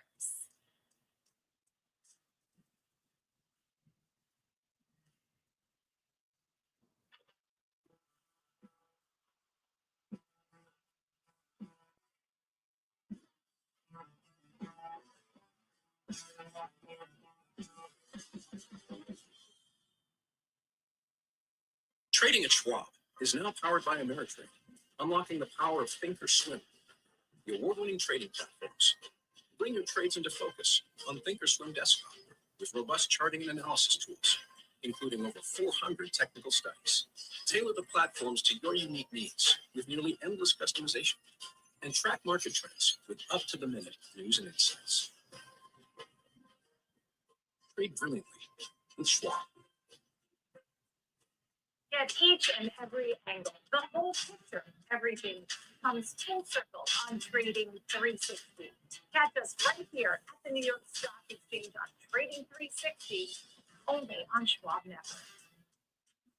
What's up, Carl Nation? It's your #1 broker with the best full-service wealth management skills in the biz. Actually, I'm seeing something from Schwab. Uh-oh. Yeah, Schwab lets you invest and trade on your own. And if you want, they can even manage it for you. Not to mention Schwab has a team of specialists for taxes, insurance, and estate planning, all with low fees. We're experiencing technical difficulties. Carl. Schwab, a modern approach to wealth management. Accelerate your market knowledge and shift your perspective into full view. Real-time example trades, a full hour of trading insights. I'm Tom White. I'm Kevin Hicks. Catch me on Fast Market, weekdays at noon on the Schwab. Fast Market, ready for you, ready to go at 12 p.m. Eastern on the Schwab Network.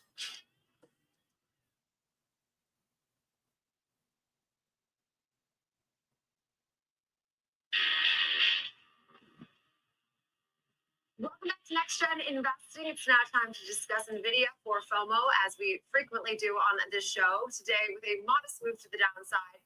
Joining us for more on some of the movement we're seeing today to kick off this week is Marley Caden, of course, contributor here for the network. We have a city note today that's optimistic, but you wouldn't really know it based on price. I think that simply put, probably with the overall market lower, that's the explanation. But analysts do still see some favorability here as a result of some of the trade turbulence hopefully coming now behind us for NVIDIA. They see quite a bit of upside. So they raised the price target to $190, up from $180. They maintain that buy rating. So that implies about a roughly 15% upside from current trading levels, even though they are down about 0.6% right now. What they're saying driving the increase is this major expansion for AI demand and infrastructure, particularly from sovereign governments. That's where they're seeing the huge potential increase. So Citi's now assuming that their total addressable market for 2028 for data center semi-AIs to reach $563 billion. So that's 13% above the prior expectation. And their networking TAM of $119 billion, up from $90 billion. So that would indicate a sharp sales increase for NVIDIA. They're really expecting things to grow. Data center revenue, they also raised for fiscal year 27, up 5%, 11% for fiscal year 2028. Networking sales are expected to project 12 and 27% growth, respectively. Gross margins they're forecasting to continue to expand, normalizing in the mid 70% range by year end. So a lot of heavy boosts here. Also noted concerns about any bottlenecks in their supply chain have seemed to ease. They did flag some downside risks, obviously, and partly why I think we're seeing some drop on this positive note is renewed export restriction concerns and what might happen with these tariffs. But that seems to be hopefully a temporary issue for them, as most of this is long-term projection that all seems to be favorable for NVIDIA. Yeah, great marketplace to be in. I mean, they adjust the one aspect of the business by $63 billion, and they see that creating another $250 billion in market cap. If it were to get to 190, not even 180, that would be another $750 billion thereabouts in market cap. So we're talking almost $1 trillion in additional upside for the world's, either depending on the day, largest company by market cap or second. I mean, as of close Thursday, they were at $3.89 trillion. They're just shy of that $3.915 trillion closing record from Apple. I mean, they're marching closer and closer to that $4 trillion market cap, every single day. And also then moving away from even second place, which is Microsoft. I agree. It's like one of those things I'll nervously say and go back and check, because it's like every day it does feel like you're competing with even like your Apples, Microsofts. But now as we see, even with the pullback today, firmly as the world's most expensive company as far as market cap. I mean, it's difficult to even find them the number two. And I know that's what everyone seeks to do in the AIs race, as I know we coined it. But finding that number two right now has just been difficult because it seems like it's NVIDIA and it's everyone else. And then the race. And then the race for everyone else, yes. Yeah, and I also think with that being said, I mean, as far as even like conviction goes, I know that with this positive note today, it doesn't feel like we've gotten a whole lot of pessimism from the sell side as of late. No, not really. And, I think an indicator for them too, a safety indicator, is the other semiconductor stocks also open lower today. I know you were talking about AMD earlier. Intel, Qualcomm were both down more than 1%. I think a factor weighing on them right now also is the earnings from Han High Precision Industry, which is business's Foxconn, is coming out. The Taiwanese company reported second quarter revenue on Saturday, but it flagged some major macroeconomic geopolitical conditions and exchange rate fluctuations as potential headwinds. So Taipei listed shares did close lower on Mondays, but I think that could be a little bit of why we see a bit of downturn here as well too. Yeah, no, it's good context. I mean, I just can't get over just not only how successful this company has been, but also when you look at it from an activity standpoint, it's so far and away the most active stock now too. 90 million shares changing hands. 1 million in some change options contracts changing hands a day. All the while, it continues to outperform. It continues to lead this market higher. But it's like the perfect stock to do it. It's the biggest one. It's volatile. It's the one that seemingly everybody trades and invests in. Like, if you were to pick one name on the S&P 500 to be your leader, this is the one many would pick. And that's why I think, to Jenny's point, there's so many questions like, what's going to hold it back? But like, no one seems to have the answer other than, oh, this is a hardware company that's getting pretty expensive. We've seen that before. .com comes to mind, names like Cisco. But it not only, weathered a period of volatility, Marley, it came back to it, set a new high. That didn't happen in .com. No, they're showing they have a lot of potential upside. Interestingly enough, you don't see these huge price target increases when we talk about NVIDIA. I think because they're already so expensive. So you see a $10 increase. A lot of the time on this show, we're talking about they got a $50 bump. Right. And so these are always a little bit smaller. It always has that buy rating. But, it doesn't play a 15% upside. So I think we're just going to continue to see this unless there's some, macro change or we get more information on tariffs one way or the other. But I think that's what we'll keep seeing are these small moves to the upside every single time. And like you said, Alex, there doesn't appear to be anything stopping them. There's no glass ceiling in sight. There does not appear to be. I know that right now the overall situation, economically speaking, could always evolve, but you see right now it's 200 Low days. ticker at minus 800. More impressive moving averages consistently moving to the upside. I mean, a name that's now 1.5% off of those all-time high levels, and we'll have to see if they can now top that previous record for market cap, which is we're right around those levels, even with a pullback today. So lots to be excited about. If you're a believer of NVIDIA and some of its future growth trajectory, now when we look at trading things here, of course, NVIDIA, just for example purposes, it's difficult to want to be, I'd say, super pessimistic. I know the argument can always be valuation, the expectations have come really high, but also it's the freight train, the momentum that it's very difficult to get ahead of it or get sort of maybe in the way of it because this name has proven its resiliency even in terms of so many things still being uncertain. Eventually, bears will make money on NVIDIA. It will go down for 1 or 2 or 3 or 4 or even months. Who knows? But how long is that going to take? And how wrong are you along the way? That's always going to be the question. But for those who are hesitant to buy a stock at all-time highs, but do see upside, you can do things like option strategies to create risk parameters for a strategy where you control how much you have exposed, but still can participate a little bit to the upside. So that's what we've done. Looking at this stock, objectively, it's trending higher.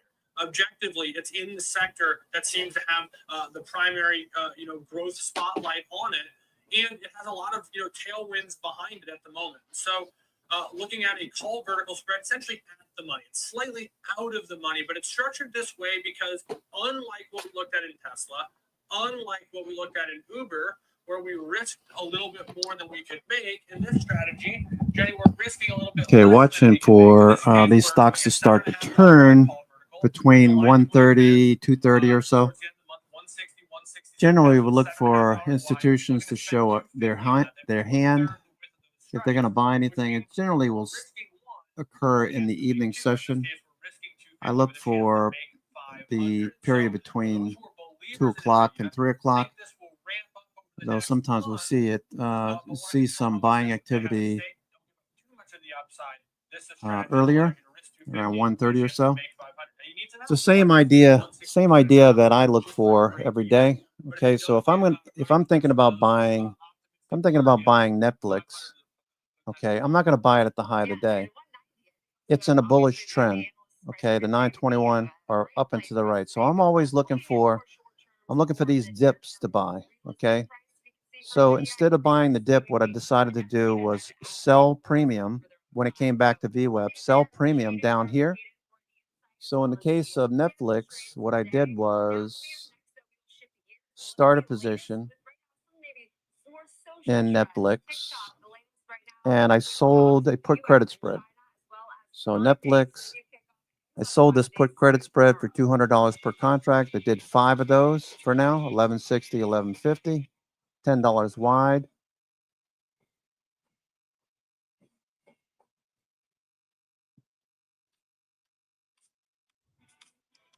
Okay, looking for higher lows. I'm looking for Netflix to get back above the 20 EMA. Now, what's going to happen here is if Netflix can regain the 20 EMA and push through 1300, I'll start to look at long call verticals probably.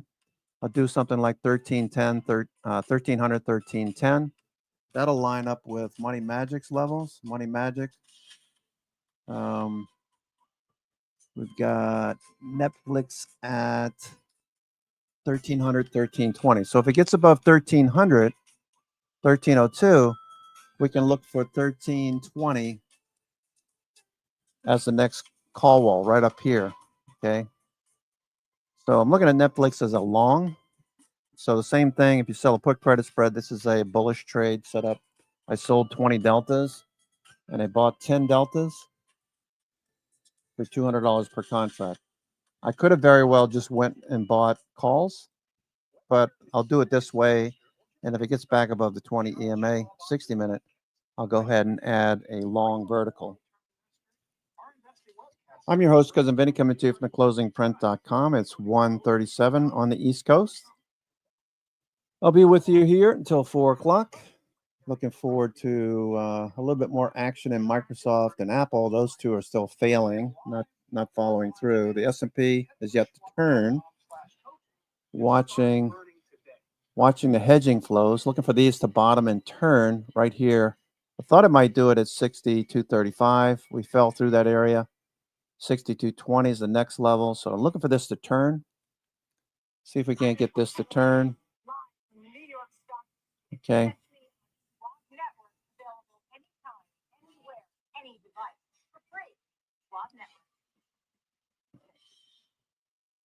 Looking for a turn. Watching that purple line.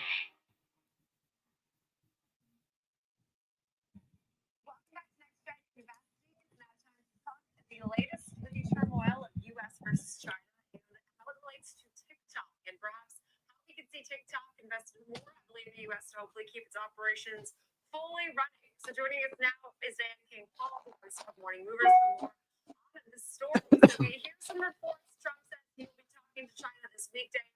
Walk us through the latest as it pertains to TikTok. Yeah, so we've seen these according to multiple reports. It sounds like the restart of talks on this front, and we know it comes amid the thawing of relations between the U.S. and China, especially on the trade front. So maybe the time is right for this conversation as it relates to TikTok. At least that's what the signals are. President Trump has said reportedly that China, what talks with China about a TikTok deal will begin today or Tuesday. It essentially suggests there's a path to reopen this conversation about negotiations. President Trump claims the U.S. pretty much has a deal in place, but it doesn't need potential approval from China. The backdrop of this is, of course, there is another deadline looming. That deadline is not until the fall, but it can come, quickly. September 17th is the deadline of when Biden would need to divest U.S. operations or face a potential ban. I know it feels like we've heard this story before. We have. The timeline has changed. We know that the original enforcement deadline came through the beginning of this year, and it was essentially to give room for a potential resolution. That timeline has been kicked down the road. There was an executive order that kicked that timeline out to September. Of course, there was a previous attempt to spin off TikTok earlier this year, and that stalled out. So China has given indications it would not approve that deal, especially after you had that reigniting of tensions between the U.S. and China over trade. President Trump has told reporters that he believes the deal benefits both China and the U.S., saying that there's this positive relationship with President Xi Jinping, but he still acknowledged there's uncertainty. So that he thinks so, but there is not an exact deal on the table right now, guys. Diane, when we talk TikTok in particular, is this just a piece on the board, it seems, right now? I mean, it seems to be kind of a political pain in the butt for the administration with this law that has to continue to, kind of be pushed out that was passed. But when it comes to finality around this, it really does seem to me that it's part of the negotiations broadly. In the interim, though, a name like Meta is higher today. Is this a read-through on this, or is that just happenstance? Read-through or happenstance on this, because we did see Meta turn higher when there was a one-day TikTok was essentially offline, right? And you saw Meta as being a beneficiary of a potential shutdown of TikTok. But clearly, President Trump wants to save TikTok and wants it to continue to operate in the U.S. And that probably is a reflection of how much support there was from young people in terms of the election, right? So it's looking for a resolution when it comes to both the U.S. and China interest in this. Now, in terms of how penalties could be enforced on this, they did buy time, right? The Trump administration bought time through September, so the Department of Justice can't enforce penalties on TikTok or its related platforms until after September 17th. That's under the Protecting Americans from Foreign Adversary Controlled Applications Act. So it buys more time for negotiations, but of course, the clock is ticking, rather. We know that TikTok has more than 170 million users here in the U.S., so it has a key footprint when it comes to social media. At the same time, it's part of that conversation about debates over national security. So you can imagine they are trying to find a resolution where there can be a U.S. component. I've seen reports that they're developing a U.S. version of TikTok, so that may be the resolution that comes into effect in this instance. Yeah, and I think that will be something obviously we'll get further updates on, but those that are definitely watching the latest developments with TikTok and how it plays out, I do hope that we can at least see operations resume or continue here in the U.S. and not go back to where we were several months ago. It was all over my social media just to say that people were Low tickler at minus 800. Anger the TikTok or the Gen Zs, I guess, is maybe the takeaway here, and keep TikTok running. Appreciate it, though, Dan King Hall, as always, for all of the wonderful insight, our host of Morning Movers. Now I'd like to welcome, though, Ain Gorapani, the president of independence at GoDaddy, for more on Prime Days. And I'm excited to talk about this. I am an avid Prime Days follower, but I am very curious specifically on how it has evolved and really shaped a lot of these small businesses. Third-party, really, retailers on Amazon, I think, are underappreciated as part of the story. So thank you so much for joining us today. Hopefully walk us through some of these developments we're seeing in regards to Amazon and its relationship with smaller businesses. Thank you for having me here representing GoDaddy. What we have realized now is that the ethos of retail in this country was established with Black Friday events, shopping events like Cyber Monday, and now Prime Day is just like one of those events. And micro businesses have adapted their e-commerce strategies to capitalize on these high traffic online shopping events. And so GoDaddy, what we do is we should support millions of entrepreneurs in preparing for this type of traffic event. And if you look at our history, our business was started with not necessarily shopping events, but spiky events like the Super Bowl, where we would advertise and we'd have surges of traffic. So we understand that behavior pattern really well, and we prepare small businesses to be ready for similar patterns so that they can take those small spikes and practically make up their entire year's revenue. Gaurav, talk to us a little bit about how successful these smaller businesses that use Amazon maybe as a door into their business are getting consumers to then go directly to their websites for return purchases. And I guess follow on to that is that even necessary, or can it continue to go back through Amazon? Yeah, absolutely. I think the number one priority for small businesses is to be discovered. And in order for discovery to work, their products have to be where their customers are. Sometimes those customers are able to find them directly on their website, but other times they're on marketplaces. And still other times, like you mentioned TikTok before this piece, they're on social media. So small businesses have to be present everywhere that their customers are. And once they acquire those customers through these third-party channels, they need to re-engage them through their own house advertising, whether it's through email or push notifications or what may be, to make sure that the customers come back directly to their websites. In fact, what we see at GoDaddy is that 76% of our customers are using their site to sell products to their end consumers through their website, not just for the sale, but also to fulfill returns and answer a lot of product questions. And also then 67% of those users start to use that website to build their reputation. So it's just a continuum of acquiring the customer on whichever channel they're on, bringing them onto their website, and then retaining them to increase lifetime value. Okay, so I'm curious on that note, how GoDaddy specifically is helping so many of these smaller businesses or maybe mid-sized businesses really compete with big brands, and how AI has played a pretty critical role in that, I'm sure. You're absolutely right. AI is the big equalizer for small businesses, where all the data of the world is now at the fingertips of small businesses that was always available to large corporations. And what these small businesses are able to do is they're able to use technologies like GoDaddy Aero to generate content. In fact, 73% of our customers are applying AI to generate content for their websites. And then what we see is the customers on our base that are using GoDaddy Aero end up generating about 43% more sales than those that are not. So clearly, there is a path to using AI to create content and then automate a lot of workflows so that it results in higher sales.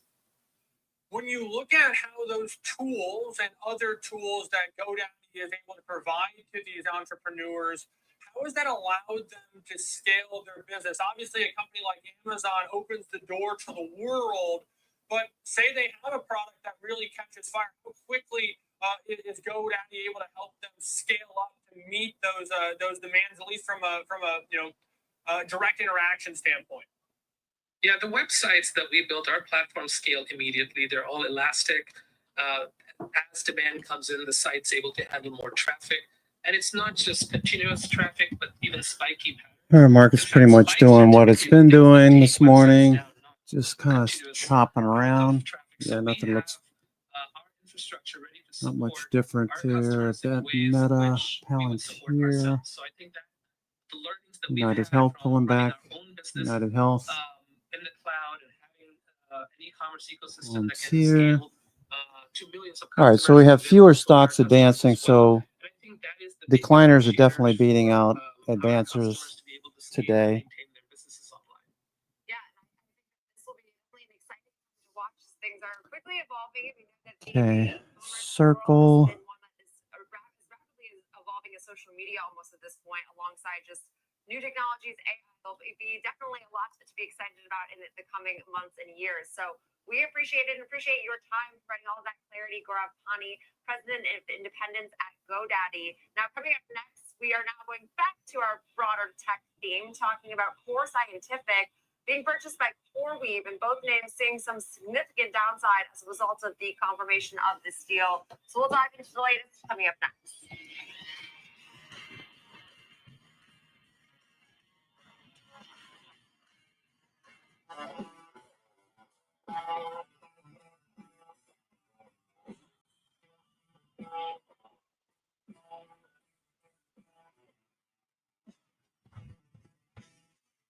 Okay, looking for 2 p.m.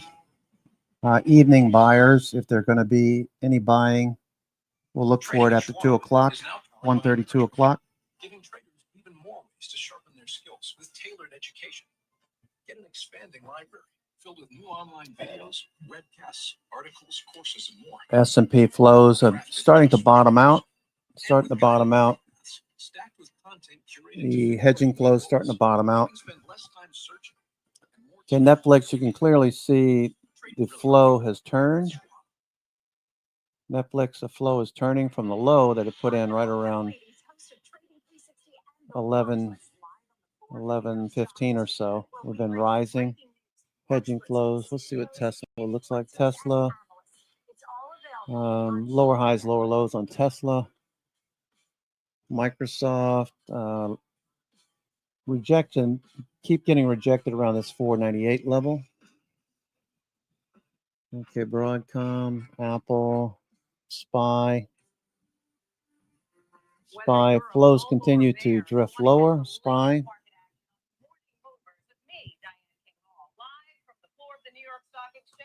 Only on Schwab Network.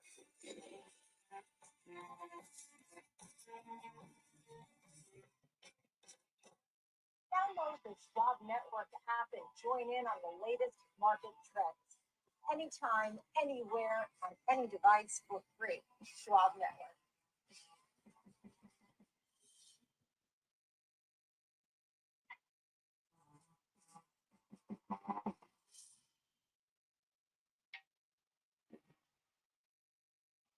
Welcome back, time for under 30, looking at the story within the core space. I guess the best way I could frame this, just because CoreWeave and Core Scientific both got that in their name. George Schultz is here.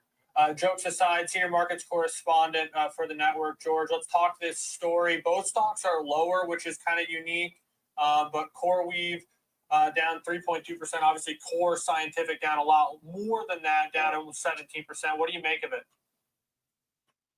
Well, I think the first thing you got to look at is, on the top line, looks like this deal is actually good for Core Scientific shareholders. I mean, looking at the acquired amount of $9 billion, that was significantly higher than the close on Thursday, which is around $5.3 billion in terms of market capitalization. But the reaction is baffling some, and I can explain why I think is what's going on here. But in essence, we talked about this potential synergy and this potential partnership that may manifest in acquisition. I think at least a week or a couple weeks ago we talked about it, but it looks like it's coming to fruition. And so CoreWeave, in a nutshell, Market's just chopping around. Most stocks I'm watching either spinning top or dojis for the most part. Let's take a look at some of these other names that have been trending today. CoreWeave considering purchasing Core Scientific for somewhere near $20 per share. Circle that bounced earlier, starting to turn the corner on the 60-minute. Okay, back above the 20 EMA, so Circle's probably going to muster some strength. Okay, Circle. Okay, consolidating right now. SPY, same thing. Consolidating near the lows of the day. Does this turn out to be a dip buying opportunity? You're watching SPY. It needs to get back above VWAP. VWAP is trending lower. The company's market cap as of close of Thursday was around $79 billion. Hims and Hers. Still have a position in Hims and Hers. We got stuck in Hims and Hers when it gapped down on that Wegovia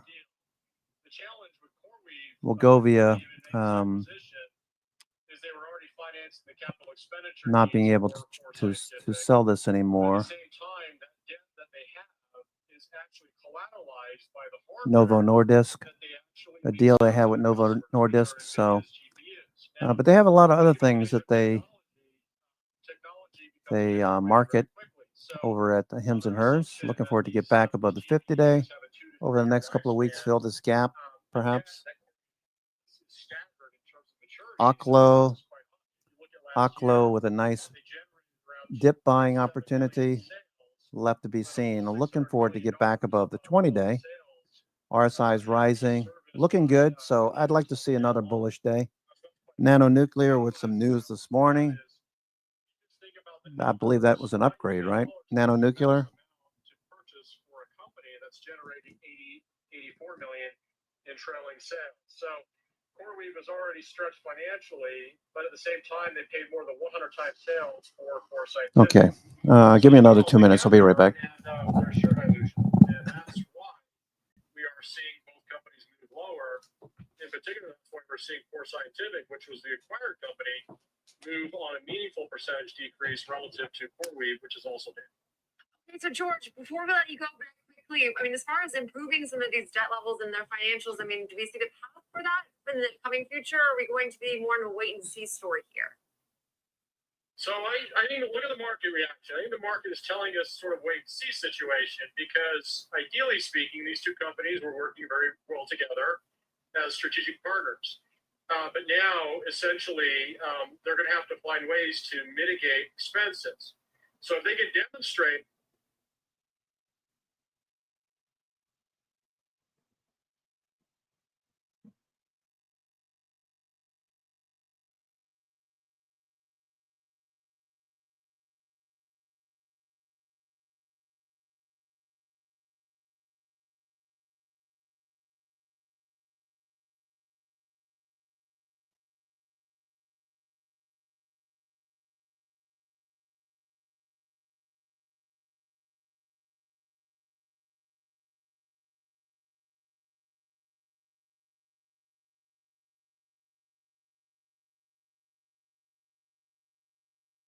Schwab Bank Investor Checking, the checking account built for investors, named highest in client satisfaction by J.D. Power for 7 years in a row. With Investor Checking, you get the award-winning features of our checking account, plus cash management solutions, all designed for investors like you, with unlimited ATM fee rebates for cash withdrawals worldwide, no overdraft fees, and enhanced security features to keep your money safe. Also, because your investor checking account is linked to your Schwab One brokerage account, you can manage your checking and investing in one convenient location. Moving funds between your accounts is easy. Cash moved to your brokerage account is available in seconds. That means you can stop waiting and start investing in stocks, bonds, money market funds, and more. Get more with Schwab Bank Investor Checking, the checking account built for investors.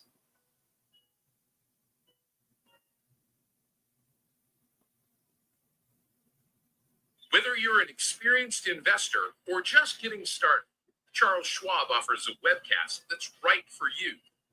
The Platforms and Tools webcasts are designed to help you broaden your knowledge of platform features and resources available from Schwab. You'll learn tips and tricks to help navigate Schwab.com, Thinkorswim, and mobile-based platforms. Best of all, you can ask questions by chatting directly with an education coach. It's interactive learning at its finest. Tune in live or watch on demand. Head over to schwab.com/coaching and start learning today.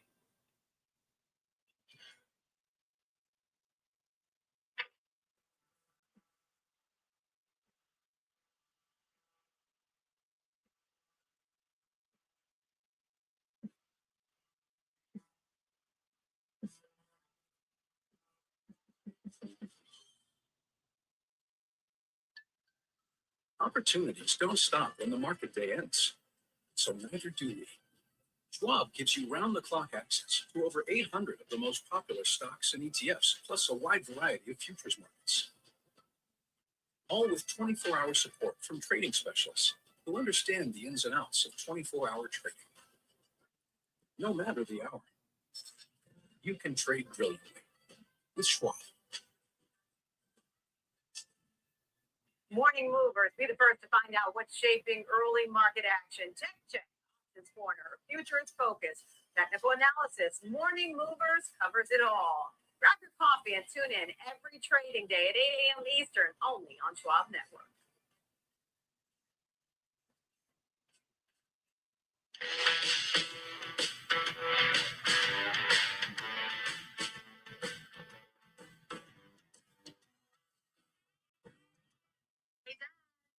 I have a question for you.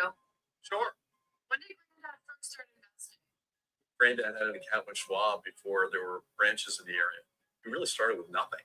He worked hard, and after he passed away, the torch has been passed to me, and my advisor, Jennifer, she was with me with the journey, helping with the estate distribution. The two grandchildren, planning for their college educations. Someday it'll be their turn. Trading at Schwab is now powered by Ameritrade, unlocking the power of Thinkorswim, the award-winning trading platforms. Bring your trades into focus on Thinkorswim Desktop with robust charting and analysis tools, including over 400 technical studies. Tailor the platforms to your unique needs with nearly endless customization, and track market trends with up-to-the-minute news and insights. Trade brilliantly with Schwab.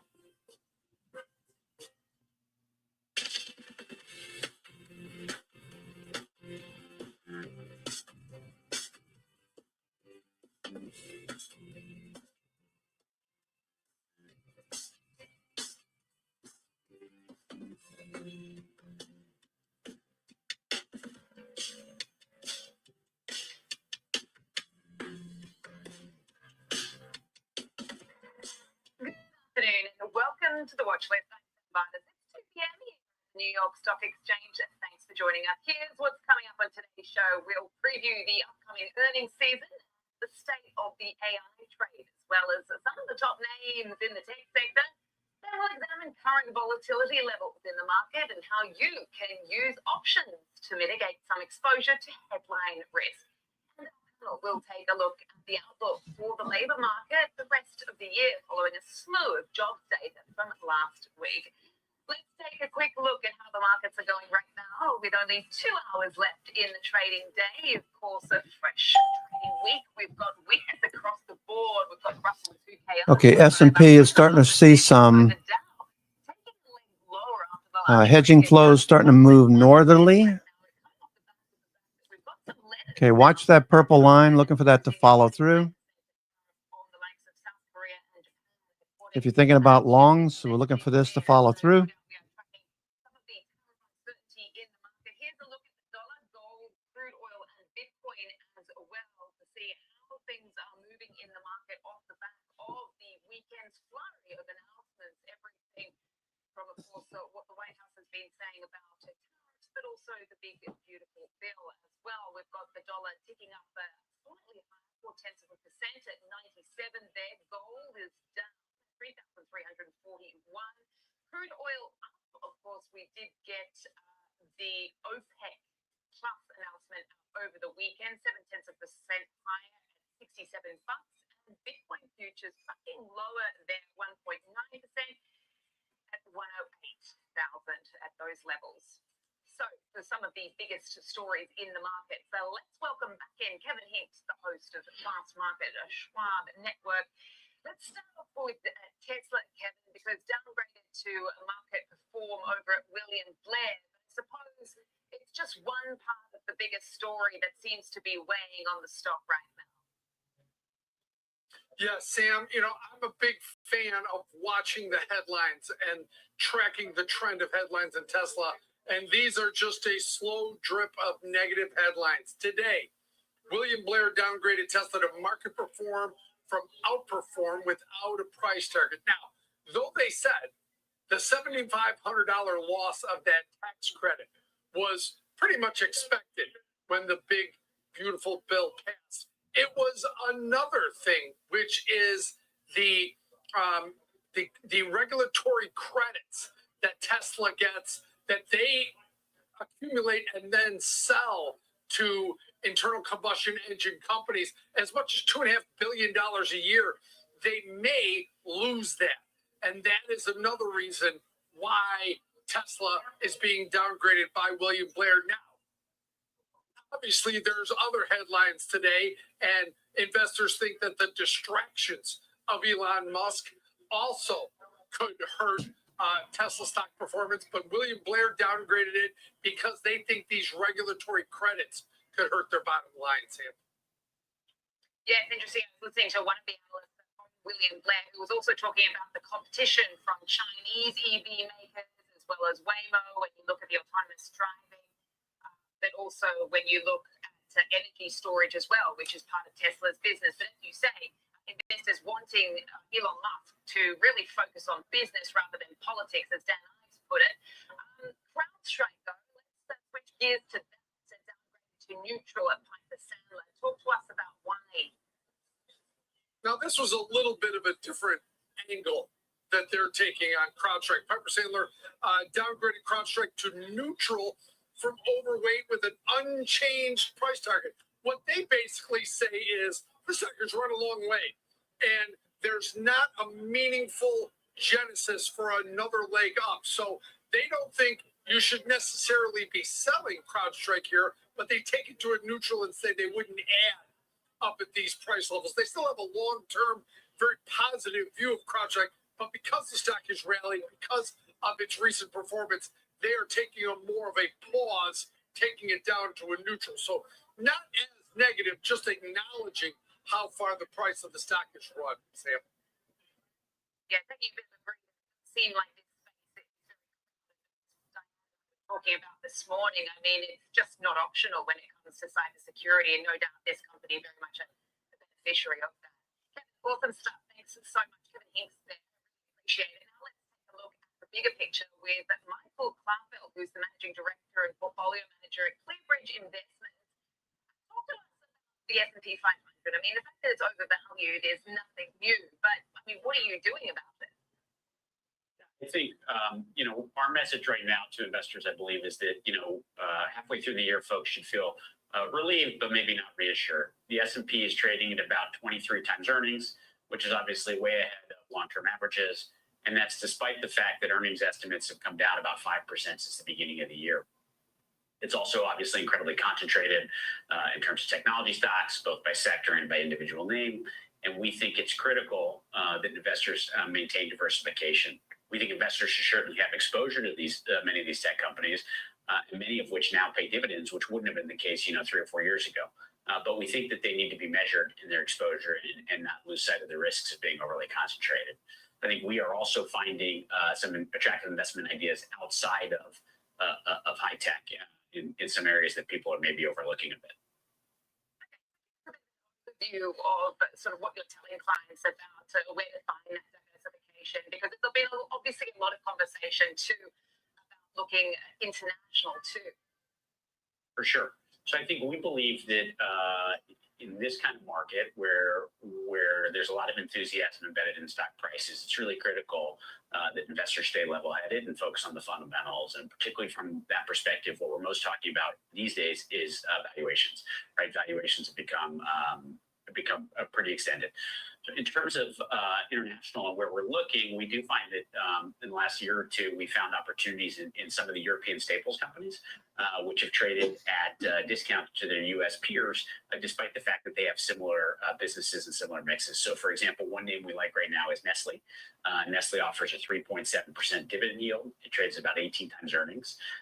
Nestle is the largest, most diverse. Okay, hedging flows are starting to turn up. Watch the S&P 500 here at support. Okay, it's at support. Execution. He's focused on that, and we think there's a lot of room for improvement there. And then the second piece is their portfolio. So I think what we're seeing right now in the United States in particular is that because of a confluence of factors, food staples companies have had a tougher time growing, particularly their volumes, but they're also feeling some pressure on pricing because of price increases they've taken over the last few years. And that reflects both sort of consumer sentiment and also obviously some of the GLP-1 trends in the United States are starting to impact food consumption. What we like about Nestle amidst these sort of trends is the fact that their portfolio is much more global than some of their peers. So predominantly outside the U.S., where the GLP-1 dynamic is less relevant. And then their actual portfolio of products is less tied to stuff that would be sensitive to GLP-1. So they over half their business is in coffee, pet food, and vitamins and nutrients, all things which are less likely to be impacted by some of those trends. You like Nestle, bringing it back to the US, talk us through what else is on your radar. Yeah. So I think one of the things, again, what we're trying to manage is being mindful of maintaining a rigor around valuation, but also thinking about what do you want to own from here, not just from terms of protecting downside risk, but where, what are the dynamics we're seeing in the economy and markets, and where do you want exposure? And I think one of the areas we're finding opportunities and really thematically believe people should be invested is in real assets. So this could be things like commodities or infrastructure, real estate. And so in sort of, the biggest one of these for us is ExxonMobil, where we've increased exposure pretty significantly over the last year. And what we like about ExxonMobil is, first off, from a sort of balance sheet and valuation perspective, ExxonMobil has a fabulous balance sheet. They are the best capitalized, also the largest and best positioned of the oil majors. It has a 3.5% dividend yield. And what's really so powerful about Exxon today is that because of their phenomenal portfolio, they're in a position where they should be able to grow their earnings at a double-digit rate without requiring any help from oil prices. And the reason they can do that is because their portfolio is growing while at the same time reducing its emissions intensity and lowering the cost per barrel. It's a very powerful combination. And from a commodity price risk perspective, obviously with oil prices having come down of late, people are nervous about that. But Exxon just recently told the street that even if oil went as low as $55 a barrel, which is well below where it is today, the company would still generate $125 billion in excess cash flow over the next 5 years. That's after paying their dividend and after investing in the business. That's about a quarter of their market cap, so a pretty staggering number. And as we think about investors considering or starting to worry more about sort of inflationary scenarios or stagflationary scenarios, Exxon's exactly the kind of company you want to be in that type of environment. They would benefit in the sense that in an inflationary environment, typically oil prices would rise, so their earnings would go up. And from a portfolio perspective, it would really provide a powerful portfolio hedge because most other names would be suffering in that kind of environment. Right. Obviously, good to find opportunities in that environment, as you say, where we've got this prevailing narrative coming back of this supply demand dynamic, and particularly what we got from OPEC over the weekend with regards to upping some of that production too, as you say, an impact on prices. And just lastly, I think you mentioned real estate too. You have a name on your mind. Yeah, we have one of the names we like a lot there is Avalon Bay. Avalon Bay is the largest apartment REIT in the United States. Avalon Bay, we think, is best in class. They have a terrific balance sheet, a terrific portfolio, and the best track record of creating value over the long term. And what we like about Avalon Bay here is Tesla trying to turn back up. perspective. Microsoft with short covering. There goes Snowflake. Snowflake making a new high. That's sort of the free cash flow metric in REIT land. Snowflake making a new high. Watching his hedging flow to see if this can turn. Palantir back to the high of the day. Palantir's back to the high of the day. Looking good, Palantir. So people are staying in apartments longer. There's less competition from sort of buying versus renting. And then within the market, within the apartment market, there's very little new supply coming on because interest rates have gone up and because of inflation, the replacement cost of their assets and the cost of bringing on new capacity has gone up dramatically. And so that should create a favorable supply-demand balance and at the same time provide a powerful pricing backdrop for the industry.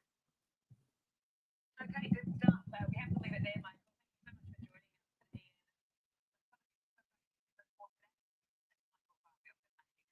joining us today. Okay, ASST, asset entities. Many people talking about this morning. Like it better here. $7 versus 10. All right.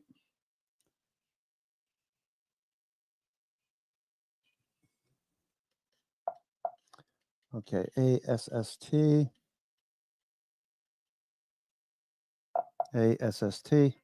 Looking a lot better here. Okay, not much in the way. There's volume out there on the January 1250s. January 1250s, they got a 50-cent Low tick alert minus 50-cent 800. spread. The 15s. The 15s are 95 by $1.05. That is a 34 delta. Okay. 34 delta on the January 26, 2026, January 2026. ASST, the 15s only have a 10-cent spread.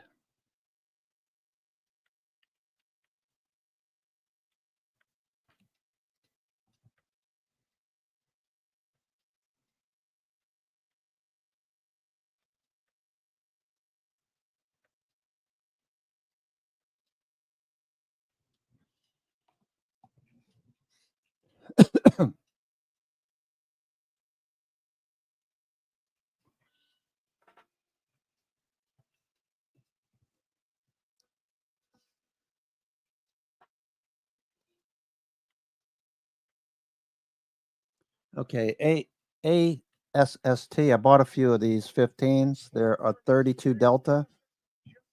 Okay, if we do get a bounce, looking for a follow through, got plenty of time for this to work out if speculation holds. I'd rather buy 5 of these, and I'd rather buy 5 of these than 500 shares of the stock. Just personally, just me. I'm trying to limit my exposure at the moment. Once we start to see the markets continuing what we started 2 weeks ago, if we can manage to follow through, that would be great.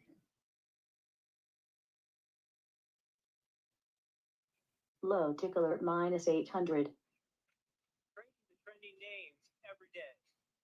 I'm Tom White, host of Fast Market, ready for you, ready to go at 12 p.m. Eastern on the Schwab Network.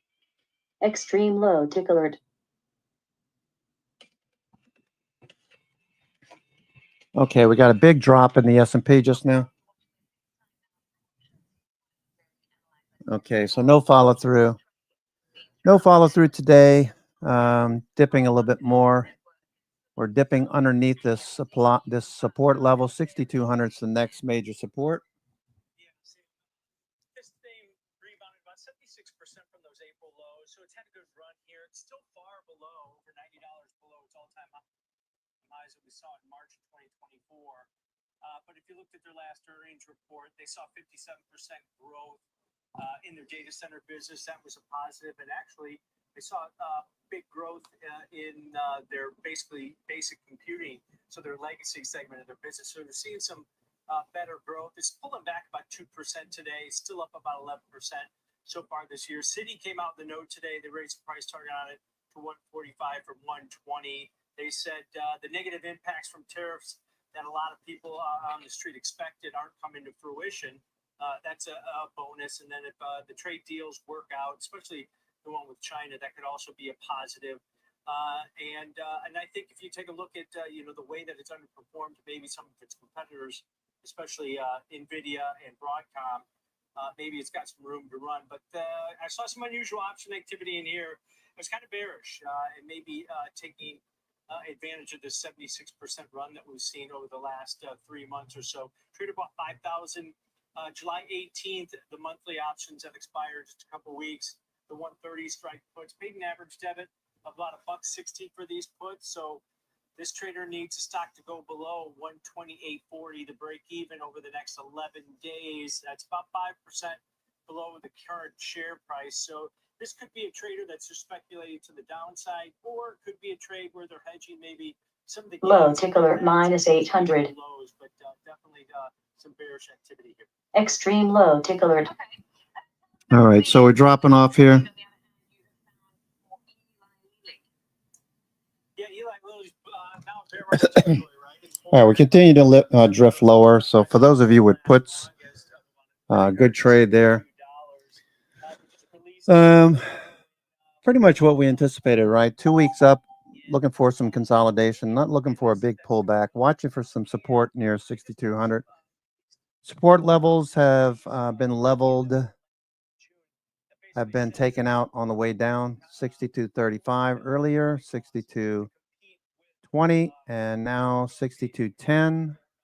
And below that, 62.05. Okay, we'll see how far this goes.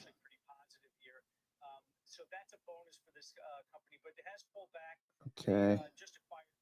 6,200 down below, 61.90.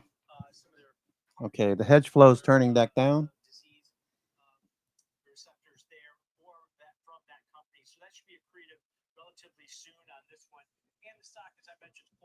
Significantly. So a trader repositioning an existing position they had. They bought 10,000 the August 15th, the 850 strike calls. They paid an average debit of about just over $16 on those. The break even of 866.35 over the next 39 days. That's about 13% higher. That's where this trader needs the stock to go to start profiting on this one. Call volume about 8 times normal daily average volume that we've seen over the last trading day.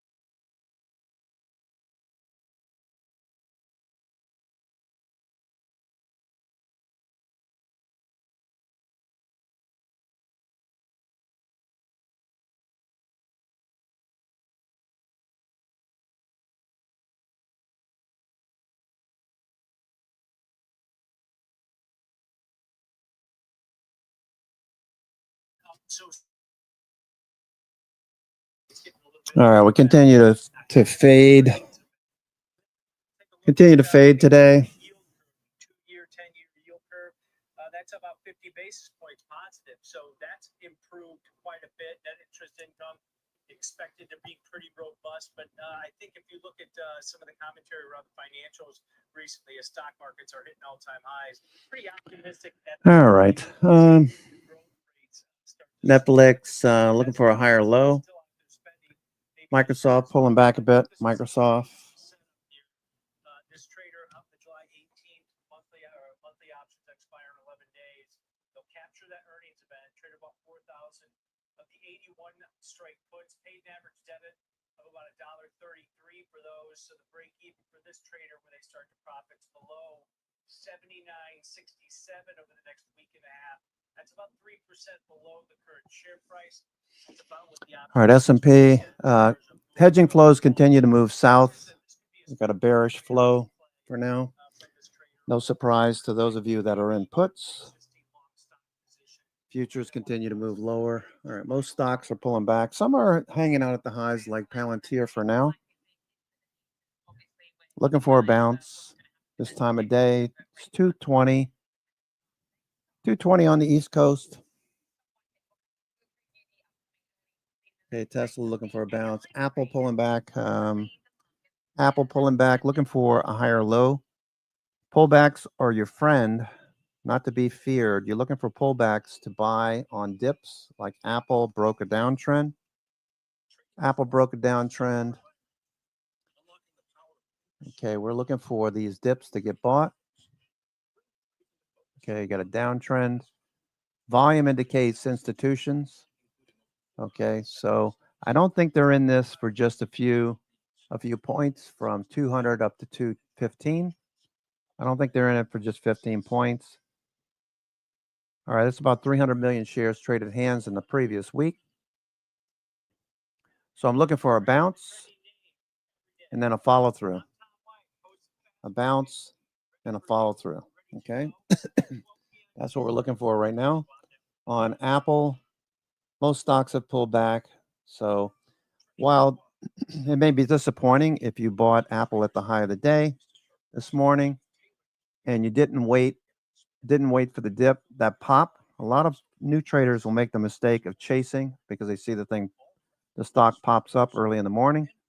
Now, if you bought up here, you have to wait for this to come all the way back to where you bought to break even, just to break even. But if you wait for the buyers to show their hand, gives you a much better entry. So we're just waiting for a pullback to the 9 or the 21 day, maybe the 50 day, and then bounce and start to follow through. All right, S&P is still looking worse for wear. Very well could bounce near the 9 EMA or the 21 day. Previous consolidations, 200 day, we rode the 9 EMA and the 21 day. We tested the 21 day 2 weeks ago at 59.43 and followed through. 2 weeks up, we're not surprised. We shouldn't be surprised to see a pause because that's what we've seen recently. 1 week up, a pause, 2 weeks up, a pause. That seems to be the case. 1 or 2 weeks up, then we pause. 2 weeks up, we broke out the new highs, pause. Okay, so look forward to it. That gives you better entries. As long as you're not buying the highs, you should be fine. Now, let's say, for example, that the S&P starts selling off like crazy. I don't see that happening, but if we did, I'd be looking for a break below the 10 EMA on the weekly. I'd be looking for a break below the 9 or the 21 day on the daily. And the 60-minute, I'd be looking for a test and a break of the 20 EMA. So for right now, okay, since the 24th, we've been riding the 20 EMA, 60-minute. This is the first week where we're starting off with a trend below the 20 EMA. This could last a few days, like over here. Okay, between the 11th and the 20th, we had this pullback below the 20 EMA. We bounced at the 20 EMA daily, that red line, and we resumed the trend. Okay, so we're not always going to be up and to the right. Sometimes we're going to pull back and consolidate. That's what we're doing right now. And with that, I'm going to take another 2-minute break. It's beautiful outside. I just want to stick my head outside and get a breath of fresh air. I'll be right back. Watch for a bounce here. Need to see that hedge flow turn up. I think it does, Sam. Great to be with you. Thank you for having me. Overall, if we look back at the first half, the tech sector, it was positive. We saw resilience, especially in AI computing. Q1 was a little sluggish, but the sector really did rebound in Q2. We saw some major players. Of course, we have to talk about the Mac stuff, NVIDIA, Microsoft. But there were some other non-Mac 7 notables that also helped drive first half growth that we expect to do well in second half as well. Palantir jumped an impressive 70%. That's thanks to government contracts, AI-driven defense solutions. So it's a bit controversial. We also saw Cloudflare, AI-powered cybersecurity, rise 70%. That highlights what we'll see momentum in second half is this growing demand for AI-driven security solutions. And then in the cloud side, we saw Oracle report a big jump in cloud revenue, with OCI growing over 50% in the first half alone. When we talk about obviously that is what everybody pays attention to and why we obviously see movement in the stock on the day when we hear those report cards. I mean, it was a quarter in which we saw a lot of companies actually holding off on giving, some of those outlooks. But in tech specifically, they seem to generally, while they don't have a lot of visibility right now, suggest that they're be able to sort of weather the storm there. I mean, what's your expectation for the second half as far as some of that guidance is concerned? Yeah, I'll share some of the headwinds because they're still there, but also a lot of the opportunities that we see in the second half where tech is concerned. On the headwinds front, trade tensions, tariffs, still big issues there. We're also seeing some shifting customer relationships. For example, Qualcomm, it's facing the loss of Apple as a handset customer. And what that highlights for Qualcomm is that it needs really further diversification. But I will add that Qualcomm saw first half growth in automotive, in IoT, and QTC chips. So that's indicating that its diversification away from its core handset business is succeeding. Of course, the China export restrictions affecting companies like NVIDIA. But from a tech perspective, what we're seeing in second half as opportunities are cloud and edge, so think Snowflake, cybersecurity and data protection, think Palo Alto Networks, CrowdStrike. In the 5G and wireless semiconductor phase, we're looking at Broadcom, Qualcomm, AMD, of course, Marvell, and of course, NVIDIA. And we're following these companies very closely to see how they perform in the second half. Yeah, no doubt, as you mentioned, some of these companies have a China problem on their hands. NVIDIA has proven to be pretty adaptable getting around circumventing some of those export controls. And no doubt, we've also seen the headlines today about the administration cracking down potentially exports to places like Malaysia and Thailand. They want to sort of plug some of those loopholes where there have been some leakage, I suppose, but this is obviously a space to watch. But low tickler minus 800. What are you watching and listening for as to what some of these companies are going to say? Just obviously tariffs and export controls, but the domestic market as well, as far as demand is concerned. A couple of companies that we're following very closely include two that I just mentioned, CrowdStrike and Palo Alto Networks. Why we're watching CrowdStrike so closely is because it's only been 1 year after it experienced that massive global IT outage that was caused by a faulty software update. What we're seeing for its cybersecurity products is really robust. And that momentum is likely to continue into 2026. And I should also note, CrowdStrike's revenue is tied to its cyber AI products significantly above where it was a year ago. Palo Alto Networks is also really evolving as the cybersecurity landscape does nothing but evolve into very sophisticated attack surfaces and vectors. But Palo has gone from really a next-gen firewall supplier into what now is a security operating system that spans network and it spans cloud and endpoint and identity. So the AI trade in 2025 is looking really strong. This is probably the biggest technological paradigm shift of our lifetimes that we'll see, and it's still only in the early innings. Yeah, I mean, as we've been talking about this morning with a number of my colleagues, is the fact that, when it comes to cybersecurity, when you look at the CrowdStrikes of the world, I mean, this is not optional, particularly as we see the rollout of AI. There certainly is that need, and the budgets are there as far as the spend is concerned.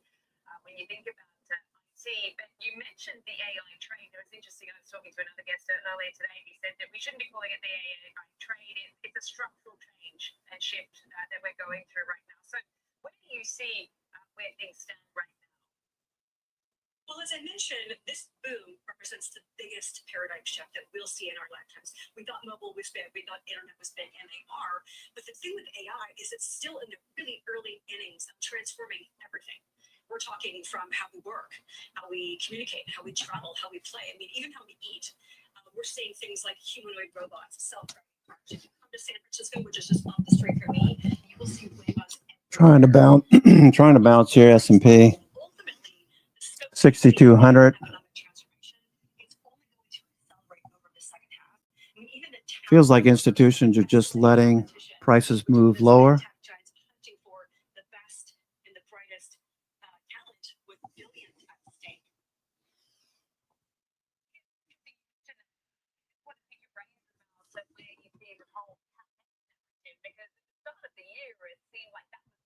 Into question, particularly off the back of the DeepSeek breakthrough, which had rattled everyone from Silicon Valley to Wall Street, and then yes, now it seems like that whole idea is under the rug or something, because you're seeing some of these companies coming out with sort of eye-watering announcements as far as splashing the cash, and it doesn't matter how much.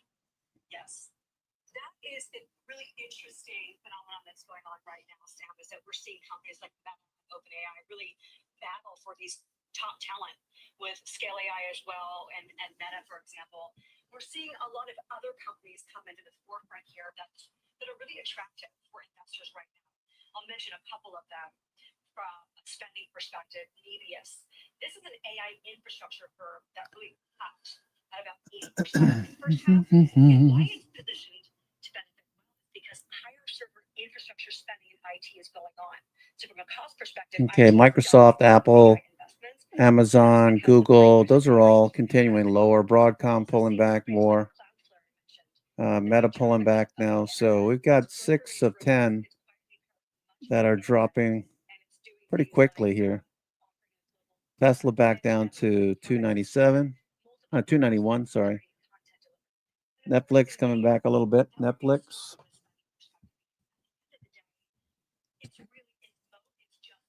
We could see a few days of consolidation after 2-week move to new highs. So what I always do is, I guess you can get a sense of it from the way I like to take profits off into strength, reduce my risk, collect cash, look for the next pullback. So collecting all that cash for the last 2 weeks into Thursday, where we were selling NVIDIA, SOXL, semiconductors, NVIDIA, the chips. All right, so SOXL sold on Thursday. So the pullback is going to give me a better entry. You might say, well, why don't you just swing it? Well, I could, but these are options. So I believe I had options that expire next week. But I thought that with 2 weeks up, we would probably see a pullback. So I don't want to run the risk that the options that were collecting a nice premium that I had a nice profit on. I didn't want to take the chance that we would pull back for 3 or 4 days, and then I would miss my expiration and have to roll out at a discount, whatever. So taking profits off into strength. Okay, if you look at the advanced decline percent, all right, higher highs and higher lows for the last 2 weeks. Okay, we're pulling back. This is all very healthy and nothing to fear. Okay. Be more fearful if the markets just rolled over and started tanking like a big red stick, like over here back in April. But this is not the case right now. I would imagine the people that were fearful over here on the left, where they had these big red candles dropping off, less fearful now because we've accepted the fact that tariffs are going to be part of the trading environment. And from April 7th to now, even though we're hearing tariff, and some countries walking away from tariffs, and Trump talking about getting back into tariffs or raising their tariffs even more. We did have Vietnam on Thursday with some positive results.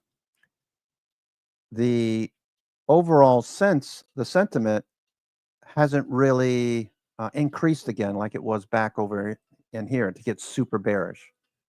Now, I don't know what's going to happen. I don't have a crystal ball, but what I can say is this move from April 7th, April 8th up to now was a pretty strong move. 30% on the S&P 500, 30% gain from the low. That's a really good gain. I mean, if you just took off the rest of the year, you know, you've made, well, you don't have 30% for the year, but if you were buying down here, you know, you have 30% since April. For the year, we're back up to the highs. So let's take a look at S&P. Let's look at the yearly. Okay. So yearly so far this year, we're up 6%, 5.5%. Okay, we're trending. Okay, let me show you something else on the S&P. So have no fear, the dips are getting bought until they don't. And then we'll tell you, you know, let's step back and reassess the markets. For now, though, the markets continue to rally. Let's see, we want to go to monthly. Okay, let's look at these charts. All right, so the idea here, this is called the Faber long-term trend model. This is for people that are investors that have a day job, and all you want to do is buy dips, and you want to let your 401k grow over the years. Let's say you're in your, 25 to 30, and you're going to invest for the next 25, 30 years. You want to pay attention to this particular trend model because it's very simple. You want to be long above, short below, or out of the markets. Okay, you see that trend line? I mean, that moving average? You want to be long above, short below, or in cash. Okay, when the moving averages roll over, does that look like it's rolling over to you? Okay, we had 3 billion in gamma. We had 3 billion in gamma. I'm sorry, 3 million. Let's see, here we are, Monday, Thursday. Okay, so this is something I talked about in the weekend video. Okay, where are we here? Okay, right here. Okay, while the 6250 was the upside target pre-S&P, we hit 6280. Okay, that was a target. That was reinforced by a staggering 3 billion of S&P equity flow driven by longer dated. The key here is longer dated. Okay, 3 billion in longer dated S&P equity flow. Let that sink in for a second, because what that's telling you is institutions have bought 3 billion. 3 billion has changed hands. The flow is in longer dated options. That's the largest S&P basket flow we've seen in the last 30 days, and it happened on a half a session.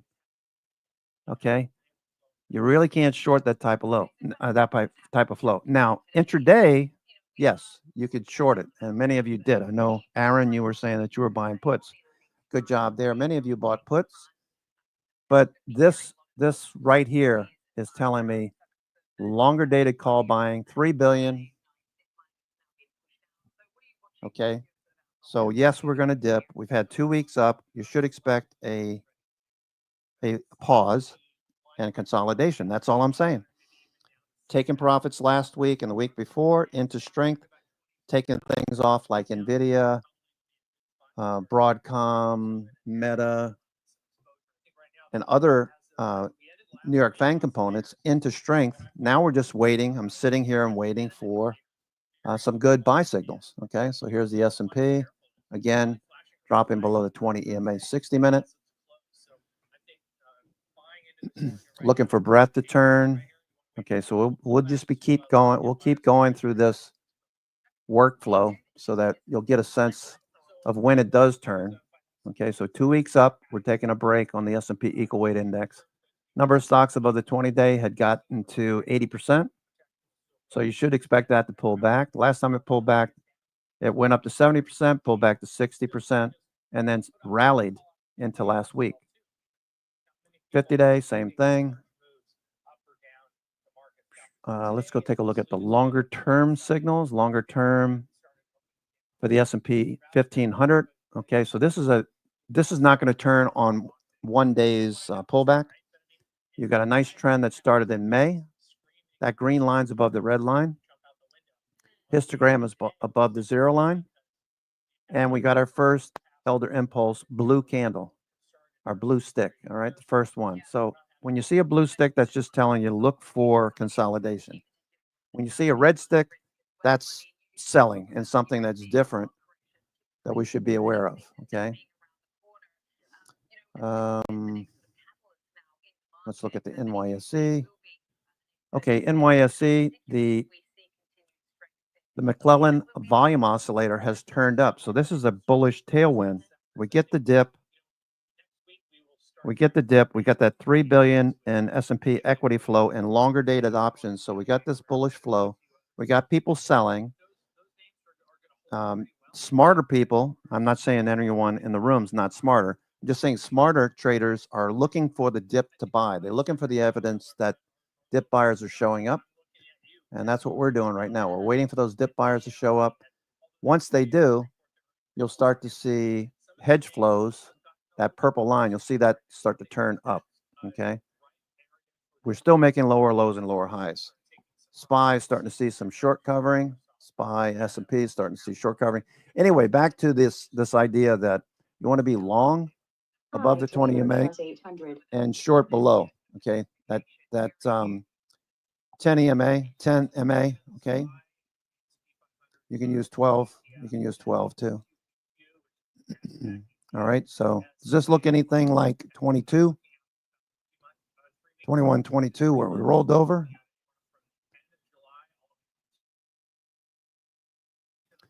It doesn't look anything like the bear market, right? We're moving higher. You might say, yeah, Benny, we're going to roll over right now. I doubt it, but you might be right.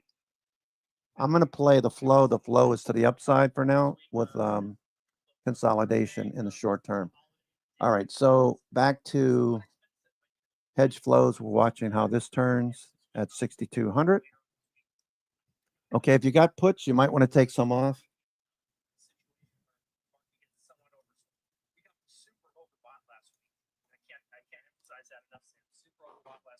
Yep, exactly. Yeah, you're seeing the same thing, Corey. Yeah, 100%.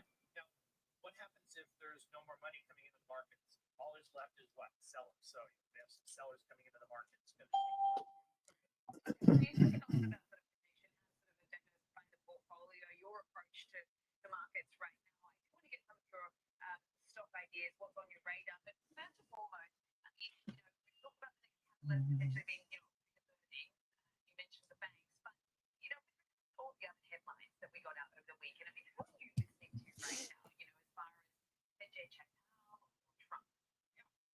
So I had to choose one or the other. I mean, each one has their own catalyst for moving markets. I think when President Trump comes out there and starts talking about tariffs, people are taking it seriously, although not as seriously as they did from back in the early part of April when the VIX skyrocketed from about 16% all the way up to 60. Now today, you get a day like today where he's talking about tariffs with Japan and so forth. The VIX is on up a little bit. It's not skying high out of control. Jay Powell, on the other hand, here's a guy who's got a real steady hand managing monetary policy. And I like what he's doing. I like what he's saying, even though President Trump doesn't like what he's doing with interest rates. But keeping a steady hand and paying attention to what inflation is, paying attention to what the growth market in the economy is doing. Job market was really strong last week. It's remaining strong. And why do they need to cut interest rates right now when the economy is strong and inflation is starting to come down? So I think that if you listen to them both, you can get some good. Okay. HSBC analyst said too many tacos gives the market indigestion. So isn't it interesting that where the taco? Oh, they're very clever with the tacos. Okay, S&P 500 looking for a push higher. Okay, looking for starting to see the New York Fangs.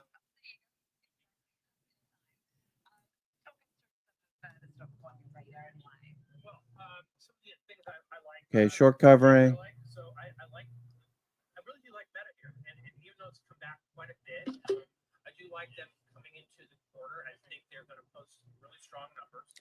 Short covering, starting to see a follow through. Okay, watching for short covering.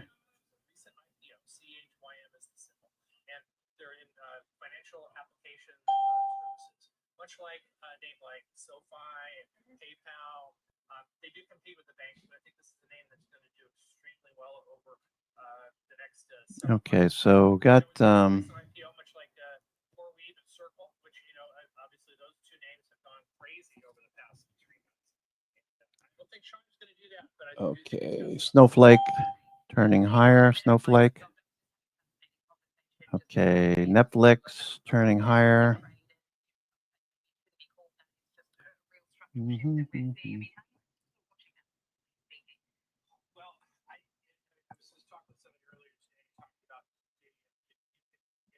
was a planet, NVIDIA is the core of that planet. And so it's touching just about every technology company that's related to AI.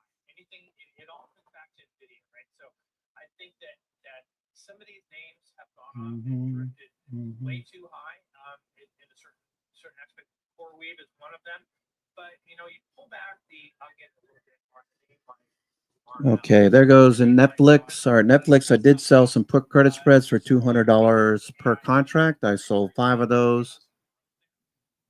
Those are out in August, I believe I said. So it was a 25% return on investment. Okay, so risking 800 to make 200. Now you might say, why would I want to risk $800? Well, that's the worst case scenario. Okay, so you can also take a put credit spread, and when the price action starts to move back towards your or up to your short strike, you have a break even level that you can take the trade off. Well, the only thing you lose is time. Okay. I just believe Netflix is going to continue to move higher just based on what I'm seeing here. Netflix. So this is a long trade. I'm just selling premium instead. So I'm down here 1165. Okay, 1165. So every day that this does maybe move sideways or move slightly lower or higher, hopefully, every day that happens,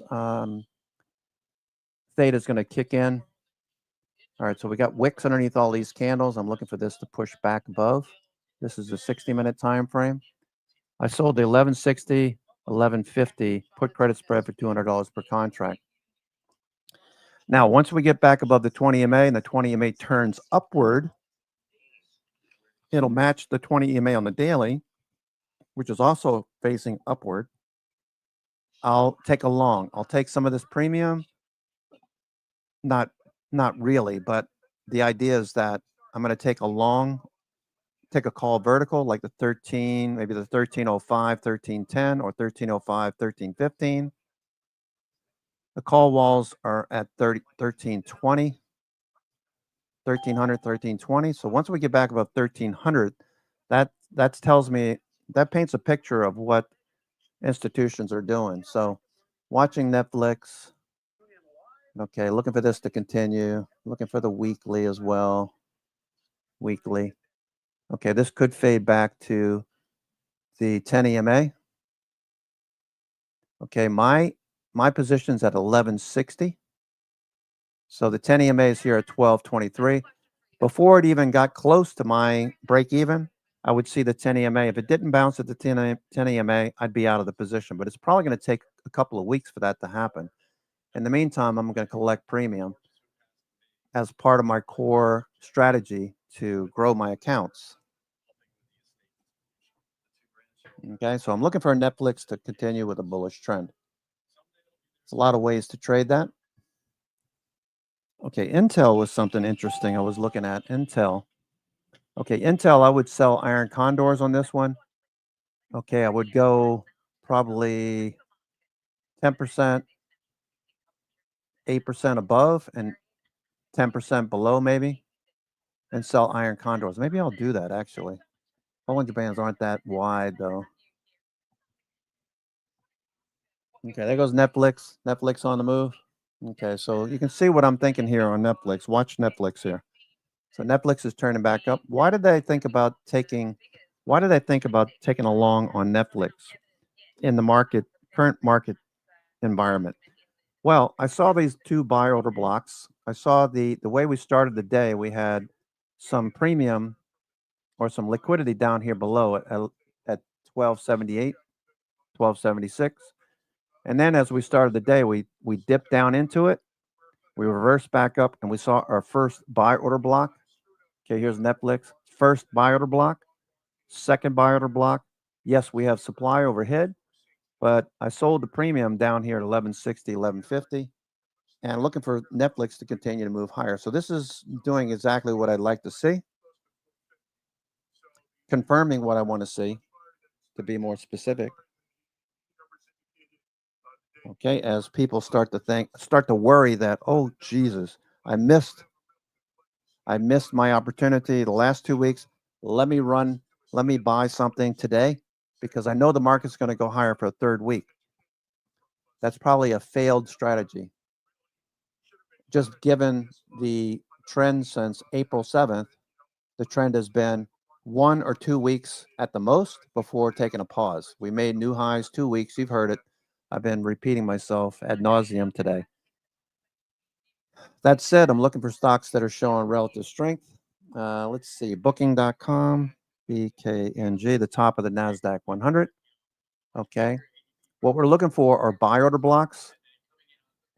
Maybe you're starting to see what I look for every day. Okay. Here, buy order blocks. Okay. Buy order blocks. That's what I want to see. I don't want to see any kind of overhead supply. Buy order blocks, volume. Same thing with Netflix. Buy order blocks. I'm looking for the dip to get bought. Buy order block, follow through. What about Snowflake? Snowflake. Okay, you can start to see the same thing repeatable.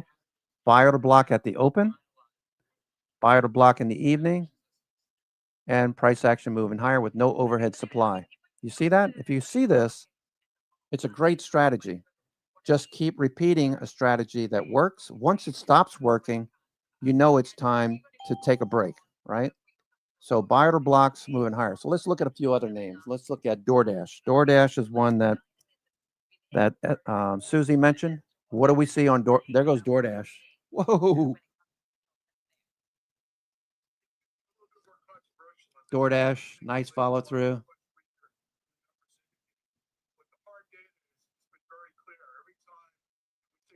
DoorDash, we saw that flow earlier this morning.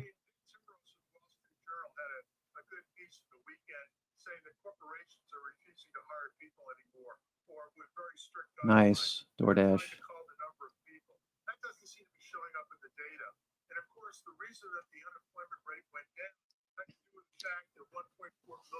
Okay, looking good, DoorDash. Same thing here. Buy order blocks, no overhead supply. I'm going to keep repeating this. It'll make you crazy, I'm sure. Buy order blocks, no overhead supply.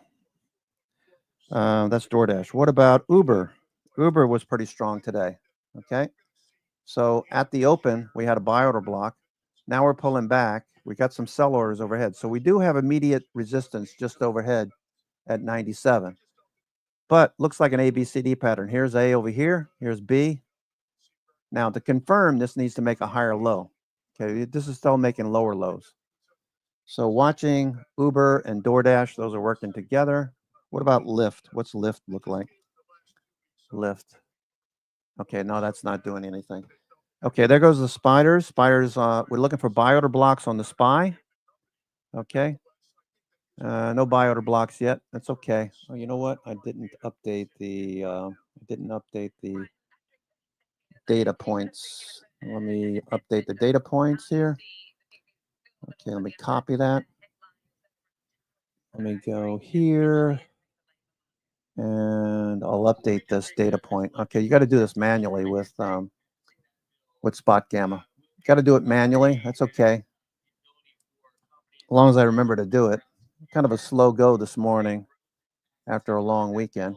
Okay, so these are updated. So this will give me the new levels. Okay, so we're bouncing right near support.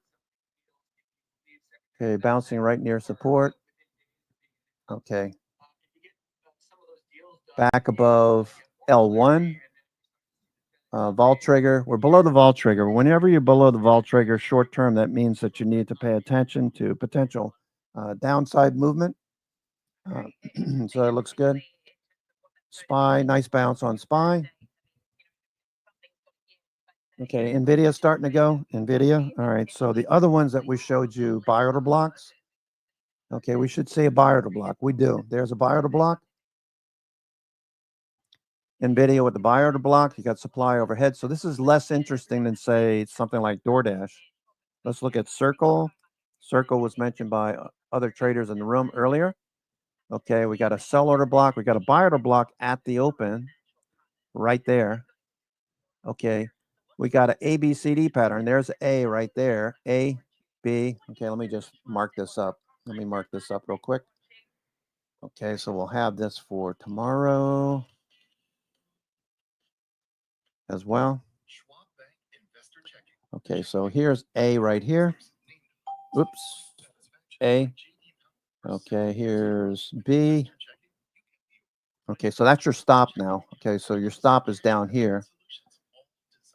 Okay, so here's your stop. Okay, here's C.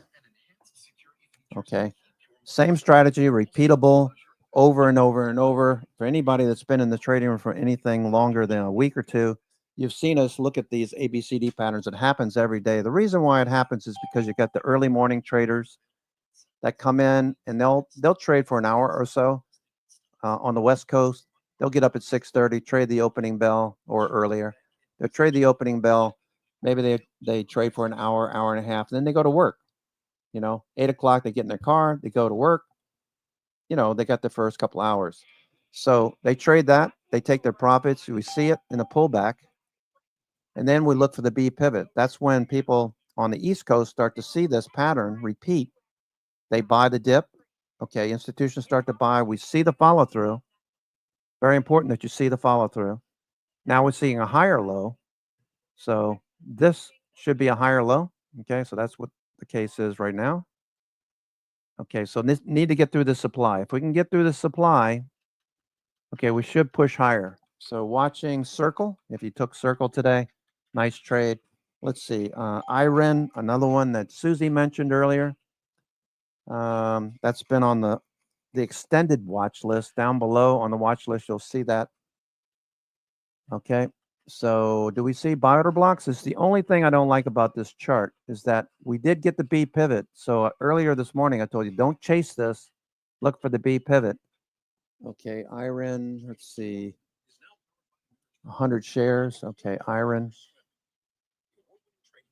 Okay, this is Bitcoin mining, right? Bitcoin mining. IREN. IREN's Australia-based Bitcoin mining company. Okay, IREN looks good. This one showed up on the IBD 50 as well. I believe it's on the IBD 50.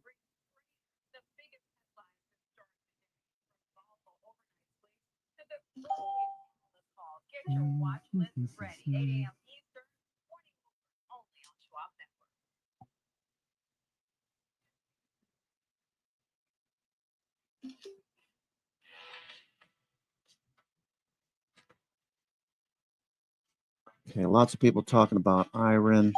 Is this the IBD 50? Let me just go check. I thought it was on the IBD 50, right? Thought this was on the IBD 50. Let's see, the IBD 50 for the week. I'm your host, Cousin Vinny, coming to you from theclosingprint.com. It is Monday the 7th, 3 o'clock, power hour.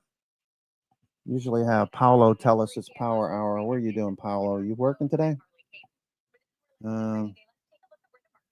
DoorDash looks good. Nice job there for those of you taking DoorDash.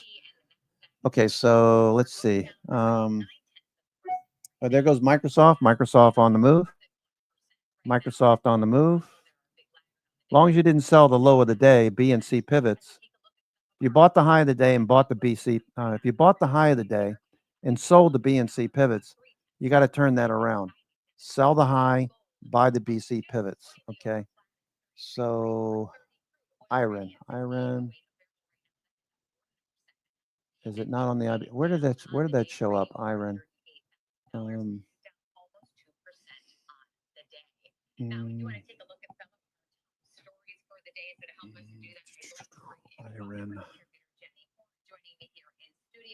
Jenny, of course, we have to start talking about Tesla. We just can't seem to. It's not on the IBD 50. I saw this somewhere. It was on a scan or something. Iron. Look at the volume, though. Look at the volume. Holy smokes.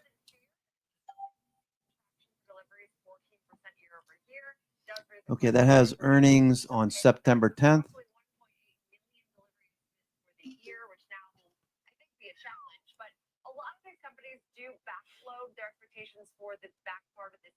Okay.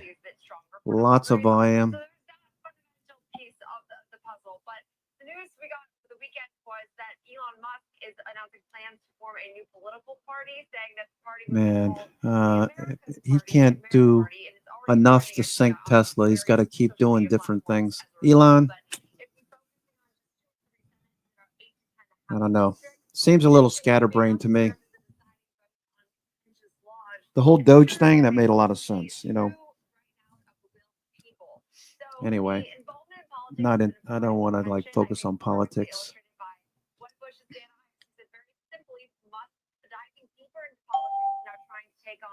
The Beltway establishment is the exact opposite direction that right now Tesla shareholders and investors really wanted taking during this very critical period of Tesla's story. As we do know, we finally got the road taxi unveiled, the autonomy push, all things that do still very much excite me about their long-term trajectory and narrative. But you have to consider Musk right now doesn't seem to want to stray away as much as we were thinking he would from politics after he, of course, left his role at the Department of Doge, as we want to put it. So I think that this is unfortunate because it does bring this drag down on shares where nothing fundamentally has changed from last week. Just commentary over the weekend really is, I think, the leading contributor to weakness today. And we did see another downgrade from them as well. I think a lot of investors are hoping that Musk is going to focus on the company as a tech company, not just a car company. And he even said so himself. He gave a whole press conference about how I'm going to focus back on the company. And now we're back to politics. And now William Blair has. Yeah, and this is also an interesting note because it mentions, I think, a critical part of the Big Beautiful Bill, which was the beginning of course, his backlash between Musk and President Trump. But the removal, William Blair did mention, of that $7,500 electric vehicle tax credit right now really also drags the elimination of the corporate average fuel economy, which they said requires a reset in expectations in their opinion. So they do believe the combination of a demand headwind from the tax credit removal and Tesla's over $2 billion in profits from regulatory credit being at risk may be too much for investors to bear. And as a result, they do expect now this reduction in regulatory credit revenue to result in a direct hit to profitability, which I think is also partially why he's been so critical of the Big Beautiful Bill, because it's not favorable for anything that operates in alternative energy. And we have other things today with AI, big AI. CoreWeave saying they're acquiring Core Scientific, and both of their stocks sank after that announcement. Can you give us the details? Pretty significantly. CoreWeave shares falling as well as Core Scientific after the company CoreWeave did say it would be buying that supplier and key partner being Core Okay, Tesla turning back up. I sure hope Tesla turns back up because Elon's doing everything he can to sink the stock. I have Tesla shares. I'll sit on that for a while.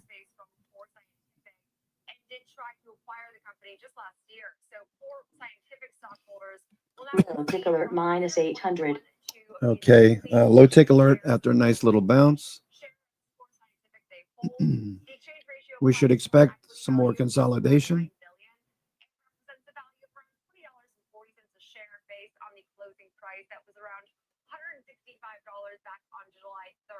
So the street reported the talks were taking place between the two companies last month, which is sort of why we pulled from July 3rd, because that was the last time we saw a normal trading session without this news.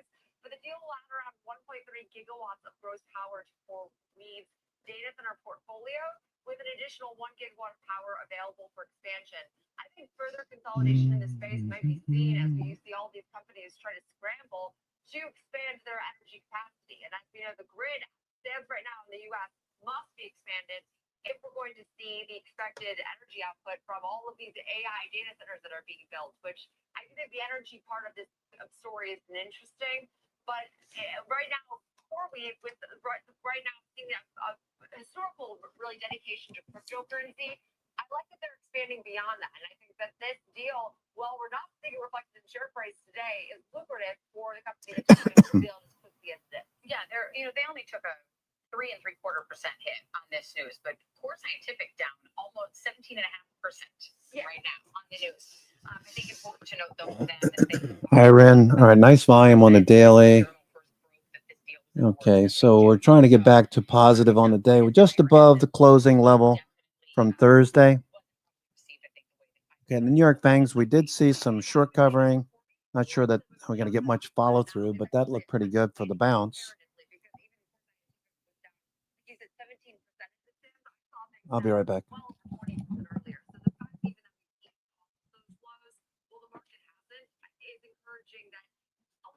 These various M&As, it's not normal to see some selling or some volatility following the announcement. And we have to talk about Netflix too. They had a downgrade from Seaport earlier today, cited some valuation issues, potential issues. Another name that's actually come off of lows here quite considerably on the session. We've still remained off of highs by about 3.8% with also today's move, but off of lows by 120%. So substantial recovery here we've seen in real time in Netflix. Seaport, though, not with so much optimism, just taking on a more neutral stance with a downgrade to neutral from brought by no price target, citing valuation and the time needed to execute against expectations. Low tick alert -800. Now saying they see less than 10% upside for shares, and so there's plenty of long-term opportunity that's factored in at current levels. And then right now, feeling that execution needs time, and there are still these big expectations for advertising, aggregating, and launching experiences, which in their opinion will expand things at least in the long term, but making more of that near-term call based on valuation, I can imagine here. Netflix does also have earnings in the coming weeks. I mean, Thursday, July 17th, we have that to look forward to. Okay, let's see, Iron. So, like everything in tech, or anything that is right now consumer facing even. Okay, we only have about, 15 stocks green on the NASDAQ 100. Not the most inspiring start to the week. That's telling you what trend is. So when we come in on Monday, we're always looking for the trend. Okay, we're always looking for the trend. What's the trend going to be like to start the week? What's it going to be like into the week? Okay, so right now, let's see what's going on here. The number of stocks, okay, we got 72 out of 500 advancing. So that's pretty poor breath after a 2-week rally to new highs, 2 weeks in a row. We now have only 19 stocks on the NASDAQ 100. 100 stocks, only 19 are bullish at the present time, with about 50 minutes to go. 50 minutes to go. We're pretty extended. We're at the second standard deviation on VWAP. Okay, anchored VWAP. Okay, let me just show you this. And NIMO hit plus, what was it? Plus, I want to say plus 80. Okay. Let me just mark this up and show you what I'm looking at. Okay.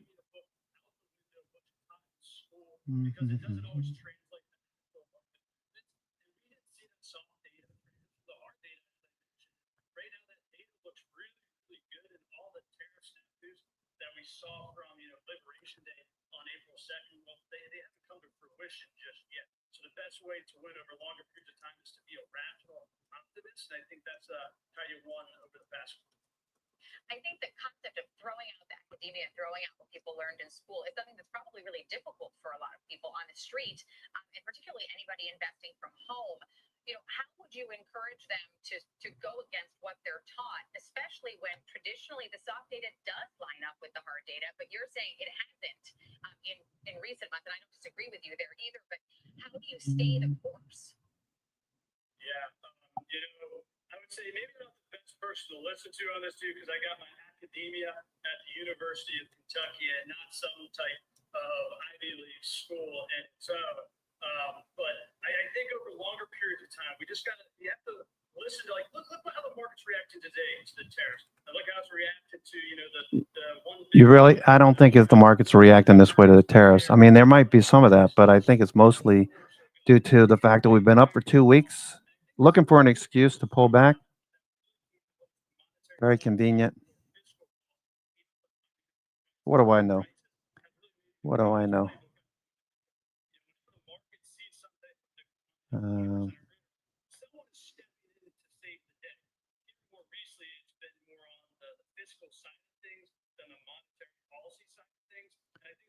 This new dynamic that investors have to realize that we're kind of in this new world of investing, like what we've been accustomed to in the 60s, 70s, 80s, and 90s. Like that's just not the playbook that is going to continue to work into the future because this idea of quantitative easing and the spigot of fiscal policy injected in the market, whether it's from the Democrats or Republicans, just really isn't going to anytime soon. What the hell's going on So here? David, in your opinion, what is the current state of our economy?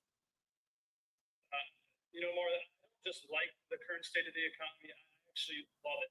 At the end of the day, I think people want to focus on the short-term noise of tariffs. I think the market's looking through that. I think the market is focusing on, the upcoming earnings season that we're going to have for Q2, and it's looking at a lot of the labor market data that's going to be coming out over the next month. But if I were to ask a lot of our clients and investors, like outside the soft data, if you look at the hard data, like, what numbers look negative to us right now? Maybe you get some ISM manufacturing data that looks negative, but right now, truth be told, like the insulation of the health of the consumer remains very strong.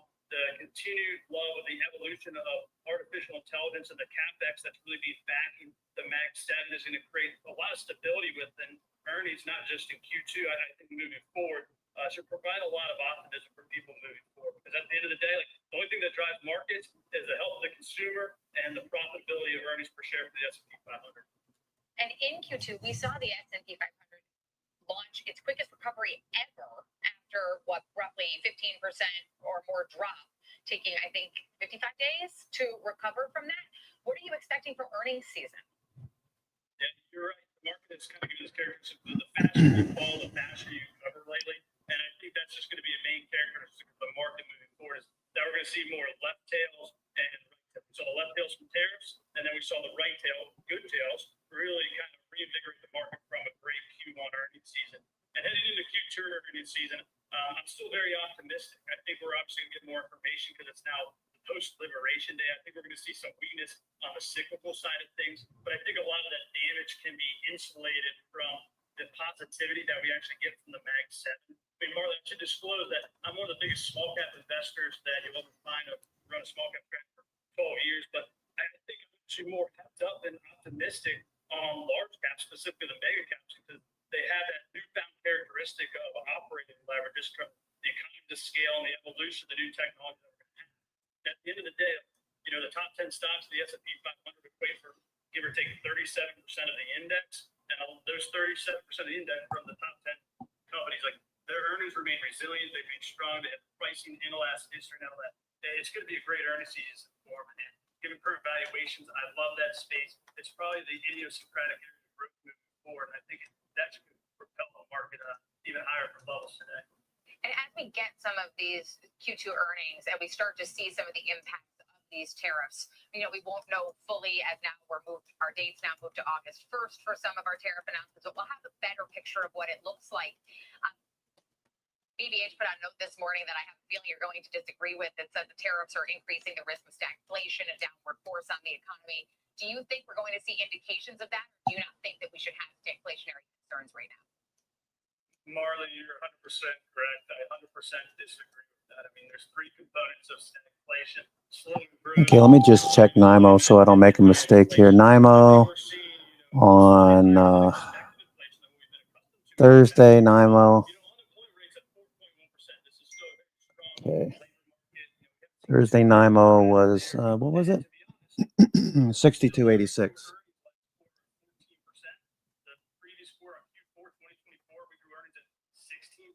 Like we're going to see a moderation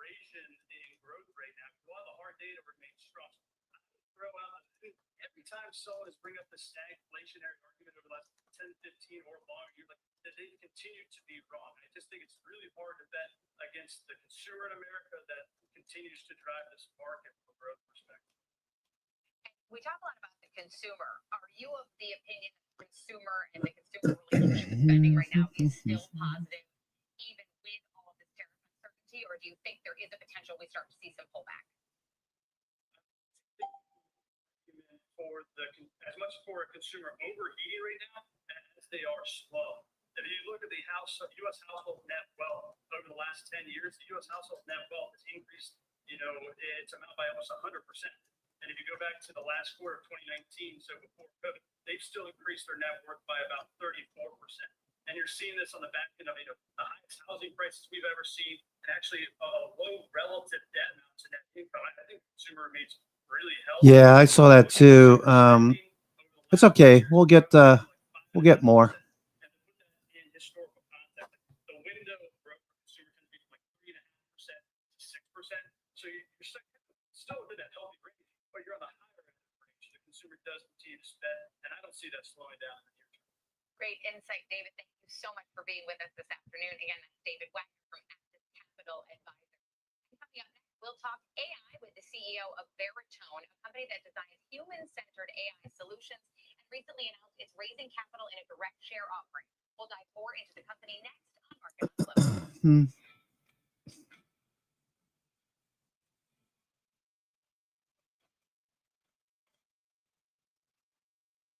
Download the Schwab Network app and join in on the latest market trends. Anytime, anywhere, on any device for free. Schwab Network.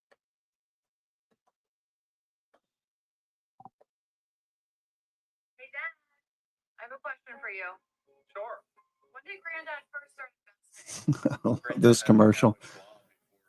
Branches in the area. When did Granddad's first start investing, and why are we down 25%?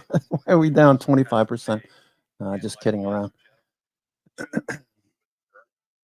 with the estate distribution. The two grandchildren planning for their college educations. Someday it'll be their turn.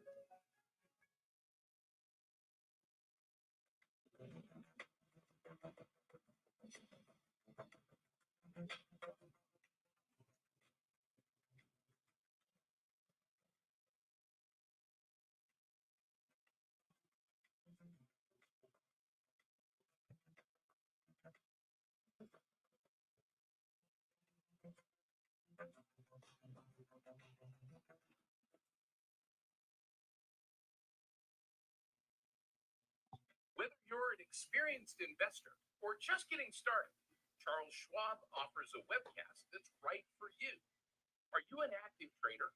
Our active trading webcasts are designed to help you develop a deeper understanding of technical analysis, options, futures, and more.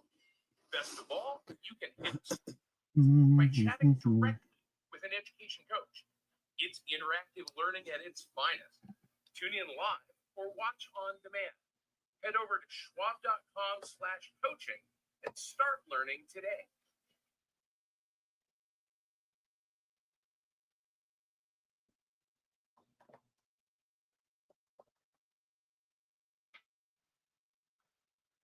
Welcome back to Market on Close. I'm Marley Caden.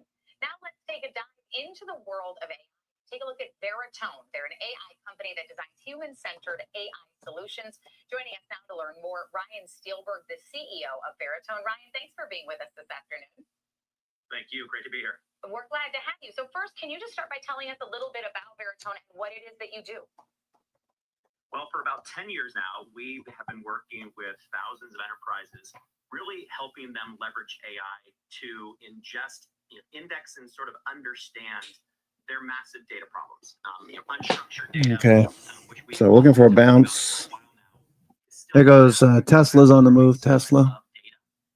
But it's very messy, and AI has been a range from working with groups like ESPN and helping them, ingest and understand their huge media archives. But also the federal government. We just announced a major contract with the Air Force, who also has a major unstructured data problem. So that's what Veritone does. We are experts in leveraging AI to apply and improve upon unstructured data sets. So let's talk specifically about that Air Force contract. I saw it's for the Air Force Office of Special Investigations. How will your AI solutions help the Air Force Office of Special Investigations with their workload? So right now, the Air Force and other law enforcement agencies have to collect data from thousands of different types of sensors. That could be body cameras, security cameras. They now have tools that can listen and identify when gunshots are detected. Just think of all these unruly data sets have to be, again, ingested, indexed, and understood. And that brings, and when we bring all that together within Veritone, it makes it very efficient for them to execute and prosecute against these investigations. So think of it as both time savings as well as expanding their ability to tap into new data sources, which may be a critical component to an investigation. It certainly sounds more efficient. Have you quantified exactly how much time is saved from the old version of a physical person having to watch all the tape, listen for the sound, log it, record it, versus running it through an AI solution? Yeah. So redaction, just automated redaction, which is one of our applications powered by our AI stack, can save anywhere from 30 to 50% at a minimum. Just previous technology. All right, let's see what So instead of a human having to hedge sit flows there look like. frame by frame and trying to analyze all this audio and video. Okay, trying to make a turn, but we're still making lower highs and lower lows. Okay, with 37 minutes to go. 37 minutes to go. Is this your only law enforcement client, or do you have other law enforcement clients? Are you working with any police departments or anything like that as well? We have hundreds of customers, both sheriff departments and police agencies across the United States. Very large presence in California, where we're based and where we started, but now we have coverage pretty much across the United States. So very similar applications as to what we're selling and licensing to the federal government. Okay, there goes Snowflake. Snowflake ripping here in the day. Speaking of expansions, at the end of June, you did raise $10 million from a direct share offering. I'm curious, why was that the right time for you to raise capital? Well, we felt with Do I have a spread on Costco? Also, it was opportunistic for us and my willingness to help kind of lead that round. So we want to make sure that we're in a great position Costco? to execute against these contracts, which we are. BB. And again, this direct offering of 10 million, which I participated in, helps bolster the coffers a little bit. BB. And coming into 2026, I know that you also just issued. Let's see, Costco. Well, first we reconfirmed our Q2 Oh, guidance. Brother Bill. Brother Bill. So Yeah. we're excited to update to the street in It's August. tight, And then we also updated tight squeeze. sort of reconfirmed our annual guidance. So we've been doing a good job. We've gotten Veritone back on an organic growth path. Below the 50 day. Exciting with good growth margins. So we're excited about Okay, Costco. Is that what you're looking at? numbers. And we've obviously been executing very I'm not well sure I on follow. You're looking safety for. initiatives. You're looking for Huge number over the last a credit spread. Veritone is probably in the best position we've been in a long time, not just fundamentally, but with these expansive and large new contracts. So with these new contracts and these new initiatives and cost-cutting measures that you put into place, do you see this being a clear pathway to profitability? Okay. Do we have earnings or something on Costco? Okay. Let's go to the videotape. Okay. You mentioned Okay. Earnings when you were just telling us about some of the new for initiatives, where do you see the biggest growth Monday. opportunities right now for Veritone? Monday. No earnings schedule. Tuesday. Tuesday. Agencies in the DoD, the Air Force, and the Defense Logistics Agency. We expect those contracts to continue to expand and grow, as well as signing new Oh, a other vertical. entities or agencies in the DoD.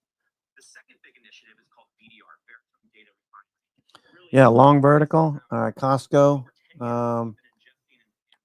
Yeah, so you got support. You got support, and you were looking at 1010, 1030. huge scale.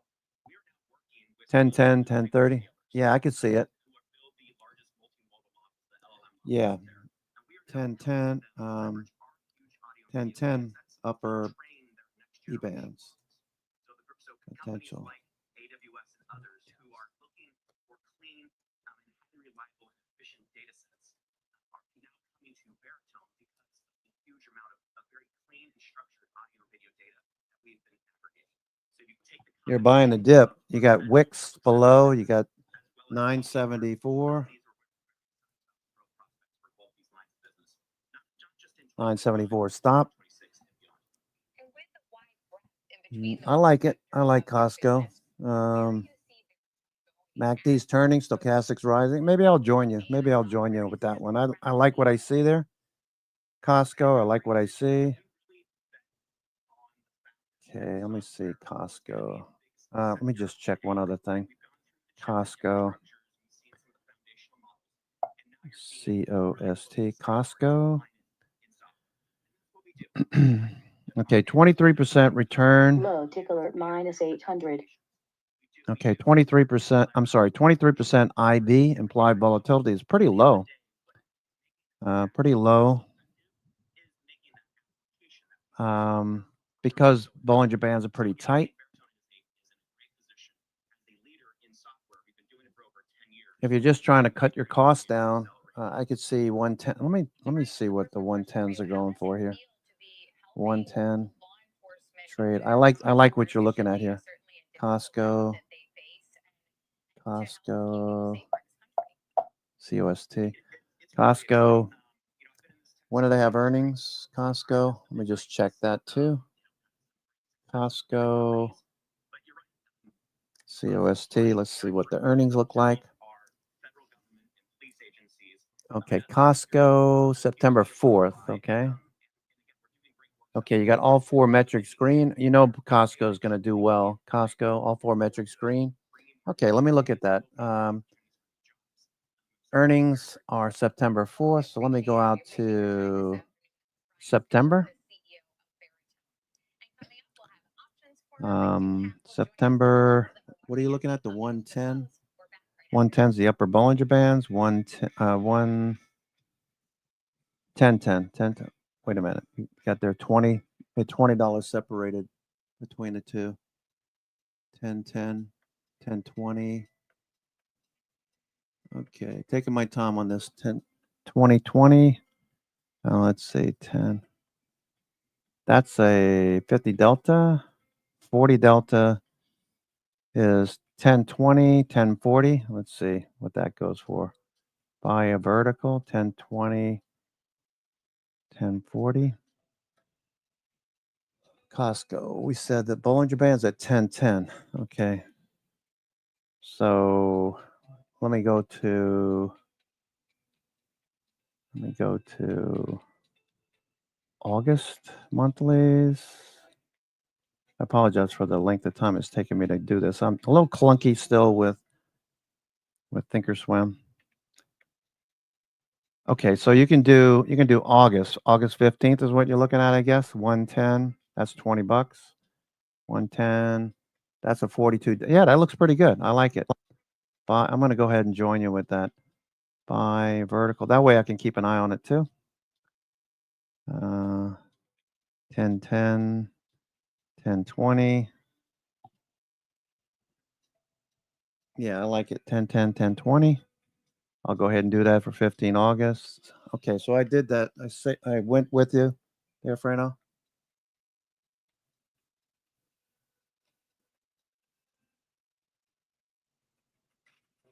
Is 15 August is a 40 delta. Okay, 42 delta. Okay, 42 delta.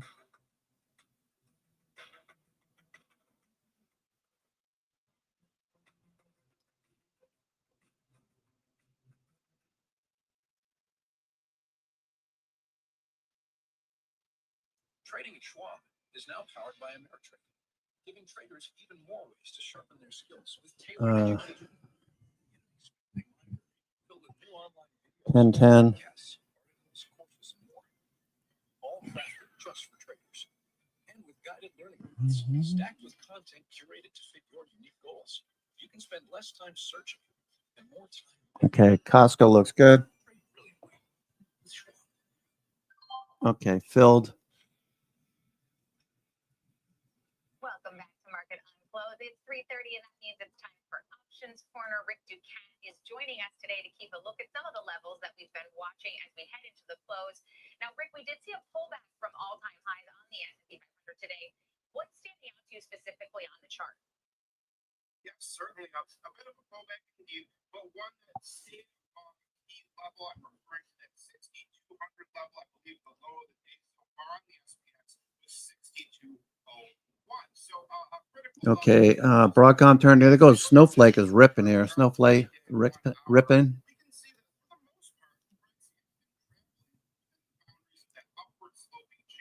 Broadcom turned the corner. Microsoft looks like a higher low. Okay.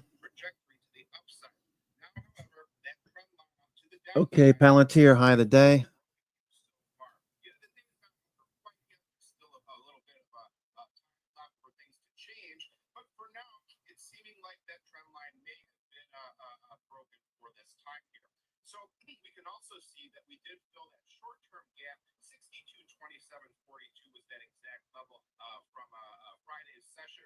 Thursday's session there. So now that has been built as well, the next potential short-term downside level to watch, 6180, our light green line there, matching up to that series of lows. And if we could move to our next chart here, a one-year daily look at the S&P 500, we can see now that price has channel. We are above our +1 standard deviation. Costco looking for follow through. There goes Tesla. Okay, Snowflake looking really sharp here. Snowflake. I don't have a Snowflake position. I don't believe. Yes, I do. Yes, I do. There goes Snowflake. All right, I have the 240 Snowflake. That's $15 out of the money. Snowflake looks like I could get there by August. Okay, Snowflake. All right, Snowflake. Okay, so a breakout of these Bollinger Bands would be good. 240. Okay, Tesla turning.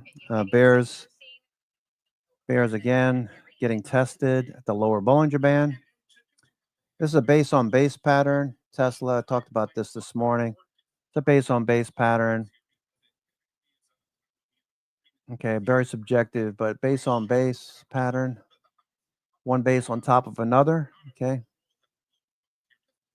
Okay, this base here, we broke out in May, came right back down. We're sitting on top of it, the same area, sitting on top of it, looking for a bounce back into the range. We thought we might get it last week, Wednesday, Thursday. Looked like we were going to pop above, but then Elon has to come out and decide that he wants to start a new party, political party.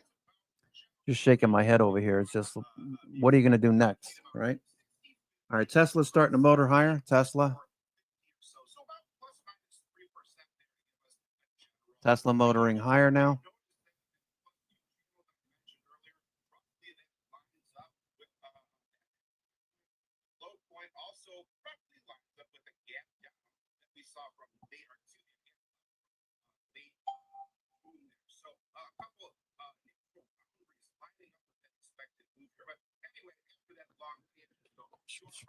There goes Snowflake, looking good. Palantir high of the day, looking good. Palantir.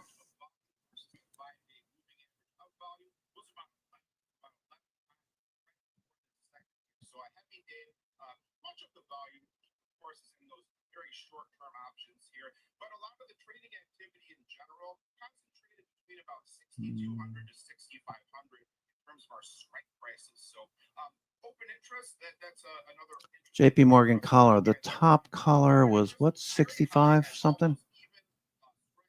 6,500, I believe, was the short, right? Mm-hmm.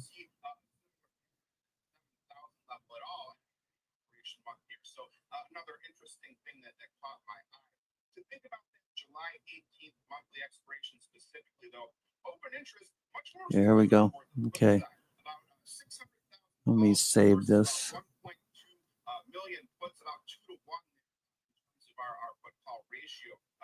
JP Morgan collar. They're short.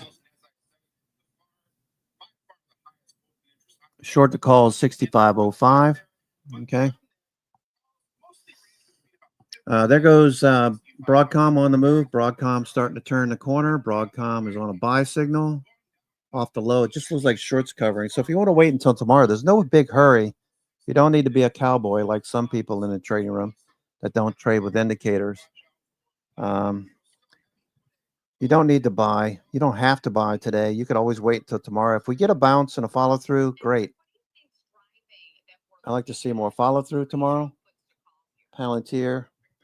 Like to see more stocks advancing. As it is, we got a pretty crappy breadth ratio today. 76 stocks, 75 stocks out of 500 are advancing on the S&P. That's not really bullish. That's fade. That's bearish. Neutral to bearish, depending on where we are. We're above the 921 50-day. S&P back down below the 90 MA, right? S&P, nope, not yet. So we're still sitting here above the 90 MA. Buyers are starting to show up end of day at the low of the day. Okay, can we push this a bit higher? A follow through tomorrow would confuse just about everybody, except for pro traders. Confusing in the sense that we're looking for more consolidation like we did 3 weeks ago, where we had this consolidation back to the 21 day, possible to come back to the 90 MA. So what I'm doing, you can do what you want, but what I'm doing is I'm waiting. I collected a lot of premium, a lot of cash, a lot of profits in the last 2 weeks into Thursday, literally selling NVIDIA, Broadcom, SOXL, and what else? A few other names into strength on Thursday. Collecting cash for the last 2 weeks, looking forward to a dip just like we're seeing. So maybe it's multiple days, maybe it's not. Maybe we continue higher. If it does, then we can start looking at some setups like NVIDIA, for example. NVIDIA's trending. Tesla dipped. We just talked about Tesla in the bottom of the range, the lower Bollinger Band. I'm sure there's a lot of shorts in this. Broadcom, looking for that to keep trending. Broadcom. Okay, we could get a better entry. Looking for a follow through though. 90 MA, 21 day, 50 day, all up and to the right. Bollinger Bands are opening up. Snowflake, I think I just talked about Snowflake. Snowflake back to the highs. Okay, volume. Could be better, but it looks good. Volume. Palantir. Okay, I promise I'll look at some of the S&P 5, the Dow Industrials. So Palantir looks good. You've got MACD oversold and turning. You got stochastics oversold and turning. You got RSI turning at 50. Price back above the 9 and 21 day. 50 days trending. Palantir just waiting for another couple of partnerships to be mentioned.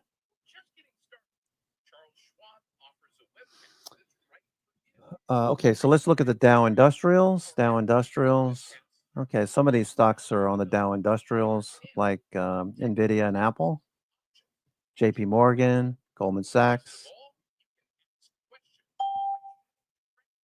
Okay, Tesla's still pushing. So Apple looking like the 50-day turned down, descending since the beginning of the year. Now it's turning back up and to the right. Okay, do we come back and test it before making a higher low and a higher high? That's what it looks like to me. Trend break until it's not.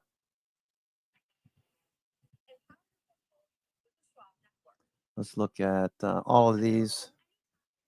Okay, so Caterpillar taking a break. Caterpillar right here, taking a break. Caterpillar. Okay. All of these are taking a break, except for Boeing. Boeing is looking like it's going to break out. Boeing, check the potential breakout.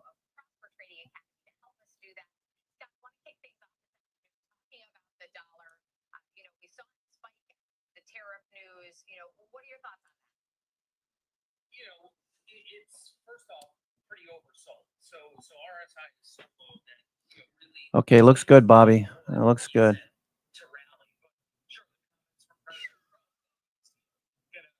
Okay, these look good. They're all pulling back. All right, Walmart.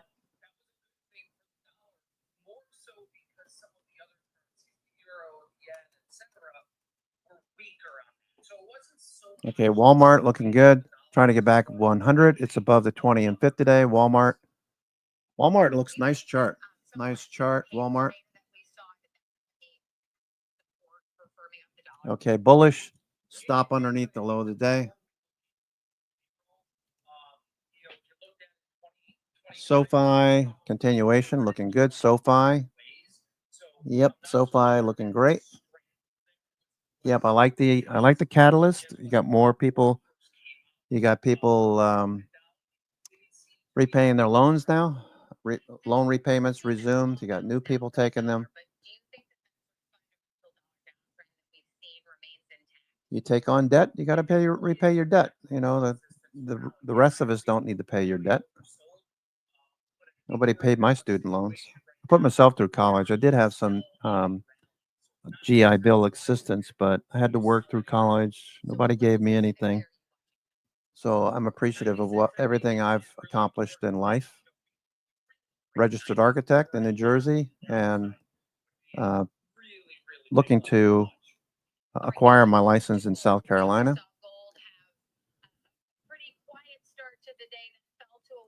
41 years ago. I'm sorry, 39 years ago. 39 years ago. So, all right. All right, so we got a little bit of short covering, running a lot of these stocks higher, and getting some profit taking now.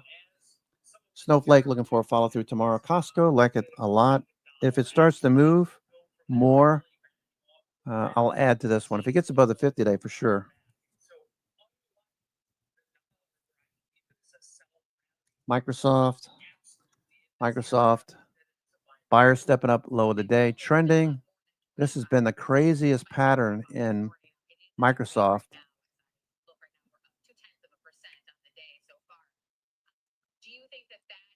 11 weeks in this channel. It's like crazy, right?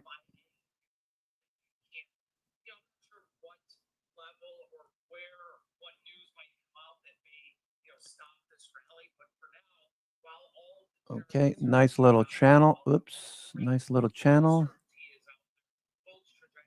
Basically this. So how far to the upside do you think? Where's the first level of resistance that we should be watching? Nice little channel for Microsoft. Can't recall the last time I've traded a stock that had this kind of price action and volume. Just will not pull back. Holding the 9 EMA. Okay, it's holding the 9 EMA. Every time it pulls back to the 9 EMA, it keeps getting bought. The only time it looked like it was going to test the 21-day was 2 weeks ago. And that dip got bought. RSI is still showing muscle. Volume looks good. MACD stochastics okay. Giving Microsoft the benefit of the doubt, Microsoft looks really strong.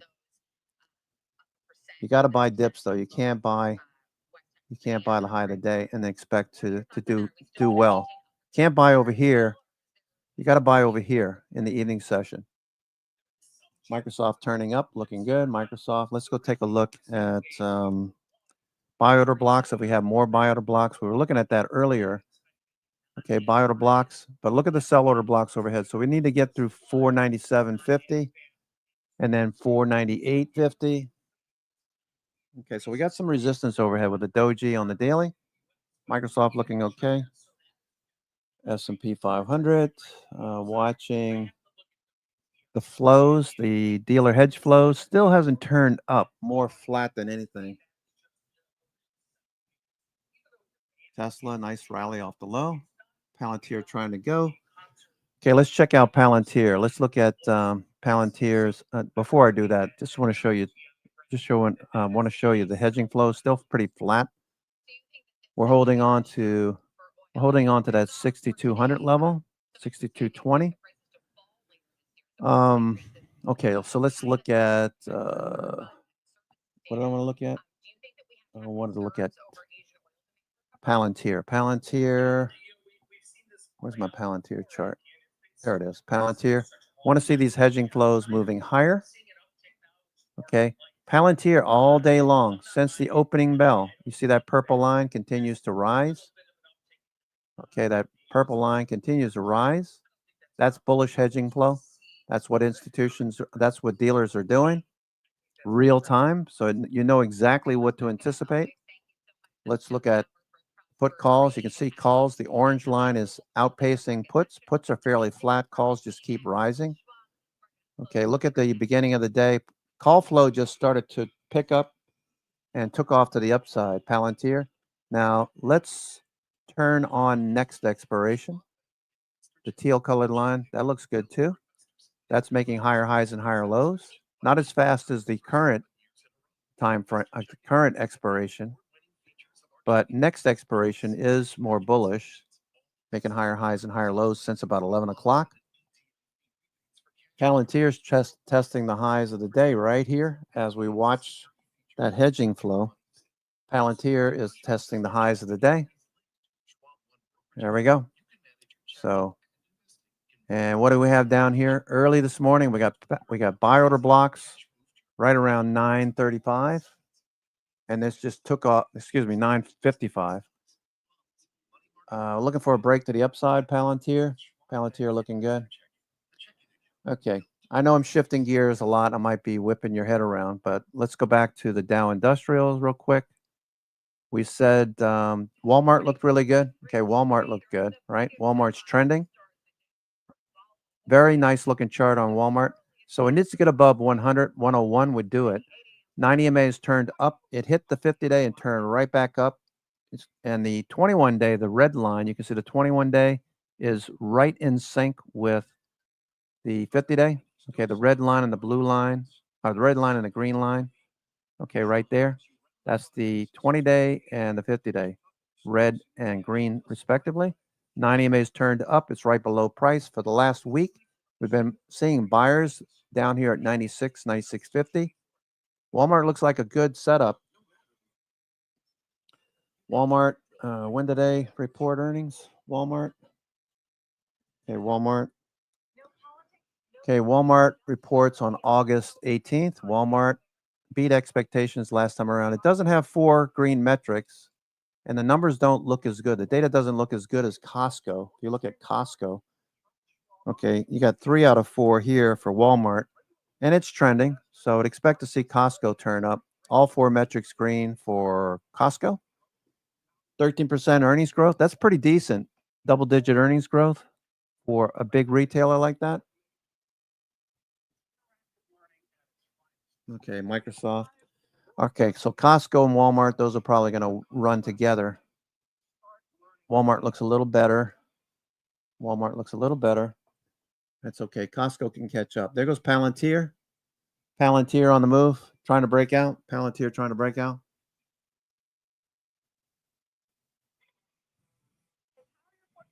With the Schwab Network.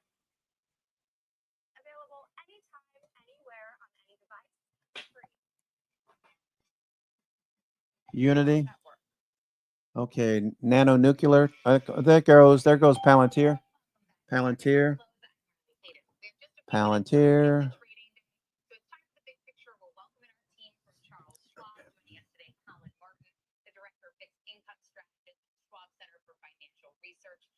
Thanks for being with us today. An interesting start to the week for us with some weakness. What are your thoughts? Well, yeah, we see Treasury yields up and Treasury prices down a little bit. So I guess you could describe that as weakness. But I think the move up. Okay, Palantir looking good. Okay, looking good. With 10 minutes to go. 10 minutes to go.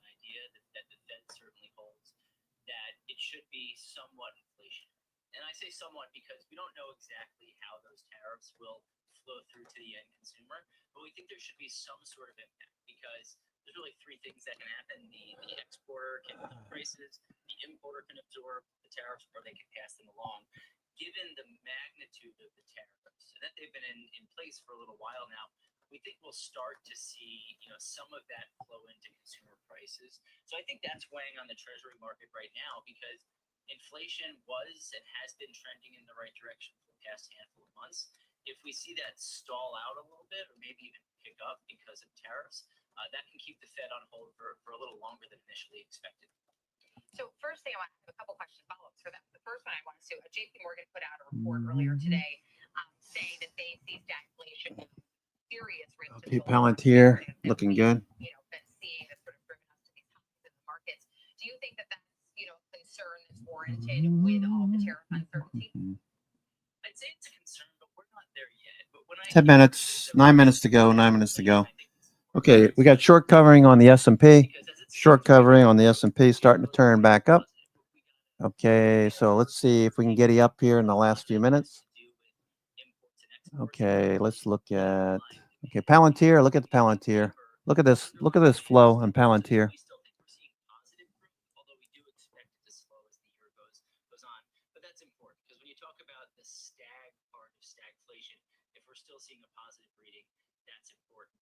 On the inflation front, yes, it's above target, but we're still generally seeing inflation rates on a year-over-year basis, say in the 2.5 to just under 3% area. Now that's a far cry from levels we saw in the 70s and 80s, and the past relationships people tend to worry about stagflation. So yes, it's possible we see slower growth and higher inflation, but I think the magnitude of the numbers matters. Where I don't think it's going to be as bad as a lot of people are worrying about. And with the Fed, my second follow-up to your original answer, with the Fed in its wait-and-see mode that we're watching, waiting to see how much tariff impact there's going to be, what the end result of these tariffs are going to be. B of A put out a base case today that they're maintaining 0 rate cuts this year, which sort of goes against the Okay, we got 8 minutes to go, 8 minutes to go. Palantir. I'd say never say never. There's a possibility. I'd say there's not a high likelihood of that right now. But we think over time, if we do get our outlook for slightly slower growth, we think that over time would likely lead to some more cracks in the labor market and maybe an uptick in the unemployment rate. So even if we do see inflation kind of hold where it is or even pick up a little bit because of potential tariff pass-through, it's possible we see an uptick in the inflation or the unemployment rate, and that could result in the Fed cutting a little bit. If that doesn't happen, and if we continue to see, solid growth and a labor market that's holding steady, then the Fed might not need to do anything. I think what's really interesting is how resilient the labor market has been right now. If we look at the unemployment rate, I know it's just one indicator, but if we just look at that unemployment rate, it's held between 4% and 4.2% for 14 straight months. That's remarkably resilient. If that holds for a while, the Fed might not need to do anything. So it's not our outlook. I think if the unemployment rate stays low, that gives the Fed more time to remain patient and push back the timing of that rate cut. But we do think. Okay, there goes Microsoft. Microsoft popping. And Colin, in your outlook, when do you think we might see that first cut? In the fall? Probably in the fall. We're sticking with our September or later guidance. I know that's kind of a cop-out. We're basically saying July is really not on the table. That's pretty clear right now after Friday's jobs report. The implied probability of a cut in July is, I think, 5% or less. It could happen in September, but even those odds have come down lately. Because Okay, Netflix, low profit taking. Okay, there goes Apple's turning back up. Don't get too excited. That's just shorts covering for now. Apple shorts covering. They don't start to see it in the data, and we do see that come down. I think that would allow the Fed to cut rates. But for now, they're not in a rush. I think that's really the key thing to point out right now, considering that the consumer remains somewhat strong, although we're seeing spending come down a little bit. The labor market's stable. The Fed doesn't really need to tinker too much. Not that they want to wait for things to suddenly get really bad before they start to act. But right now, the indicators they see don't suggest that they need to be acting too quickly. And I want to talk about this weekend's news, the big, beautiful bill getting passed on the July 4th holiday. How is that, if at all, going to affect yields?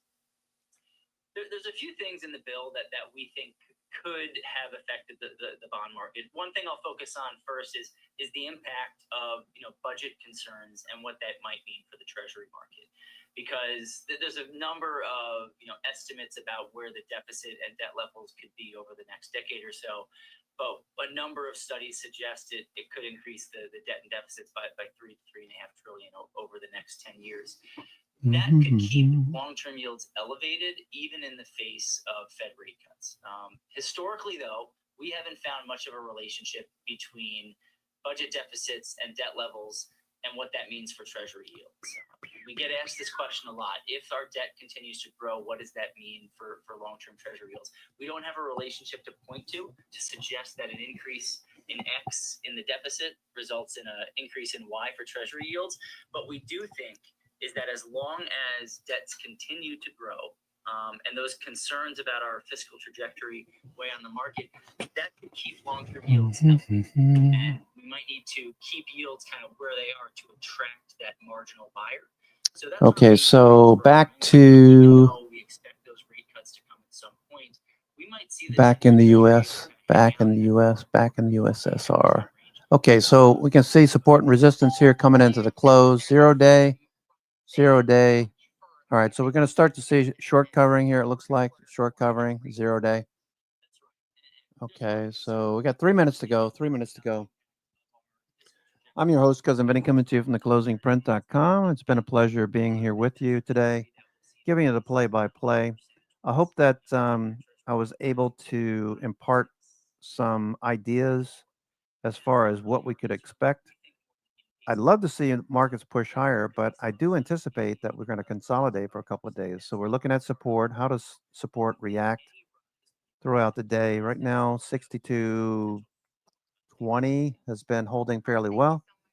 We're watching those hedging flows to turn back up. Some stocks are working. You know, some are working. We only have 92 stocks, 93 stocks out of 500. So not even 20% are advancing. We are at the second standard deviation anchored VWAP bands, which is telling us that we're extended and could see a pullback. We hit plus 62, 64%, plus 64 on NYMO, and looking for prices to come back in, or NYMO to come back in. Hold on a second.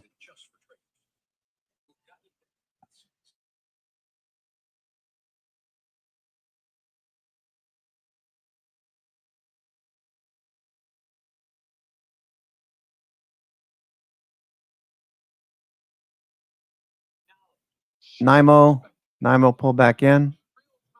All right, so we hit plus 60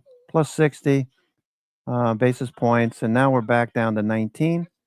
So getting way extended, the probabilities are against you for thinking for much higher prices, unless we pull back, of course, in which case we're looking at the advanced decline percent, we're looking at breadth fading, the number of stocks above the 20-day moving from 80% down to 70%. We've got price action rallying into the close with seconds to go.